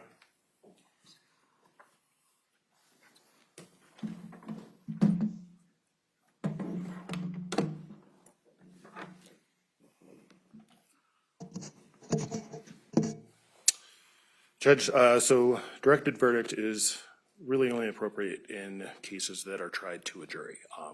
If this were a bench trial, then the court would just make a decision as to guilt or innocence. But what directed verdict does is that it requires the court to decide at the conclusion of the state's case whether the direct or circumstantial evidence admitted at trial, together with all reasonable inferences to be drawn therefrom, will sustain a finding of guilt beyond a reasonable doubt. That is taken directly from Mexico Rules Annotated 5-607E and K. Also, State v. Baca, 2015, Mexico Supreme Court 021 at paragraph 31. A directed verdict is appropriate if there is no legally sufficient evidentiary basis for a reasonable jury to rule in favor of the non-moving party. That's directly from State v. Garcia, 2017, Westlaw 1373443 at paragraph 3. The proper standard of review for a denial of a directed verdict motion is sufficiency of the evidence. That's out of State v. Sena, 2008, New Mexico Supreme Court, 053 at paragraph 10. The test for sufficiency of the evidence is whether substantial evidence of either a direct or circumstantial nature exists to support a verdict of guilt beyond a reasonable doubt with respect to every element essential to a conviction. That's also from State v. Sena.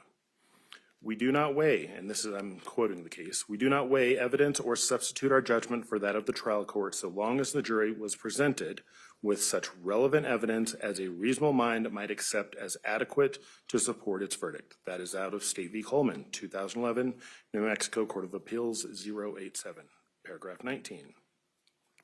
A reviewing court must view the evidence in the light most favorable to the state, resolving all conflicts therein and indulging all permissible inferences therefrom in favor of the verdict.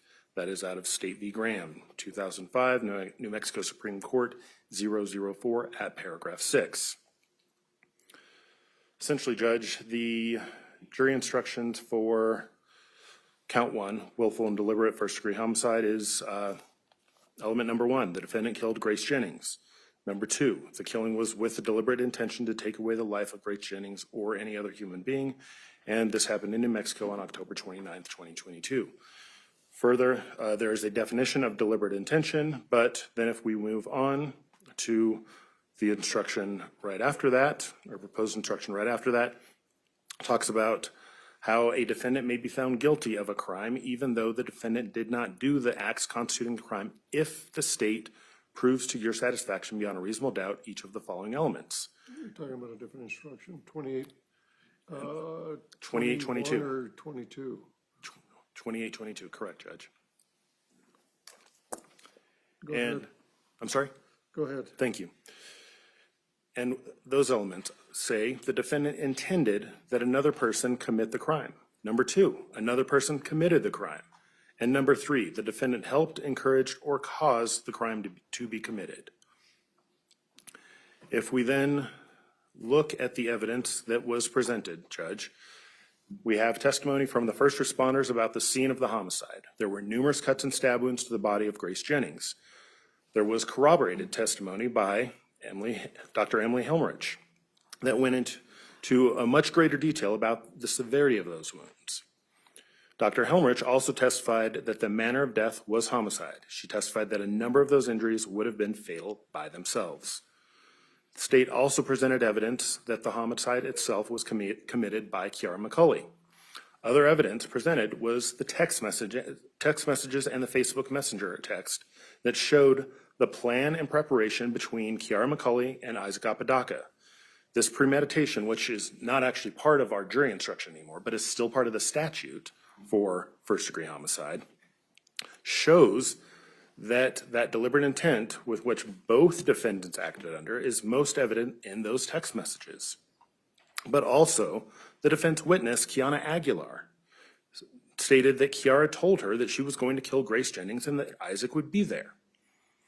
There were also the text messages from the defendant about simply stating, "End her joy," telling Kiara how to stick it in, what direction to cut.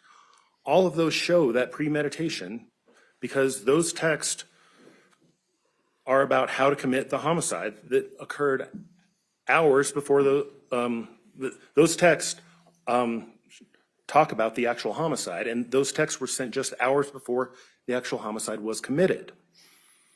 We also have Kiara's text asking for help, either in the form of the defendant actually committing the homicide or in making her angry enough so that she could commit the homicide. Also, Judge, we cannot forget the defendant's final adoption of those text messages in the interview with Sergeant Vigil, as well as a statement that he wanted Grace dead and wanted Kiara to kill Grace.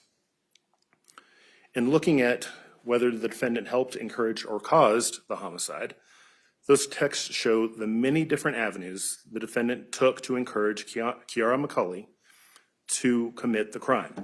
Based on those text messages, it is very clear that the plan and preparation began actually on October 28, 2022, and was actually realized the next day on October 29, 2022. Aspects of the plan include leading Grace to the park where Kiara was waiting. The defendant actually didn't follow through with that. The Operation Fake Kickout, and the evidence from the defendant's phone telling Kiara that he would take care of the cleanup. It is also clear by those text messages that the defendant encouraged Kiara McCulley to commit the homicide. Not going through every piece of evidence submitted and presented, but in those text messages, Judge, he did tell her that she would gain access to the black market and could get paid. He also very clearly intended that the crime be committed by reading those text messages that he sent to Kiara McCulley. The defendant's statement that Grace would die instantly after telling Kiara to use the dagger against Grace, that's further evidence of his intent to kill. It is also clear by those text messages that the defendant encouraged Kiara McCulley to commit the homicide, but also, again, Judge, we do have the defendant's final adoption of those text messages to Sergeant Vigil. Finally, we also have the testimony of Dr. Michael Welner and his explanation of what he called coercive control. And really that does a lot to, I think, not only assist the jury, but to, assist sort of everyone that has been following this case to understand how one person can actually have so much power and control over someone else to the point that they're actually willing to commit murder. Finally, Judge, looking at the conspiracy, let me just briefly go through those elements.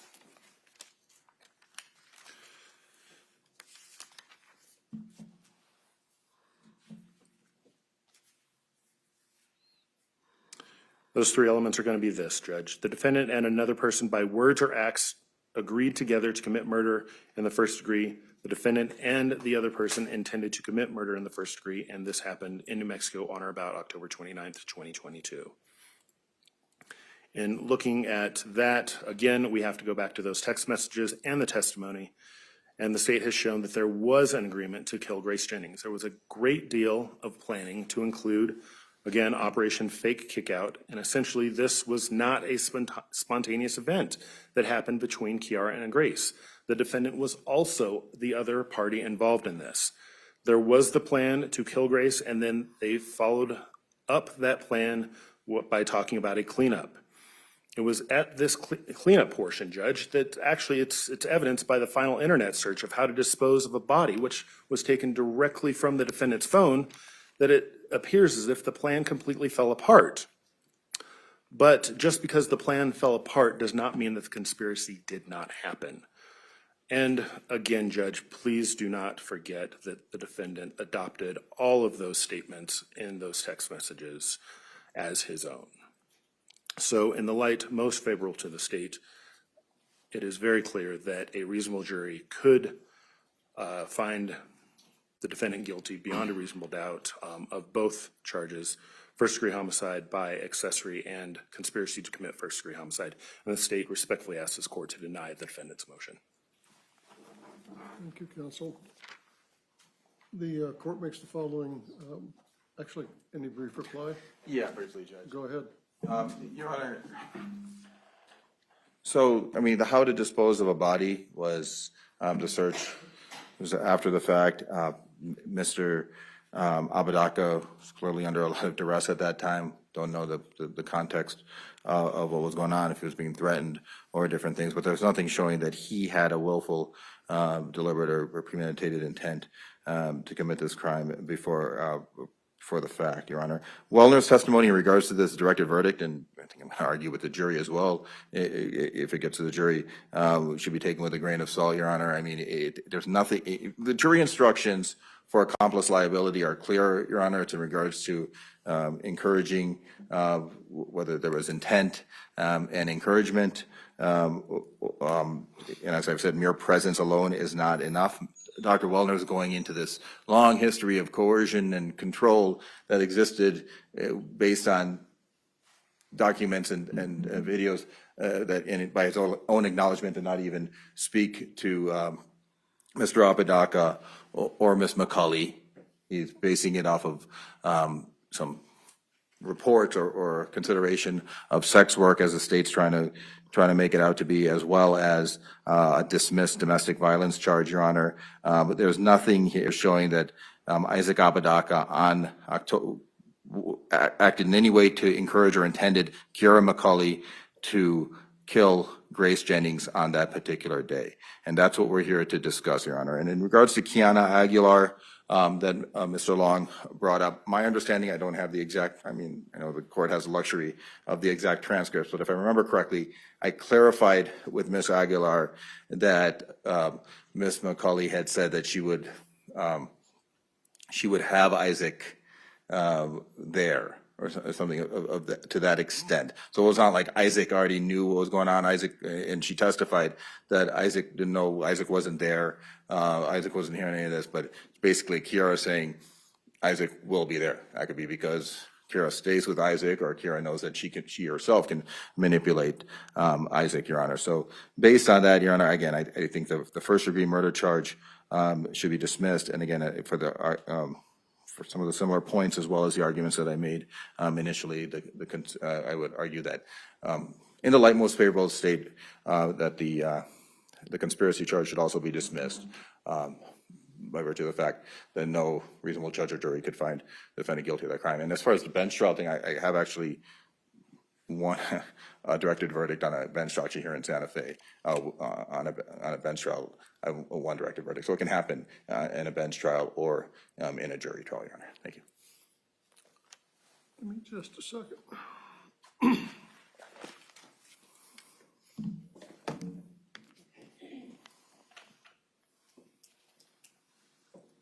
All right, these are the court's findings of facts, conclusions of law, ruling, and observations. The state is prosecuting this case as first-degree murder. It cites to, and the court has before it and has reviewed our UGI instruction 14201, which is the elements instruction for first-degree murder under the law of the state of New Mexico. The standard of review at directed verdict is that all inferences and all evidence is viewed in the light most favorable to the non-moving party at this stage, meaning the state. The court does not weigh the evidence. That is the jury's realm, their decision to make.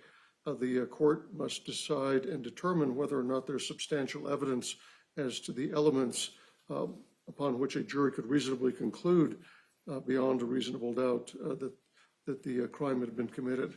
So starting with 14201, the defense has argued that there is no physical evidence that their client, Mr. Apodaca, actually committed the murder of Grace Jennings.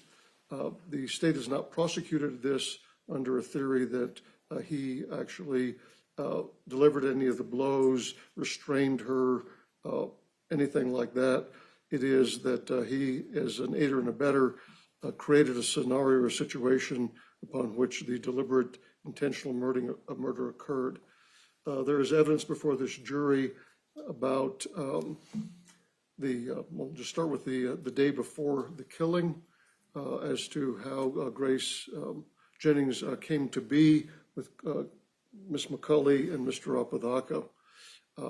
There is testimony before the jury as to the relationships between Ms. Jennings and Ms. McCulley. There is also extensive testimony and expert testimony and opinion as to the relationship between Ms. McCulley and Mr. Apodaca. These all go, and this is all substantial evidence in the court's view, of an intention to kill. The planning necessary and the sequence of events that occurred both before, during the killing, and in the time frame immediately thereafter. The state has to prove, and the court finds that there is substantial evidence that the jury could reasonably conclude that the killing of Ms. Jennings was an intentional deliberate murder. The law then requires us to look at 142822, which is the aiding and abetting accessory to a crime theory, and there are three elements. One, that the defendant intended that another person commit the crime. 2, another person committed the crime, and 3, the defendant helped, encouraged, or caused the crime to be committed. There is testimony before this jury as to element number 1, that the defendant intended that the crime be committed by another person. The extensive multiple hour text exchange between the individuals, the communications regarding the location initially at a park in close proximity to the residence, the conversation that occurred over multiple hours throughout the night into the following day with encouragement, possible alternatives, potentially an alternative plan. There is substantial evidence as to element number 2, that another person committed the crime. Ms. McCulley testified that it was her intention to kill Ms. Jennings. She testified as to her reasons at the time as to why she wanted to do that. She testified that that was not a rash or an immediate thing, that that conversation had gone on for some period of time, an extended period of time before the actual date of the killing. The third element is the defendant helped, encouraged, or caused the crime to be committed. There's testimony before the jury as to how Ms. Jennings came to be with Ms. McCulley and Mr. Apodaca.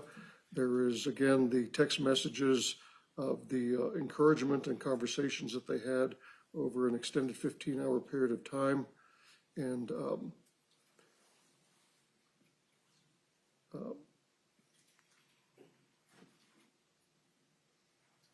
there is testimony, although controverted, as to how the crime was actually committed.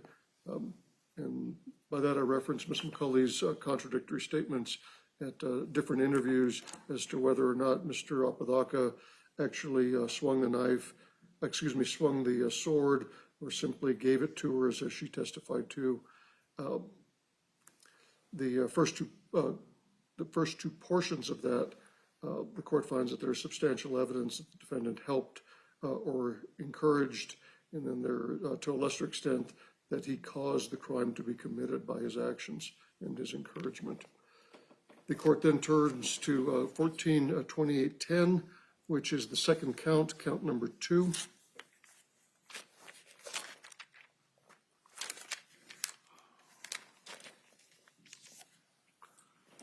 The elements for conspiracy under 2810 are the defendant and another person by words or acts agree together to commit. And in this case, the charge is first-degree murder.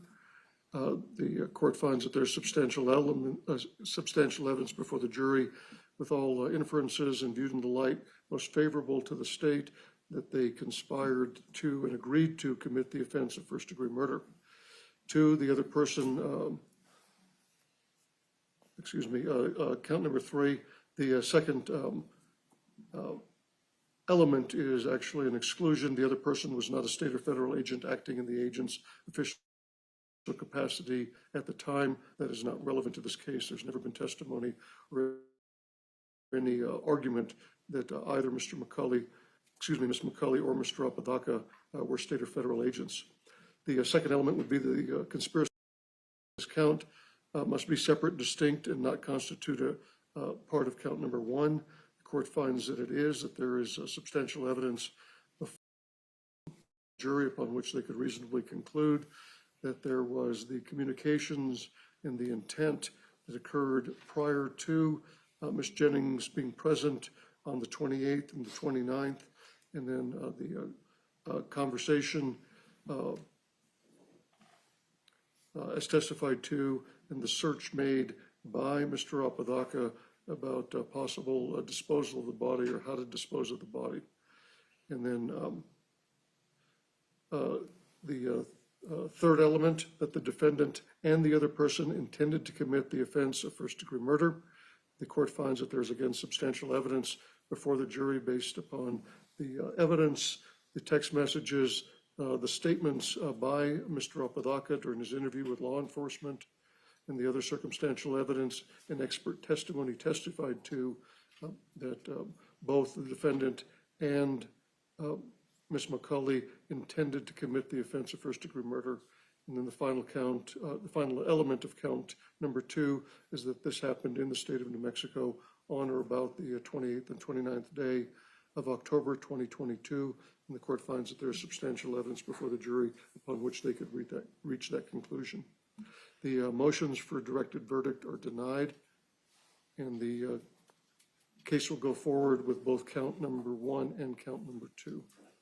Is there need for clarification of the court's findings, conclusions, or ruling? Mr. Long? No, Your Honor, thank you. Counsel? Not for defense, Your Honor. Okay. We've got about 15 minutes, so we're not going to get a lot done. I have a pack, unless they've been changed in between the computer problems today. My administrative assistant did print out the instructions, so I took a cursory review when I walked back at them, but I haven't read them or spell checked them or anything like that. Let's do this. Counsel, I saw Mr. Long hand you a copy, would ask that the parties meet and confer and go through and see if there are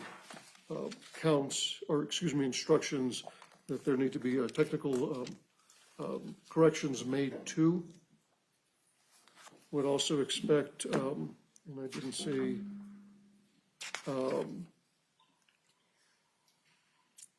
okay. Would need an instruction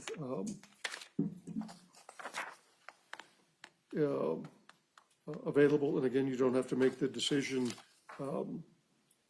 until tomorrow. It looks like it is there, instruction number 12, 5031, but you don't have to make a decision until tomorrow when we call the jury back in as to whether or not Mr. Apodaca is going to testify. But we need an instruction in the event that he exercises his right to remain silent and rely on his presumption of innocence. I was also told that the defense might be offering other lesser included offenses as to count number 1. Is that correct? Yeah, Judge, we're considering a voluntary manslaughter instruction. Okay, so I'll need a clean and dirty version of that instruction. Any other anticipated instructions that you wish to offer? No, Your Honor. Okay. Again, you have the evening to think it over, and if there's any changes, just make sure you communicate that before we start tomorrow with the state and send forms of those orders, of those instructions to the state before we start discussing them here in the courtroom.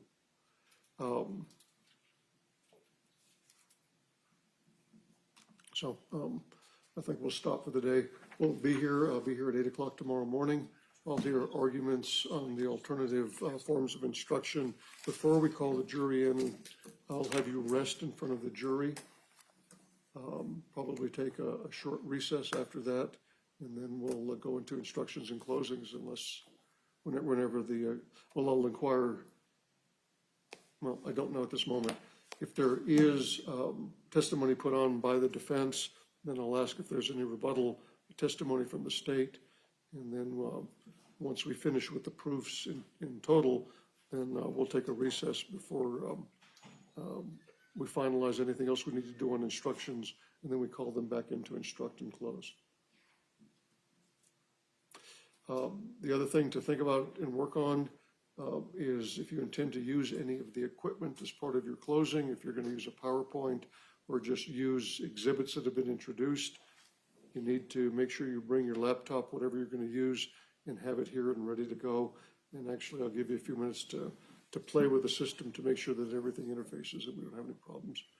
We've had less problems over time, but when we first started, there was interface problems between certain devices and the court system. So I want to make sure you do that before we get started. Are there any other issues for the evening from the state?